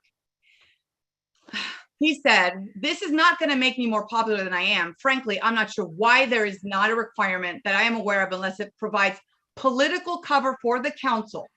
This recommendation will do nothing to increase the housing supply. To the contrary, it will increase the cost of housing for everybody. As a result, I'm going to vote no on this. So why is this before us? Is it just something the council wanted to refer to us? Katie had to tell him, read the packet, because it's on page 255, because it's procedure. That's why it went to him. So it is not, yes, the Brown Act violation is something that is not a good thing. And he did get training. I actually talked to a planning commissioner. They did get training on the Brown Act. He knew about not speaking to more than one because they all got the same information. But he is not respecting our general plan. He basically said in his letter after, we talked about it, that it's not cast in stone. And it's not cast in stone. But unless there is huge benefit to the community and economic research of why we would take away economic development areas, we've all been really clear about that. So it's just, I don't want to keep pulling things, and I've already pulled 2, but I will pull anything that doesn't align with our general plan. And it's not because I want planning to come back to council, like, someone mentioned they did in Oakley, but it's because we have residents that had made very clear what they want and they don't want. And I was elected by the residents. I get calls from my constituents. They keep telling me they want jobs. So am I supposed to say, it's okay. You guys want jobs? I don't care. I'm going to interpret the general plan the way I want. I can't do that. It's not the right thing to do. I feel a moral obligation to stick to the reasons I ran for office. And that's why I brought this forward. And that's it.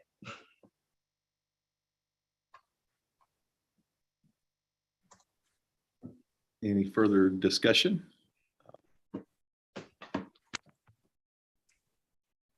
I just, I have the same concerns that I did during the interview process. So I mean, and everything that she said just reinforced what I originally thought. Councilmember Meyer. I've been pretty clear about this from the first time it came up. This is a challenging one for me. But it doesn't mean I'm blind, and it doesn't mean I can vote with emotion. It means I have to do opposite of those things, and I have to take everything into consideration, whether it's comfortable for me or not, because we certainly did not, none of us got elected to be comfortable. I've gone back and forth. I've watched all the all the planning commission meetings, and I've received phone calls from people that are adamant on both sides, spoken to elected officials in other cities, spoken to planning commissioners in other cities, spoken to former planning commissioners from Brentwood. And then, of course, hearing tonight the redistricting committee and the way they were speaking and the way they were respected by the public for being as transparent and respectful and professional as they were. So this just isn't easy. I don't appreciate any hint of us having any kind of vendettas or listening to one resident or taking anything like this lightly. This is something, as you can all see, we don't take any issues lightly. We have how many hours of a discussion on an item because, you know, there were some residents that were really concerned about their quality of life. So we take all of this very seriously. We do our research, we do our homework, we watch meetings and take notes that aren't our meetings. So I have gone back and forth. I probably will decide as soon as the vote comes up, to be completely, honest, but just wanted to mention, I think this is not necessarily a time to be comfortable. It's a time to really think about setting a tone moving forward, what's acceptable and what isn't. Behavior wise, violation wise, I've seen some of the activities that have been mentioned. And I think for me, like, one thing is not enough to, and I shouldn't say, depending on what that one thing is. I do know that we've had a planning commissioner removed in the past. From what I understand, it was in 2009, if that is an accurate year. And there was an appointment to replace that person because it was midterm. So I don't know what our process would be if that does happen. But I'm just talking about this because the more I think about it in the terms of the professionalism and the clarity and the transparency and the communication that's open and respectful and professional with staff and the public and everything, I see more than it makes me comfortable. That's what I'm going to say right now. I'm still weighing things in my head and hoping that this discussion just, it's taken a direction where I feel it needed to. And I said that last time, like I wasn't ready to decide anything last time, but I thought it definitely deserved more attention and more discussion from all of us. So, and part of that honestly is respect for the position. We're not taking it lightly, we're taking it seriously. And that's part of what that looks like. So that's what I have to say. Thanks. Thank you. Vice Mayor Rodriguez. Yes, Mayor. So the violation that we're talking about, I guess in regards to what he had put out there, that people are discussing around the Brown Act. When did that happen? Was that the incident that happened, 15 months ago, Dingen? You have an email that Damien sent to you, I think, if we can pull that up. Yeah. But Damien, was that incident 15 months ago? The incident that I guess it was possibly a Brown Act violation, or it wasn't? I mean, obviously, if it was, you would have taken more, I guess, more of an initiative to move forward with probably removing them. But so did this incident happen 15 months ago, and was it a violation of the Brown Act? A couple of things. Two questions there. Yes. Vice Mayor. The subject email that we're talking about was sent on April 18th, 2021. That was when the email was sent that we're discussing. With regard to whether or not that was a violation of the Brown Act, as I've previously opined on this to the entire council, is this something you would like me to respond to in this setting? If I can see some heads, all right, I'm seeing shaking heads, I'm seeing nodding heads. Well, if we're going to be transparent and at the same time, Do you want to discuss a legal issue out? We're not discussing the Shea Home legal issues out in public. This is a legal issue. Well, my thing is if he's violate the Brown Act, then obviously that's very concerning, right? But actually, the Brown Act isn't. Sorry. Can I finish real quick? Sorry.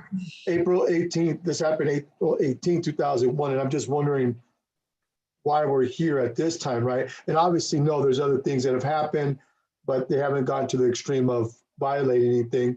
I mean, obviously, maybe he needs to work on his demeanor, and maybe we don't agree with some of the things he's saying or doing, but is that also grounds to remove somebody? You know, I mean, I'll be honest with you, I hate being part of groups that everybody agrees with each other. Sometimes it's good to have a different perspective and different way of looking at things because obviously it challenges your perspective as well. So I don't think that's a bad thing. Now, obviously we need to be respectful and not be rude.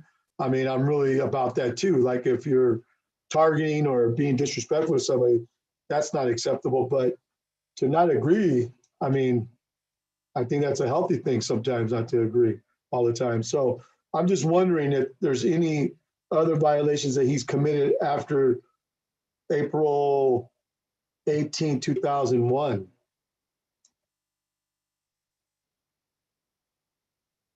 Vice Mayor, is that a question to Damian? Yeah, Damian, has he violated anything else besides maybe facial reactions and maybe his conduct, which he needs to work on, obviously, but yeah, has he? Without going into the violation question of whether this email was or was not a violation, because I don't have consensus from the council on that question, I do not believe any similar emails were sent since that day. I can say that. I'm not aware of any that were sent in the same fashion to the entire commission from Commissioner Dolter. And this gentleman has until December 31st, and then he basically either has to reapply or he'll know, I mean, or he's removed from the planning commission, right?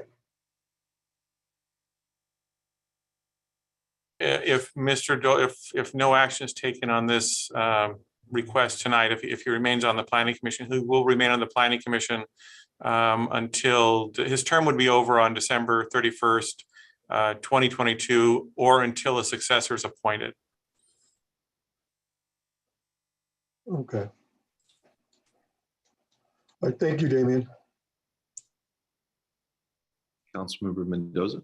Yeah, and I'm gonna make it clear, it's not just the email, it's everything I said. The email is just, you know, that's what it was. It wasn't appropriate. The other thing I was gonna say real quick is at the last meeting, one commissioner actually was very upset with Dolter. So you're seeing what's going on the commission if you watch the meeting. And he told him he did not appreciate him because again, Mr. Dolter said how he was going to vote. And there was a commissioner that was very upset. So you're seeing this tension happening on the commission as well. So that's not healthy. And the other thing I'm going to say is I'm passionate about this, not because of the items. I'm more passionate because when you hear my voice, it's not David Dolter and what he did, because that's facts. That is facts. There's no emotion in that. Those are all facts. It's because of what is going on, what a certain group of people are saying, and that I'm being vindictive, or the councils, they haven't said my name, but the council's being vindictive, and that we're dumb, and that why would we discuss this? And that's what upsets me, is that some people would want to make us uncomfortable enough to not talk about these things out open. That's the upsetting part, because we should feel comfortable discussing all of this. So that's the upsetting part, not this. This is, I had the facts, I have my rationale and the story on that. I've also given a lot of thought to everything that's been said, and I think I've had residents. I'm sure all of us have had residents make comments regarding Commissioner Dolter. So I'm going to do my best to be concise and divide my concerns up into two categories. So, to discuss. First of all, I have seen behavior, not just with Mr. Dolter, but with Mr. Dolter and others that I wished was much more professional in their behavior, in their responses. And I think that we can hold ourselves. We do hold ourselves as a council, I believe. And I think our commissions and our groups that represent our community in the commissions and in every aspect that have been appointed, especially appointed by this council. I think that we have the right and our right to hold them to a very high level of professionalism. We have an outstanding staff that behave themselves professionally in every aspect. Our city council does that as well. There are many times I'm sure that each of us have felt like responding in ways that weren't exactly professional, but we're all human. But at the same time, the ideal is to raise our behavior up to the level of the respect that the community deserves as one of their representatives. They should be proud to point to their representatives as people who, though they may not agree all the time with whoever in the community or with each other, which has already been said, conflict resolution is the foundation of how we got our Constitution in the first place. The entire system is designed for opposing mindsets to find mutual ground to create an environment that benefits everyone as best as it can. Having said that, there are some other concerns that I have. We've all seen how difficult it is to fill commission seats over time. It's very difficult to get interest because it's a lot of work. It's a lot of dedication. And I don't think any one of us before we were elected to city council or on any of the commissions that we sat on was aware of exactly how much work goes into it until you're actually doing it. And so having citizen volunteers, resident volunteers to apply for a commission is a big deal. And each one of those applicants has to really weigh out their time, their quality of life, and their desire to have a positive impact on the community. And so the pool is often very small. Fortunately, we have had some very good applicant pools in the past that we have been able to choose from. It should be very clear from our council what the expectations are. I believe it's very absolutely right to be having this conversation right now. I think we owe it to our community and each other to have this conversation right now. I am tossing back and forth the process. By the time we get through this process, is it going to have a positive benefit if we decide to remove Commissioner Dolter to have someone to fill in for a short period of time versus our expectations being very clear. And he has already stated previously in a letter, I believe, I don't remember if it was just the letter or if he stated it publicly in public comments, that he did not intend to reapply. If that's the case, are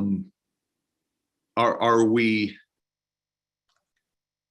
doing double work for our staff and for council to remove him tonight versus him completing his term and then being, ended in December. Those are the things that I have questions on. Again, I am not happy with any kind of unprofessional presentation.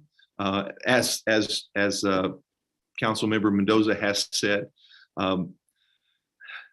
the general plan, I spent over 2 years of my life, oftentimes 2 nights a week, sometimes more. And many people in the community also volunteered the same amount of time. And there was a lot of work and a lot of money spent to get it. Now, I do understand that the general plan is designed to be adjusted to things that happen in the future, to better adapt to the current realities of what the community is. But it is a legal document that is the foundation for every decision that we make. And it is not to be changed without significant agreement of the city council and the community, because it is, again, it is our founding document, and it's our legal protection. So for someone to disregard it, I think is completely inappropriate and potentially dangerous. So I would love more conversation right now. So I'll turn it to you, Councilmember Mendoza. So here's my opinion about his position. If we're not going to interview till September, and I have talked to other people in other cities, that's the benefit of now being on all these random calls that I'm on with other cities. And some of them said they will just let their commissioner sit at 4 until the next wave. We don't have to fill it in September. We can fill it in September, but we can wait until the December. And if they lock it 2 to 2, then it can just come to council, whatever they have. But most of the time, planning commissions, they're pretty good about 4 to 1 or 5-0. So I would be concerned if I thought it was going to be deadlocked all the time. I don't foresee that happening. I just don't. And I watch every meeting. They're pretty in line for the most part. So I'm not concerned about having the empty seat. I'm just not. Or if because we're going to do interviews anyway. So I just don't think we need to do it now. But if he sent this email on June 9th, he responded in that manner on June. So here he's saying he's not going to rerun, there's training necessary. He's heard all of our conversations. And then on June 21st, he said, the comment about basically we're pulling his chain, we're sending stuff he doesn't want to get. So it's you don't want to get it a commission, and you don't want to do your job. That's the job that you signed up for. It's not, so I don't know. And then, for him again, after he knew that there was disapproval of him calling a vote before the vote, for him to do it again on the 21st, he's blatantly doesn't care that we think that's inappropriate. I don't see his behavior changing. And again, the Brown Act, everyone knows about that. They were all told about that. So, yeah. Councilmember Rarey. Just 2 things. First, I just did a search on my email for Dolter, and there was an email. It was from Rod Floor, and it did state that on social media that Dave Dolter had actually called our traffic engineer an idiot. And as we all know, that as much as we want to comment on things on social media, we're at a higher, we're at a higher level here where we're not supposed to comment on it. And something I've told Councilmember Mendoza before she even got on, I said, you're going to be surprised of what you can say and what you can't say. I mean, you are not going to be as vocal as you used to, because you just can't do that. And I know that we had a previous planning commissioner who also became very vocal on social media and calling out our staff, and that commissioner was not reappointed. And the other thing was that my mind went blank. That yeah, we could go without a commissioner. I just looked at their schedule. Since the beginning of the year, 50% of their meetings have been canceled. So in 6 months, they've only had 6 meetings. Real quick on the social media thing. And I did send Damien an email because he goes around liking stuff, right? He liked something on Bluebird. Like, you can't be liking stuff that you're going to vote on. We all know it. Everyone knows it. So it's just hard. It's hard. And it's not personal. It's the words, it's the clicks. You know, it's not, I don't know the man. I don't know what he's like, nothing about him. I just know what I watch in the meetings, and that's what we hired, someone to go sit in these meetings. And at the end of the day is, are we happy with the performance that we're seeing, or are we not? And I'm not. And especially that meeting where he could care less what our economic development team had to say, and he turned around to Lance and got Lance's opinion and took that as the advice for the decision on a project. Council Member Rarey. One of the things I've said since I got on this council is that, you know, and it's something that the city has always done, and not just us as council members, but the city has always got the most out of developers that we can.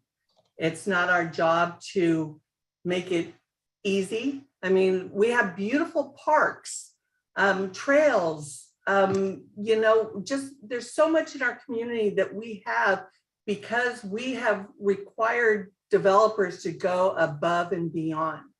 And it is concerning to me that that a commissioner of any sort would be more concerned about what the developer's bottom line is than getting what is required for our city. So that is a concern of mine as well.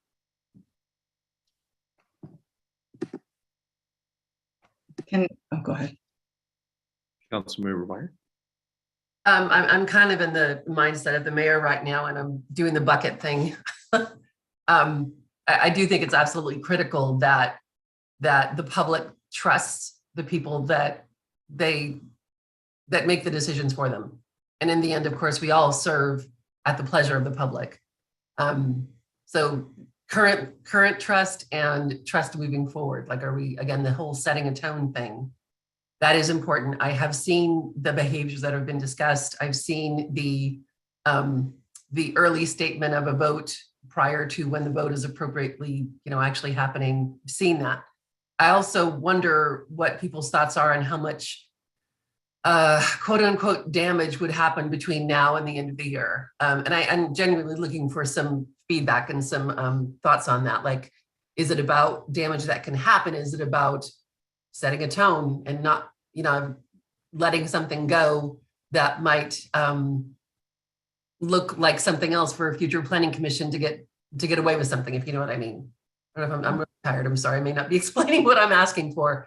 We have a lot of projects. I asked about projects coming. I'm trying to like. Well, not necessarily. Just like, I mean, I guess part of it is projects, but I think if we're looking at the fact that Mr. Dolter has been outvoted a lot, which I guess says something too. How much damage can happen between now and then? Is that a concern? Are you concerned about now not doing it, saying, well, it's okay with us because we're just going to let people go through their term, whether we approve of them or not? I think a lot of damage can get done, like especially that comment where he told the applicant, if the rest of the county commission denies you, you have these list of things and you need to go appeal it. I think that's very damaging. And it makes the rest of the planning commission like, why are we here? If he's telling them to go ahead and circumvent our decision, then why are the rest of them there? Yeah.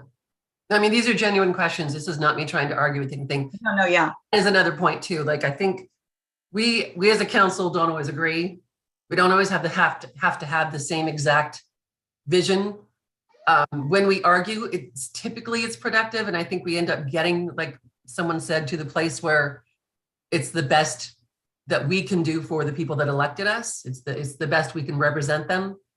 Mm-hmm. Being on different sides of a fence is not a bad thing. Having different viewpoints is actually a good thing. And like the Vice Mayor said, it produces a really thorough conversation, and it can often bring up issues that weren't considered on either side. So I still have those buckets going on, but I do want to acknowledge that I'm not trying to say I think everybody needs to agree and blindly just support everything that every other planning commissioner, would do. I think that these debates are productive when they're done professionally and respectfully. I think, like you're saying, not all the time, but I'm sorry, go ahead. Oh, I'm sorry, Councilmember. I think, like you're saying, it's okay to be have differences and things like that, but obviously be respectful. But also, it sounds like he's been outvoted many times. He's only one vote with one perspective, right? I mean, I don't know in regards to the timing. I mean, would it, like you're saying, I guess you're alluding to is that what would that impact be by him just being on the planning commission until December? Sounds like 31st. I mean, I'm not sure. I guess for me, watching the meetings, I think it's a big impact based on what I read to you all today. And I agree with that. It's midnight. Do you think we could? I think I'm ready to make a motion, and then we can talk about what we want to do about the rest of the items. I like to make a motion that we remove Mr. Dolter from the planning commission. Second. We have a first and a second. And Damien. And a Damien. And a Damien. Yes. Yes, I'm sorry for the interruption, but as part of that motion, did you also want to include whether or not you wanted to do a recruitment to fill the position? I am okay with not recruiting the position until it opens up for the next round. Because we're going to start recruiting in September, right? Yeah. Does the second agree with that position? Yes. All right, thank you. We have a first and a second. Roll call vote, please. Councilmember Mendoza? Yes. Councilmember Meyer? Yes.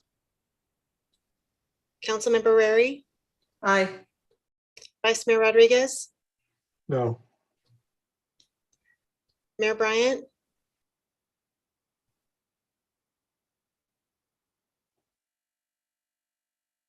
Aye.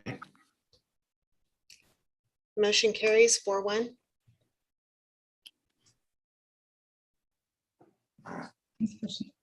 Okay, we move on to item D2. Well, Mayor, I have a question.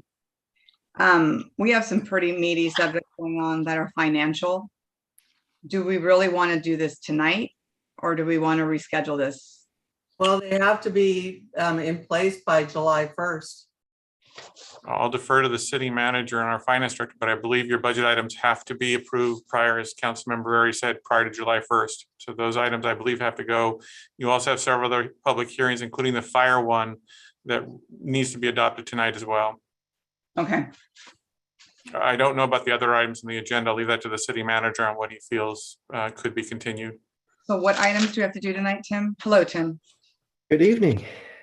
I don't see any items on here that really can't wait, unfortunately. So the two budget items do need to be in place before July 1.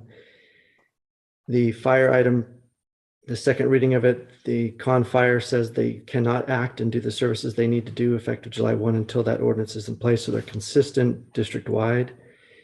And then the pay schedule per the state law, before those raises can be put into place for all the employees, that schedule needs to be approved. The only one could be the future agenda item that could wait, but really all those other items do need to be acted upon tonight. Now, another option is to schedule a special meeting before July 1, but that's not going to be convenient or easy to pull everybody's schedules together to do that. So we can be quick with our presentations and your questions and try to get through the business as quickly as possible. Well, and I think because we've already had the workshops on these, there shouldn't be that many questions. On what item? On which one? Just finishing this as expeditiously,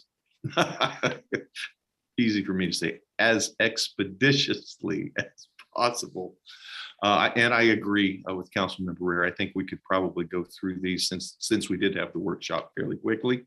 I know that every one of our schedules are very difficult to have special meetings on short notice. And if the rest of council is amenable to that. What are you asking for again, Mayor? Sorry. For us just to go through these items since they have to be done before July 1st. Is there specific ones, like is D2 something that has to be done tonight? Just to ask. Yeah. Well, I have a question on regarding. Tim said every one of them has to be done tonight. Yeah. I just have questions in regards to, man, I'm falling asleep here. I guess, yeah, I have some questions in regards to the wall there, in regards to the noise. But before you ask those questions, we will, do we want to move forward with this, with these, since they have to be done? Or do we want to call a special meeting between now and July 1st? Like Councilmember Rarey said, we've been through the workshop, so I think we've already agreed on everything before. I think this is just the formality. Okay, then we will move. And Vice Mayor, I recognize that you've got a question on D2 on the sound wall. So what we'll do is we will open item D2 pertains to the 2022, 2023 through 2026, 27 capital improvement program.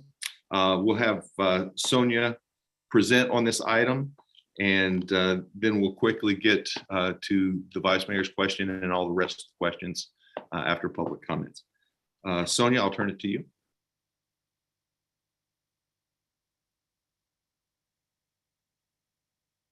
Good evening. Can you hear me? Yes, we can. Okay, I will try to be very brief. Have about a couple minutes here just for you to introduce this item. Good evening, Honorable Mayor and members of City Council. What we're doing tonight in this item is bringing this forward for Council's consideration of final adoption of the 2022-23 to 2026-27 Capital Improvement Program. This Capital Improvement Program, our CIP that is being presented tonight, sets forth the city's 5-year infrastructure and capital planning needs and covers a variety of different types of projects. The preparation of the CIP has been a combined effort from city staff from all different departments that started many months ago, as you're aware, and has culminated into the document that's presented in tonight's meeting. As you are aware, the development and production of the annual 5-year CIP is an important step in the city's budgeting process, and a strong foundation for this CIP was established with the adoption of the 2-year strategic plan in February of this year, and this document does reflect those priorities.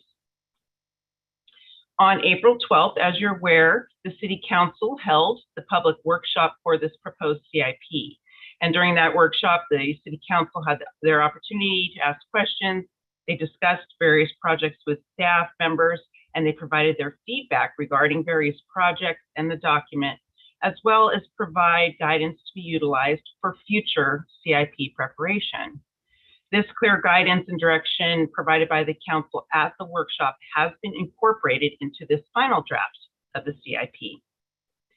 Now, since that April workshop, there have only been a few changes made to the CIP document, which have been outlined in tonight's staff report. I would like to mention 3 of those changes that were made in accordance with the direction provided by City Council at the CIP workshop. First is the addition of the parking garage security and safety enhancements project. Second, the addition of the sound wall project. And third, the removal of the citywide sign identification project. One additional point to keep in mind regarding the CIP is that except for any projects designated as multi-year, the council is approving funding for projects in the upcoming fiscal year only. And in this case, just fiscal year 22-23. The remaining 4 years of the program are for planning purposes, and staff will return every year to the City Council with an updated budget for approval, and amendments can of course be made at any time throughout the year.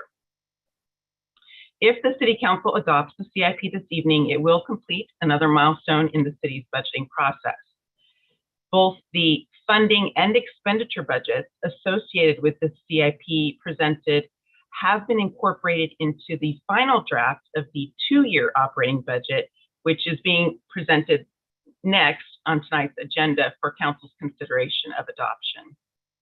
On behalf of the Finance and Information Systems Department, I would like to thank all members of the City Council for providing their policy direction, their priorities, and strategic initiatives that help guide staff in the preparation of this document. And at this time, we do have staff available for any questions you do have. Are there clarifying questions of staff? Vice Mayor, I know that you had some questions of staff.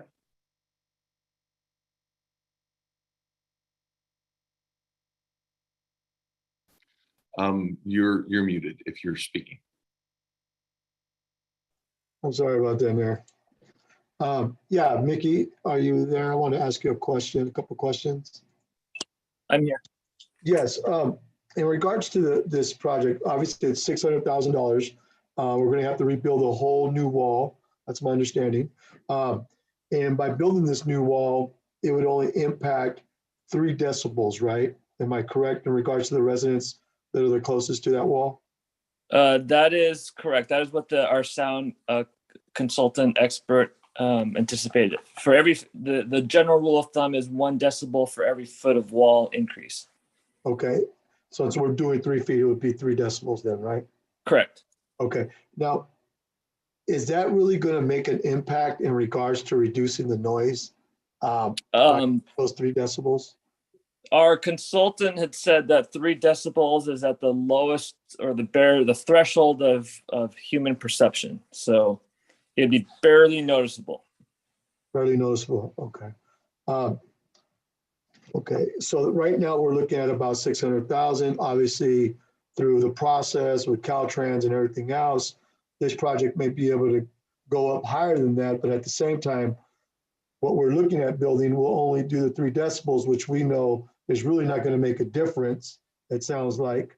So my next question is, in regards to the noise analysis results, was it consistent with the general plan that we did? Yeah, so this was the analysis and the presentation done last year. The result concluded that the noise levels studied along the Highway 4 corridor met the conditionally acceptable levels specified in the general plan. I guess what's concerning for me, and Mickey, thank you for answering those questions. Well, actually, I'd make you one more question.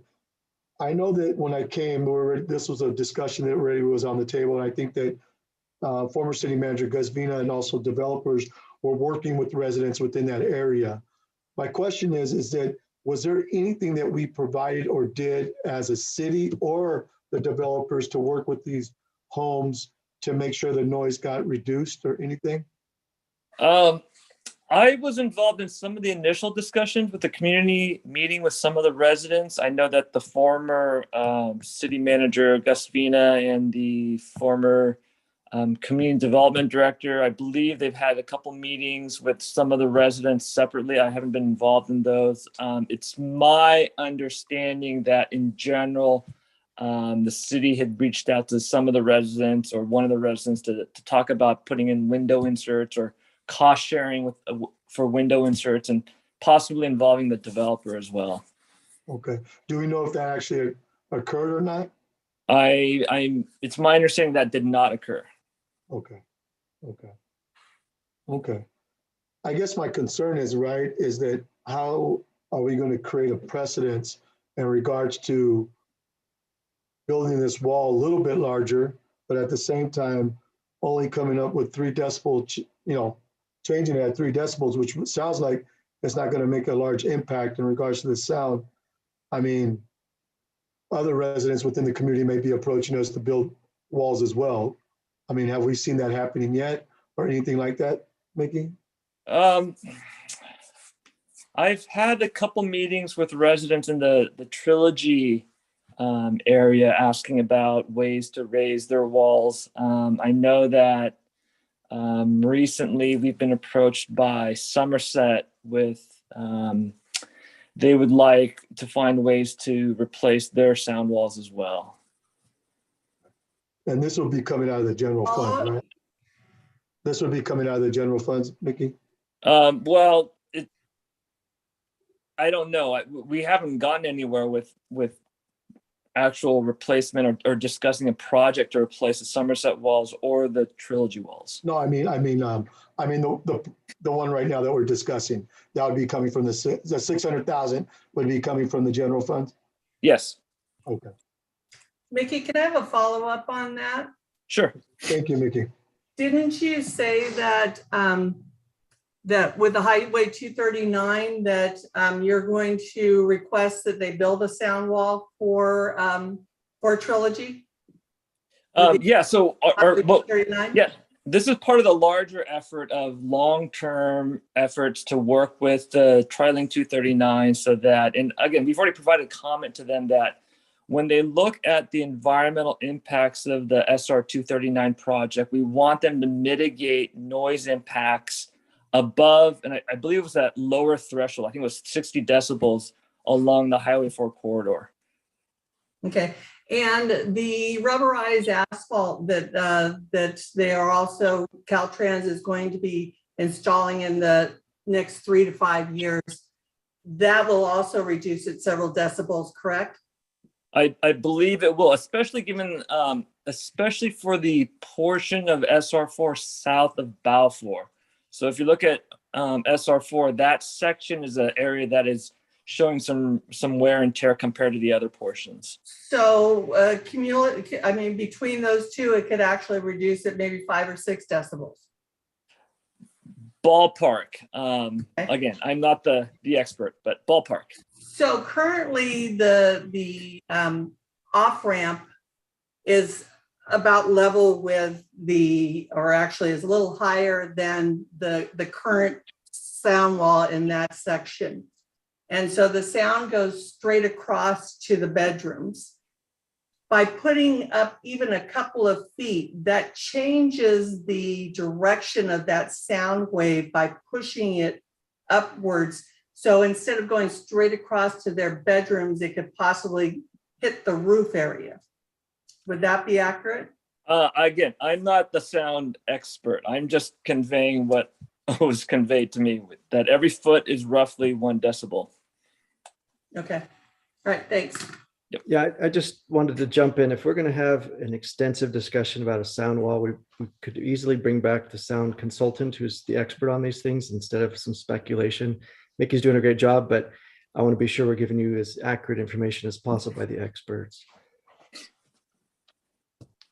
Tim, are you suggesting that we remove the sound wall component from this motion of this item and move forward with the rest? Is that? That's for the council to decide. I'm just saying if there's extensive technical questions that you need answers on, I don't want you to feel rushed to making decisions tonight. Well, the option is to postpone that to have the sound consultant, but otherwise make a decision either way, I suppose, tonight. But otherwise, if it's going to get too technical, we want to make sure that staff isn't exceeding our understanding entirely. Okay, let me go to Council Member Meyer, who's been patiently waiting. Thank you. I think I want to know, and this I think is something actually staff can answer, how many developments in town along 4 or other busy throughways are as close to the actual busy street or freeway as this one is, without a sound wall to mitigate the sound. And if Mayor, you look confused. Am I not coming across? I'm tired. I'm sorry. No, I understood your question. I was just trying to. You look like you're focusing. I was trying to make sure I understood it. Yeah. So Mickey, I think that's a question for you. I'm trying to understand the question. Is the question how many developments are as close to Highway 4 as Sienna is without a sound wall? Yeah, so we're talking about Somerset, we're talking about Trilogy, and obviously there are some issues around, but Apple Hill, for example, would they potentially be exposed to the same levels of sound that the Sienna residents are based on their distance to the freeway and whether or not they have a sound wall? And that's one example. Oh, hard to say. I'm looking at an aerial photo of the entire city, and there are certainly other developments all along the corridor that are relatively close to Highway 4. And we did do that analysis, and we did identify, a couple locations where it was around on the order of low 60 decibels. So there may be other developments that are in the low 60s. Okay. This is all discussion that we've had in previous meetings in our committee. I would be okay with pulling this out because we've had some interest from residents that I had not heard from before. And I want to make sure that they feel heard and can take part if they want and can't do that at midnight. So up to the rest of you, but I'm certainly fine doing that. The other question I had is, we had an estimate of 600,000. Could we put a cap on how high that goes and say if it goes over a certain amount, it needs to come back to us for review? Because 600,000, when we first talked about this, was what, 6 months ago? And we all know that construction costs and supplies and everything has gone way up. So where do we cap that off? Do we go to $1 million? I'm concerned about that. So I don't know if that's another discussion too. Well, you bring a good point. So back when we did the workshop, I was fairly confident that 600,000 was a reasonably conservative number for this project. A lot's happened over the past couple months, and a good indication is the construction cost index, and we adjust that for our impact fees every year. And it's typically on the order 2, 3, 4%. And this year it's over 14%, which is something we've never seen before. So the longer we wait before the project is actually bid, the more uncertainty we have with things like the Caltrans encroachment permit, the less confident I am about the 600,000. Now, all that being said, when we finally get out to design and go out to bid and open bids, this will come to council. So you will see the bid numbers for approval. Okay. Thank you. Councilmember Mendoza. Real quick, I'm looking, Apple Hill's nowhere close to Highway 4 bypass. I'm looking at the aerial map, and I would think our neighborhoods are closer to the wall here in Shadow Lakes than anything else, but not Apple Hill. They're pretty far. We've discussed this. This has been, I think we've had 4 or 5 meetings, and we've always opened it up to the public, always. So this meeting, we went our workshop. That was the time to go in and decide what we're going to have and what we're not going to have. I am all aboard with this entire package that we presented and that we voted on. That is what we were accepting. I saw the emails too, but we decided on this, and I just don't want to go backwards on it. We discussed it extensively, and not just one meeting, several meetings. Councilmember Rarey. I also, this has been going on for well over 2 years now, and there's been lots of opportunity to speak on this. But without that, I just want to ask Mickey a few more questions. Mickey, doesn't Apple Hill Somerset 1 wasn't a 12-foot sound wall installed there with the Highway 4 segment to bypass?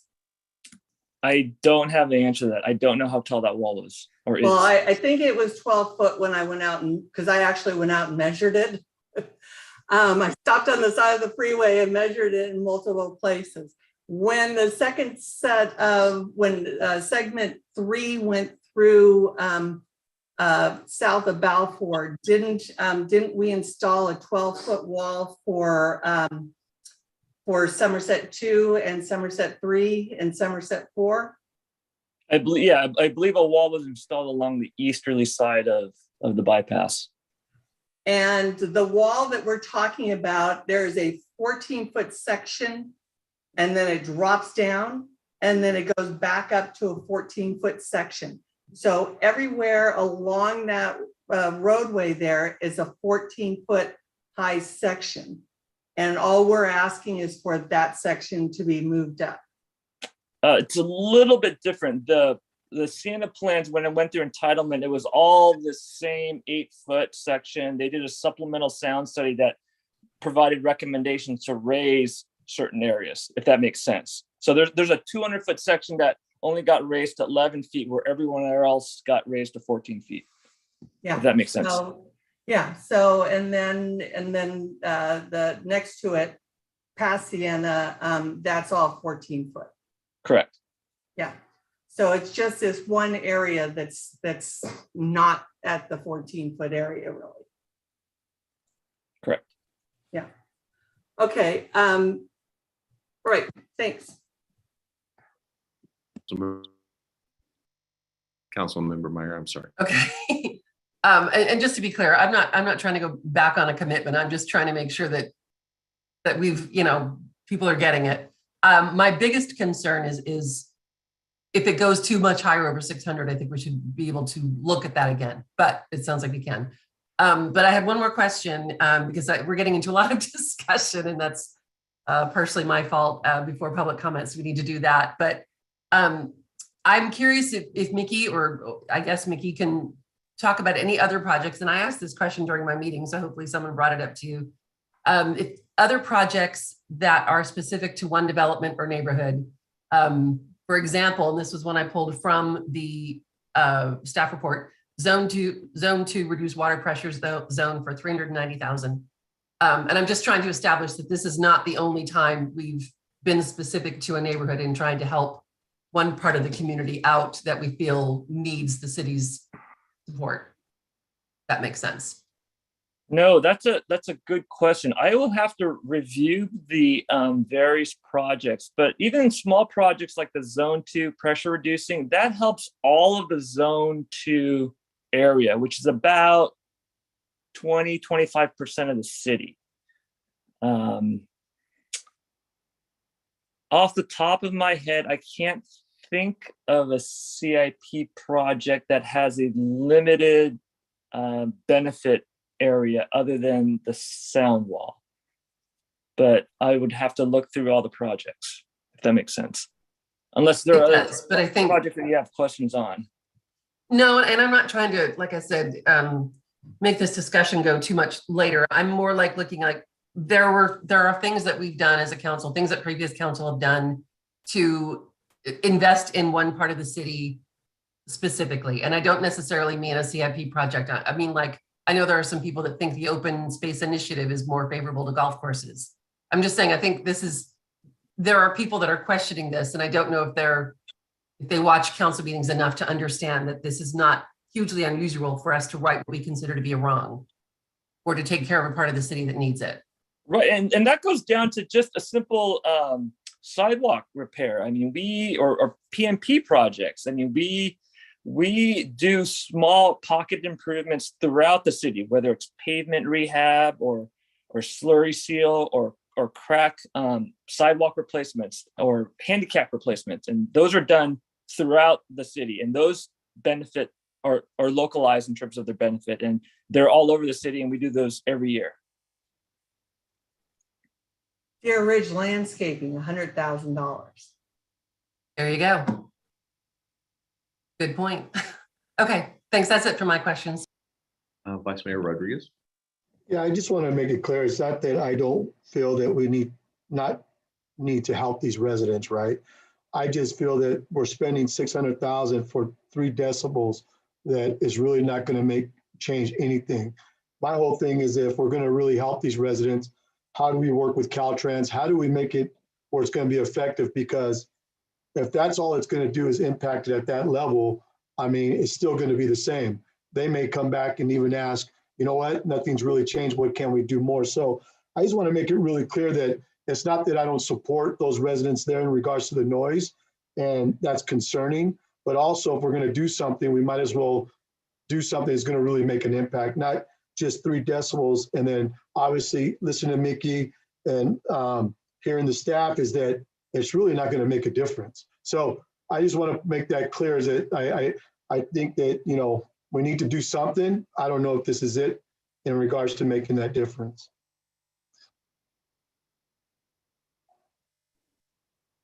There's no more clarifying questions of staff at this time, then we will open public comments. Margaret. I'll share my timer screen. I received 4 written public comments on this item. A summary is shown on the screen. Full copies of these comments will be made available on the City Council Agenda's webpage. If you wish to speak on this item, please raise your hand using the Zoom feature. I'll call your name if provided and unmute you to speak. Remarks are limited to 3 minutes per person, and your microphone will be muted after the timer has expired. I have 5 hands raised. I'll start with Danny Dorman, followed by Rod. Mr. Dorman, go ahead. Yeah, thank you. Oh boy, thank goodness the Xanax kicked in. My opinion is, don't spend the money on the wall, okay? Because 3 decibels is not going to make a difference. And I'm an analogy guy, and fortunately, the mayor is a musician. So I think between the 2 of us, we'll maybe get a better sense of, you know, decibels. The normal conversation, just put things in perspective, normal conversation is about 60 decibels. A motorcycle is 95. So if you look at the numbers, you would think, wow, that's awfully loud, and it's only 95 decibels. So putting up a wall that's going to bring down 3 decibels is a waste of time. And that's only half the equation. The other half of that are hertz, the actual signal that creates the decibels. You can have a flute play at a level where the decibels could be 95, but it will still be barely heard. You can play a bass drum that you can almost tap on it, and it will be more than 95 decibels, because it's the power. It's both things. It's not just decibels. It's decibels and it's signal. So this is why that someone mentioned that 2-foot dip. That is a monophone as far as noise is concerned. Noise is going to hit the wall. Noise is going to find a way out. It's either going to be up or across. So if you have a 12-foot wall and you have that 12-foot dip or 2-foot dip, whatever it is, it's useless. You might as well not spend the money at all, because in 2 years, those residents are going to come back and they're going to say, what the heck did you guys do? We had that conversation back in 2020. So that's just my point. It's not just decibels. There's more to it than that. And just to say we can throw up more wall, again, maybe this one last thing. I can have a wall between my room and my son-in-law's room, and have a window and have one set of sound coming through. I open the window, he hears me a whole lot clearer. And that, you have to consider that. And Mr. Mayor, I'm sure you can elaborate on it a whole lot more than me, especially when you get into your guitar riff. Thank you. Thank you. The next speaker is Rod, followed by Ian. Rod, go ahead. Well, I disagree with Danny's point, and I think he actually explained the point very well. If you look at the picture on the packet page 483, it's page 112 of the SIP. You can see the sound wall. You can look and you can see that if you look straight across, you're looking right at those houses and you're looking at the first floor. I know of no other sound wall anywhere in the city of Brentwood where you can look straight across from the road surface out your window and look right at the wall of the house. So there's your window right there. It's wide open. We don't want to like take down the noise in the neighborhood. We want to block the sound from hitting directly on those houses. You can't tell that by looking at an aerial photo. But again, I don't think there's any place in this city that anybody can drive past and just look straight across at the wall of a house or the windows of that house. My friend Dash has been coming to this council for, gosh, 3 years now. He was promised the sound wall. This item has been discussed extensively. Finally, 3 decibels is a lot when you're talking about between 60 and 63. 10 decibels is a doubling of the sound pressure. The perception is different, but the sound pressure is there. So 3 decibels gets you a third of a way. So the difference between 6 and 9 decibels is imperceptible, but I guarantee you will hear the difference between 60 and 63. If we could get it down to 57, it will make a difference. I find it unconscionable that certain people in this community are trying to think this. You can see the 5 letters that were sent. We're all written by the same person. It's just 5 different people put their names on it, and that's fine. But I think those people may have been not told everything. For instance, they're complaining about the condition of the sport fields, but in this very same SIP, we're building a brand new soccer stadium to the tune of millions of dollars. I think it's 15. And that's going to bring more revenue to this city by allowing us to host soccer tournaments. And we can turn around and use that money to help build those fields, fix those fields. But people only see, they only see somebody getting something. They don't understand that they're also getting something out of this SIP. They're just picking at this one thing. It's not fair. It's not right. And it's really a terrible way for you to treat a citizen. And Johnny Rodriguez has done this over and over again to us over here on the west side. He doesn't like us. He wants to torpedo anything that we put forward. He's the reason why the LLAD took so long to get done. And this is just more of that chicanery. So thank you. Thank you. The next speaker is Ian, followed by Sukumar Dash. Ian, go ahead. Do you hear me? Yes, go ahead. So I think you guys, so I live in the Tuscany development, which is behind Upper Hill in between San Jose Avenue and Upper Hill. At night, I can hear Highway 4. Like if I turn off everything in my house and stepped outside, I could hear Highway 4. During the day, we don't hear it. And we have a nice trail in the water district pipeline that creates a buffer between the highway and the sound wall in my neighborhood. I think that the city should just table this item and have the sound consultant come back and pinpoint very specific areas, especially in the Somerset. And there's this one neighborhood behind Walgreens, behind the office park, behind the senior living facility that are right up against that sound wall. Maybe they'll benefit more, but just try to pinpoint who will specifically, and then from there decide, is it worth it? Right now, it does not sound like it's completely worth that much money, considering inflation is 14%. That I don't even want to do the math from $600,000.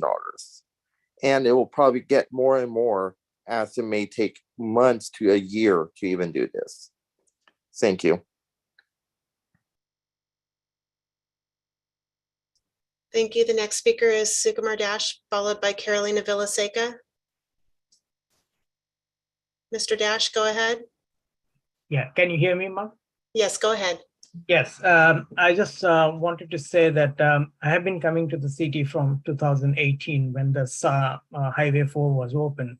And maybe I'm the first resident to complain to the city about the sound issue.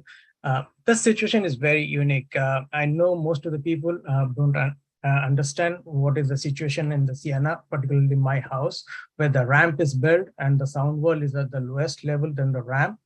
And this has been going on for last 4 years with all these discussions and everything. But here we are. They say like 3 dB doesn't make, it makes a big difference. When I asked the consultants who did the sound study to include if the rain has another 4 dB added to the sound, they didn't do that even. The readings were not even very accurate, what I felt like, so there's a lot discussion going on this one. But what I wanted to appreciate really is Ray for taking this issue. She has worked on this one. She has taken the readings by herself.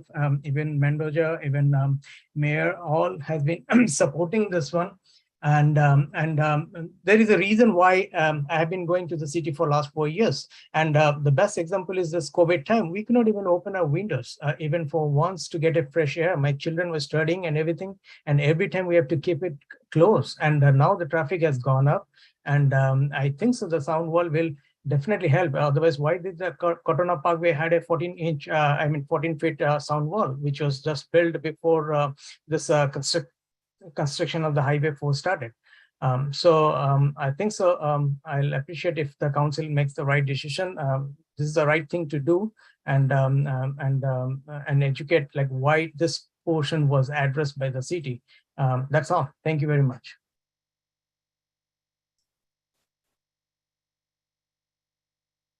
Thank you. The next speaker is Carolina Villaseca, followed by Cinziana Todor. Carolina, go ahead.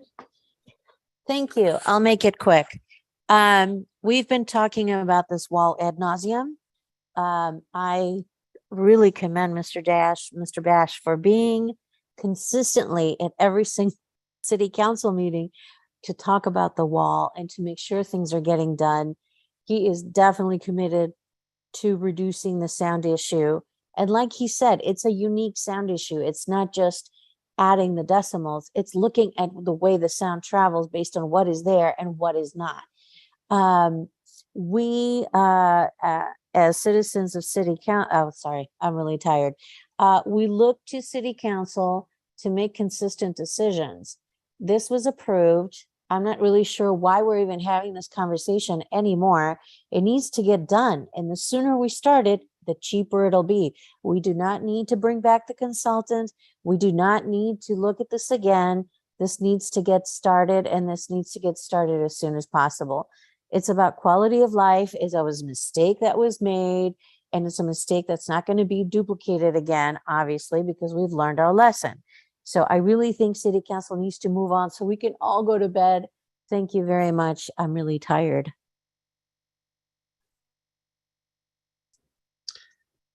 The final speaker I have with the hand raised is Cinziana Todor. Cinziana, go ahead. Hello again. I could be as brief as saying I agree with every single thing that Carolina just said, and also commending Mr. Dash for his perseverance and bringing his issue to light, and also for all the discussions that this council already had on this item. And if I remember correctly, the conclusion was, and it was unanimous to put this item part of the budget, do the right thing, and make it lessons learned item for future councils to not oversee and just rubber stamp projects without looking at all aspects of them. And I don't understand why Mr. Rodriguez brings this item up when he was actually a proponent of a noise study citywide. That was his idea. And now he has a problem with someone who is trying to actually improve their quality of life based on some noise nuisance that they've been experiencing since they moved in our city. So again, I don't think this is the time for this type of discussion, decibels, hertz, whatever it is. Let's just move on. It's been unanimous again to put it part of the budget. So let's help and do the right thing for our residents. Thank you. Oh, and I have another minute and a half, surprisingly. Another thing that I wanted to say is I think we're nitpicking. We spend so much more money on pet projects along the years that I've been observing the city council that, $600,000 to improve someone's quality of life and avoid mistakes like this in the future. It's not a whole lot. So thank you for your attention and have a good night. I have no additional speakers with their hands raised. Okay, at this time, we'll close public comments. Council Member Rarey. I just want to make one comment and then it's interesting that. Excuse me, Councilmember Rarey. Yes. If I may interrupt, this is a public hearing, Mr. Mayor. If we could have a formal vote to close the public hearing. I'm sorry about that. Thank you for the reminder. Thank you. Do I have a motion to close the public hearing? So moved. Second. We have a first and a second. Roll call vote, please. Councilmember Mendoza, Yes. Councilmember Meyer, Yes. Councilmember Rarey, Aye. Vice Mayor Rodriguez, Aye. Mayor Bryant. Aye. Motion carries unanimous. Thank you. Council Member Rarey. I find it interesting that when Bridlegate came to us, we were requiring them to build a 20-foot wall next to the bypass. Yet it's okay to have a 10-foot wall where the off-ramp is right there and is above the sound wall. And we let the 14-foot on each side. But with that, we have talked about this ad nauseum for 2 years. It was approved during the strategic plan. It was forwarded during the CIP. It was included in during our CIP workshop, and it was included in our budget workshop. I just want to make a motion as detailed in the staff report, adopt the resolution adopting the 22-23, 2026-27 capital improvement program. I'll second that. Before I call for a motion, Council Member Meyer, your hand was up. Good. I'm good. Never mind. Okay. Vice Mayor Rodriguez. Yes, just really quick, just to make it clear, it's part of the package of the CIP, which I support the CIP. It was something I just wanted to have questions and clarity about. Doesn't mean I don't support the residents in that area in regards to noise. I just don't feel that $600,000 with 3 decibels is really going to make an impact and a difference. I hope it does, but it doesn't mean I don't support the CIP. I just feel that it's, like I said, wish we could do more than 3 decibels, because if not, I think like one of the speakers said, we'll probably have people coming back in the next year or 2 saying it didn't work. And so I hope it does, and we'll see, but that's it. Okay, we have a motion on the floor and a second. Roll call vote, please. Councilmember Mendoza, Yes. Councilmember Meyer, Yes. Councilmember Rarey, Aye. Vice Mayor Rodriguez, Aye. Mayor Bryant. Aye. Motion carries unanimous.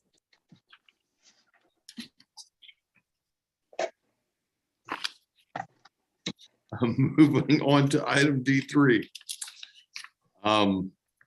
Pertains to amendments to the 2021-2022 operating budget and to the fund balance and restrictions and the commitments, and the adoption of the 2022-2023, 2023-2024 operating budget.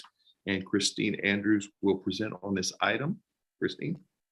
Good evening, Honorable Mayor and members of the City Council.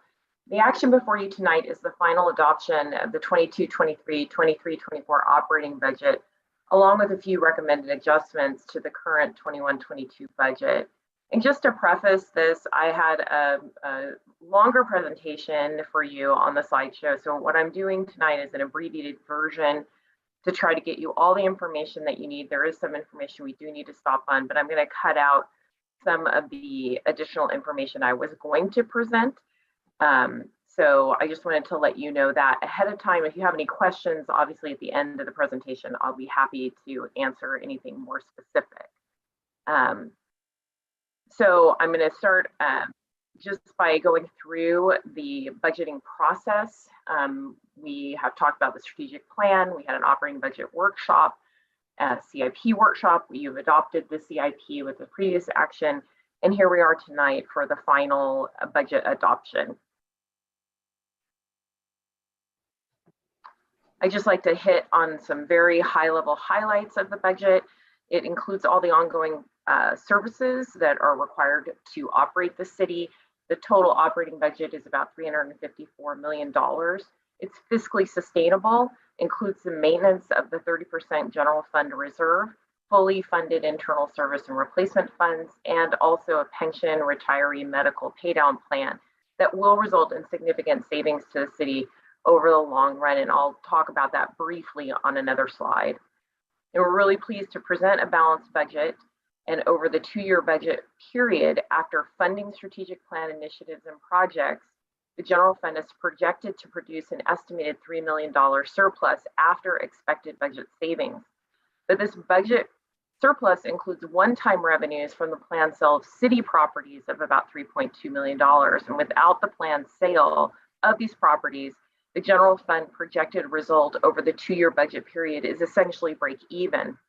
And staff would caution, however, that the city is entering uncertain economic times with record inflation driving up costs, while longer-term pension costs will rise as a result of CalPERS not meeting its investment target for this fiscal year. Staff highly recommends adopting a strong conservative fiscal approach moving forward. And to that end, we're recommending that the proceeds from the one-time sale of the properties remain uncommitted until a clearer picture of the city's economic condition can be assessed at the mid-year or midterm budget review. Also, the entirety of the ongoing general fund capacity was allocated through the strategic planning process, and staff does not anticipate having any funds available for new funding commitments over the 2-year budget period.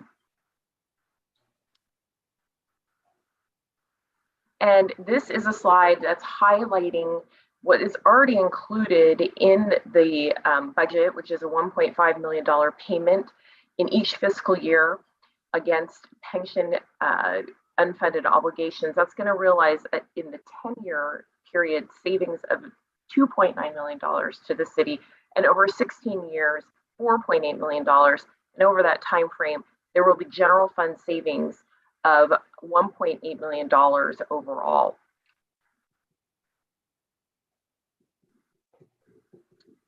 The budget before you tonight has been updated since the workshop, so I'm going to go through all of those changes really quickly. An additional $100,000 to account for increased election costs for the November 22 election cycle was discussed in the budget workshop and added to the budget. There's also been a proposed increase of $150,000 to the city attorney's budget for legal and litigation costs.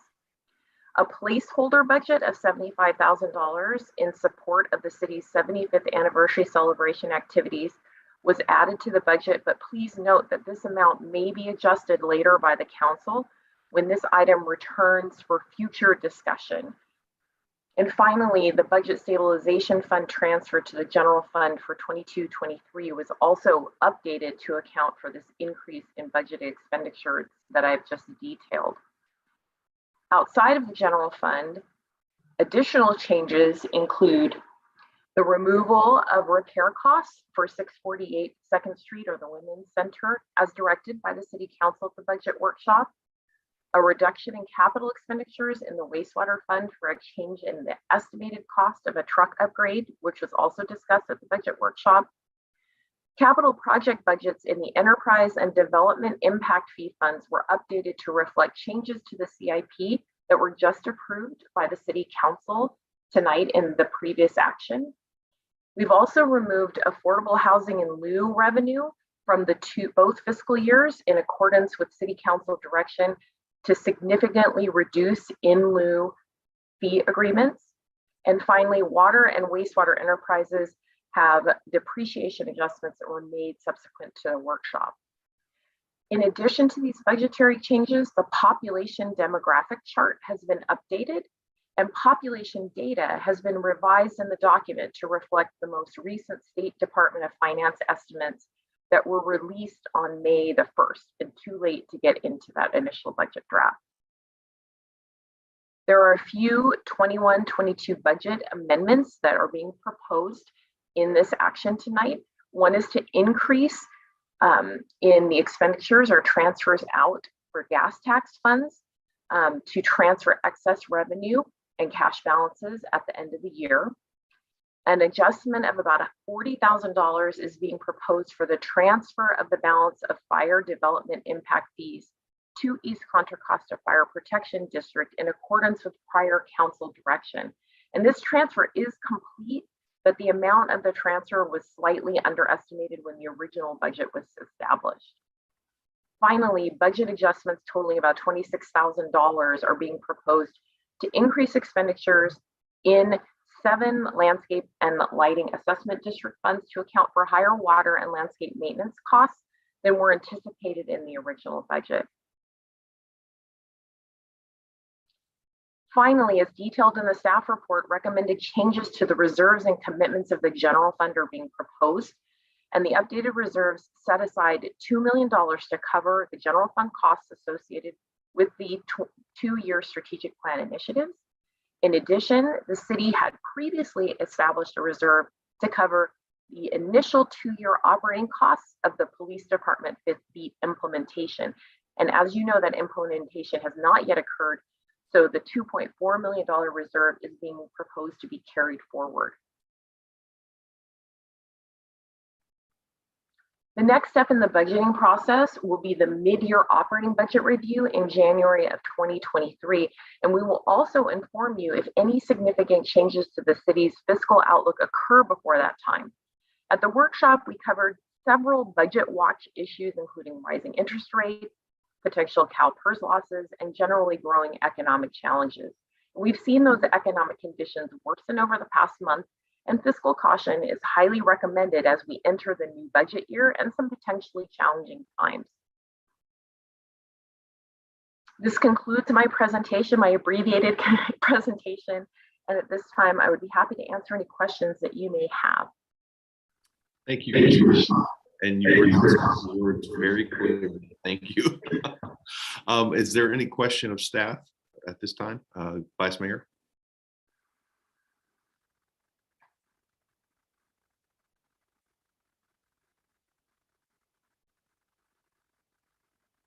Vice Mayor, if you're talking, you're on mute. I'm really sorry about that. In regards to in lieu fees, I don't know if I heard this correctly, but are we removing it completely, or we're just removing a portion of it? Because I know we had talked about we still needed some portion of in lieu fees just to continue to support our programs within our affordable housing programs. I'm just wondering, Christine. So based on council direction, we had $350,000 as a placeholder amount in the 2-year budget in the draft, and we've removed those fees entirely from the budget draft. Again, I think you will recall that we have sufficient capacity in the existing balances to go to, I think, fiscal year right around 2028 without an impact to the housing program. And we removed that revenue because of the limited scope in which in lieu fees could be collected, and we weren't comfortable with an estimate at this point. We can always make mid-year adjustments or midterm adjustments should conditions change, but we wanted to make sure the budget accurately reflected the council direction. Okay, yeah, I do remember that. Yeah, we had enough in there, I think, for 4 to 5 years, I think it was. And then, so that's something that can't come back. It's just for now, this is where we're at. Correct. It's just the budgeted revenue as of now. Thank you. Just real quick to that point, anything under 9 houses will have in lieu fees, and they'll just update it in the actuals versus the budget is what will happen, correct? Yes, and it's very, very important, you know, for the purposes of the budget, we're trying to project as accurate of fund balances as we can, but obviously expenditure control is a very big portion of the budgetary process. On the revenue side, it's the staff's best prediction of what our revenues are going to be. and we'll record whatever revenue we receive. We just can't spend more than you authorize us to. Yeah. Best guess in time, given the information at hand. So, yeah. Any further questions of staff? Seeing none, we will open public comment at this time. Margaret? I received no written public comments on this item. If you wish to speak on this item, please raise your hand using the Zoom feature. I'll call your name if provided and unmute you to speak. Remarks are limited to 3 minutes per person, and your microphone will be muted after the timer has expired. Let me go ahead and share my screen. We do have one hand raised. And I'll call on Carolina Villaseca. Carolina, go ahead. Thank you. Well, good morning, City Council. I think the budget looks great the way it was presented. So I think you should do a roll call vote and let's get going. Looks good. Let's do it. Good night. Thank you. I have no additional speakers with their hands raised. This time we will close public comment, move into council discussion, or do I have a motion? Council. I'm sorry to do this again, but it was a public hearing. We need to formally close it, please. Yes. Thank you. And I said so moved. Second. We have a first and a second on closing the Public hearing. Yes, thank you. Roll call vote, please. Councilmember Mendoza. Yes. Councilmember Meyer. Yes, and I just have to say, if you see me looking to the side a lot, it's because there's a spider in my office. Oh no. Councilmember Rarey. Aye. Vice Mayor Rodriguez. Aye. Mayor Bryant. Aye. Motion carries unanimous. Okay. Any further discussion? Councilmember Mendoza. All I gotta say is our finance team rocks. Thank you so much. And as detailed in the staff report, adopt the resolution amending the 2021-22 operating budget and the 21-22 fund balance and restrictions and commitments, and adopting the 22-23, 23-24 operating budget. Second. Okay. We have a first and a second. Roll call vote, please. Councilmember Mendoza. Yes. Councilmember Meyer. Yes. Councilmember Rarey. Aye. Vice Mayor Rodriguez. Aye. Mayor Bryant. Aye. Motion carries unanimous. And it was very hard for me not to talk that one time, but I will hold it back. Moving on to item D4, pertains to the city's landscape and lighting assessment districts, as well as the citywide park maintenance district. And Aaron Wandon will present on this item. Aaron.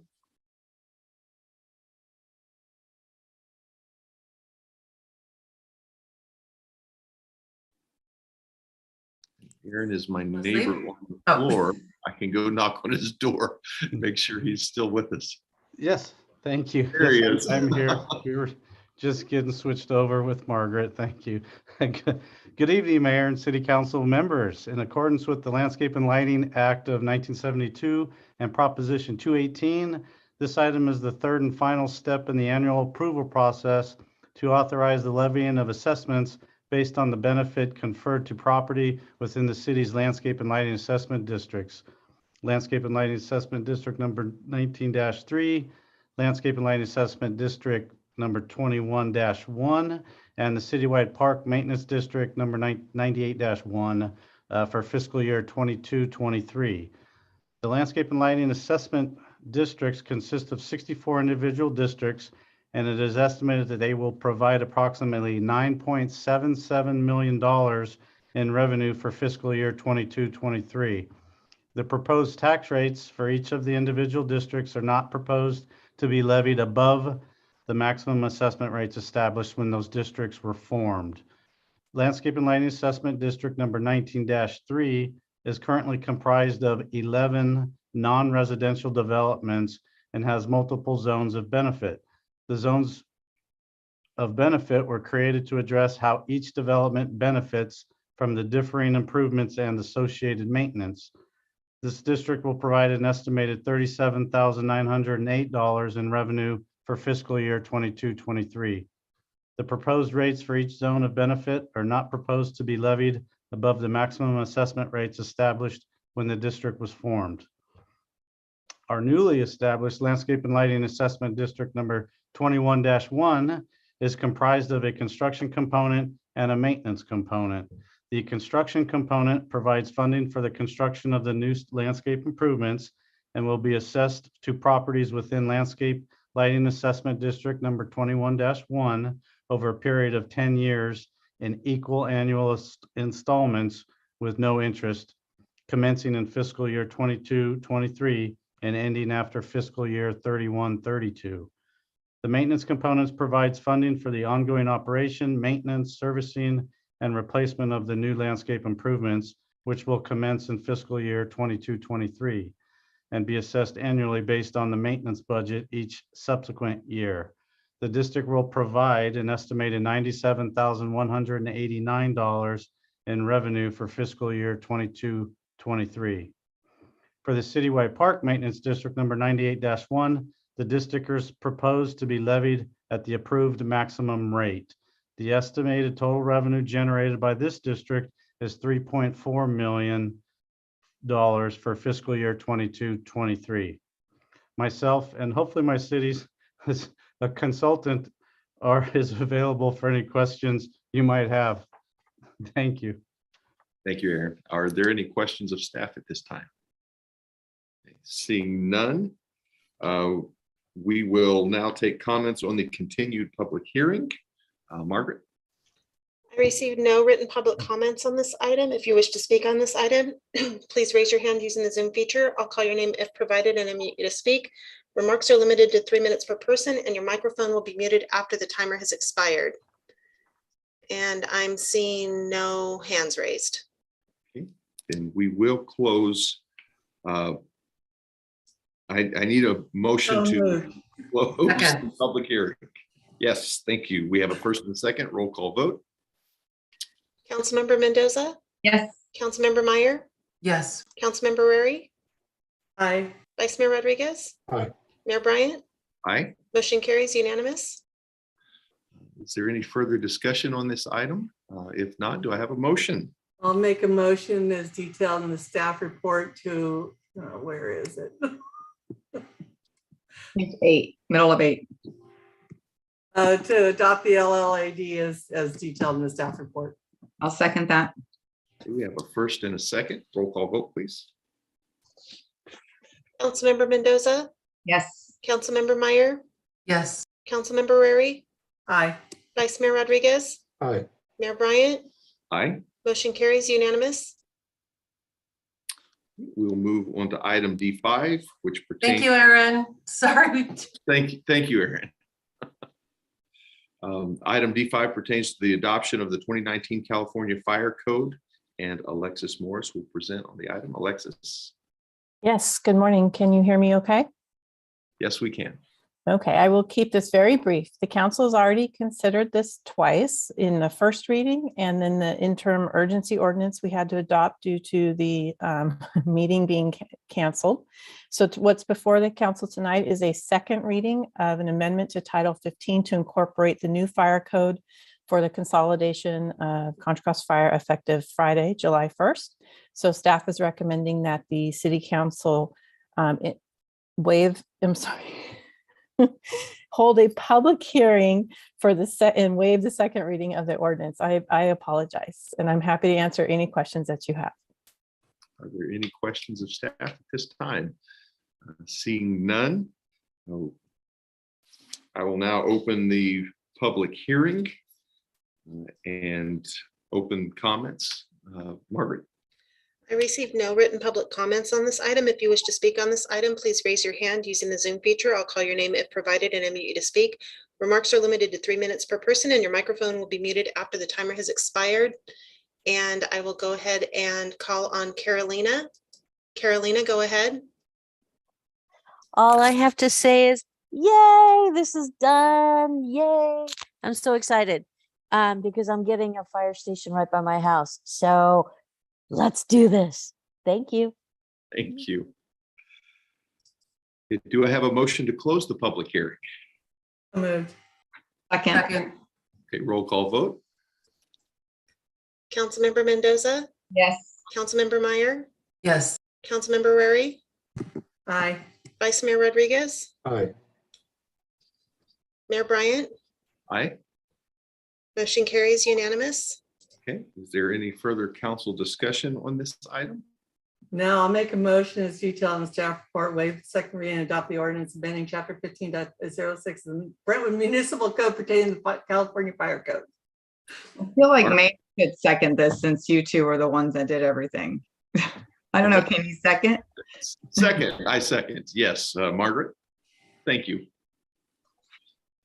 An ordinance of the City Council of the City of Brentwood amending Title 15 Buildings and Construction, Chapter 15.06 of the Brentwood Municipal Code to adopt by reference the California Fire Code, California Code of Regulations, Title 24, Part 9, as amended by the Contra Costa Fire Protection District, Ordinance 2019-37, including findings supporting amendments to the 2019 California Building Standards Code, Title 24, Part 9, California Fire Code. Roll call vote, please.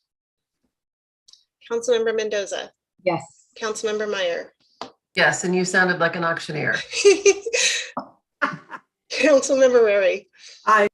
Vice Mayor Rodriguez. Aye. Mayor Bryant. Aye. Motion carries unanimous. Well done, Margaret. We will move into item E2. Mr. Mayor, Yes. if I may, before we do so, on item D4, I received a question from staff. Just wanted to confirm that council understood Councilmember Rarey's motion to include the park maintenance districts, not just the LLADs, that it included both. Because they had only heard the LLADs and both are listed. And I'm Yes. seeing nodding heads from all the council. That's what they understood it to be. Thank you very much. On to item E2. E2. Item E2 pertains to the 2022-23 pay schedule, and Sakari Bashirs will present on the item. Sakari. Once good evening, but I think it's good morning. Good morning. But at any rate, we'll move forward with this item. The item before you tonight for consideration is our 2022-2023 pay schedule, and it's necessary to bring it to you for adoption based on a California Code of Regulations, and because we are a CalPERS employer, we have to have these approved. And we had MOUs, contracts approved last year, and with these pay increases. So this is just a reflection of that. And again, we're bringing this forward based on the requirements of law requirements. So I'm here to answer any questions that council may have. Thank you. Any questions of staff? Seeing none. I'll open public comment at this time. I received no written public comments on this item. If you wish to speak on this item, please raise your hand using the Zoom feature. I'll call your name if provided and unmute you to speak. Remarks are limited to 3 minutes per person, and your microphone will be muted after the timer has expired. And I'm seeing no hands raised. Okay, this time we'll close public comment, move into council discussion, or a motion. I'll make a motion as detailed in the staff report, adopt a resolution approving fiscal year 2022-23 pay schedule. Second. Have a first and a second. Roll call vote, please. Councilmember Mendoza. Yes. Councilmember Meyer. Yes. Councilmember Rarey. Aye. Vice Mayor Rodriguez. Aye. Mayor Bryant. Aye. Motion carries unanimous. Thank you, Sakari. And we will move into item F1. Are there any new agenda requests from council members at this time? Councilmember Mendoza. Yeah, I would like staff, and I've already talked to Katie about this during our touch base. We need to look at our general plan language and remove any max and min and just put our max in there that ties out to what our HC submissions have been, so that we're not down zoning anything. So if they could look into how fast we can get that done, that would be fantastic. Okay, does staff have clear direction on that?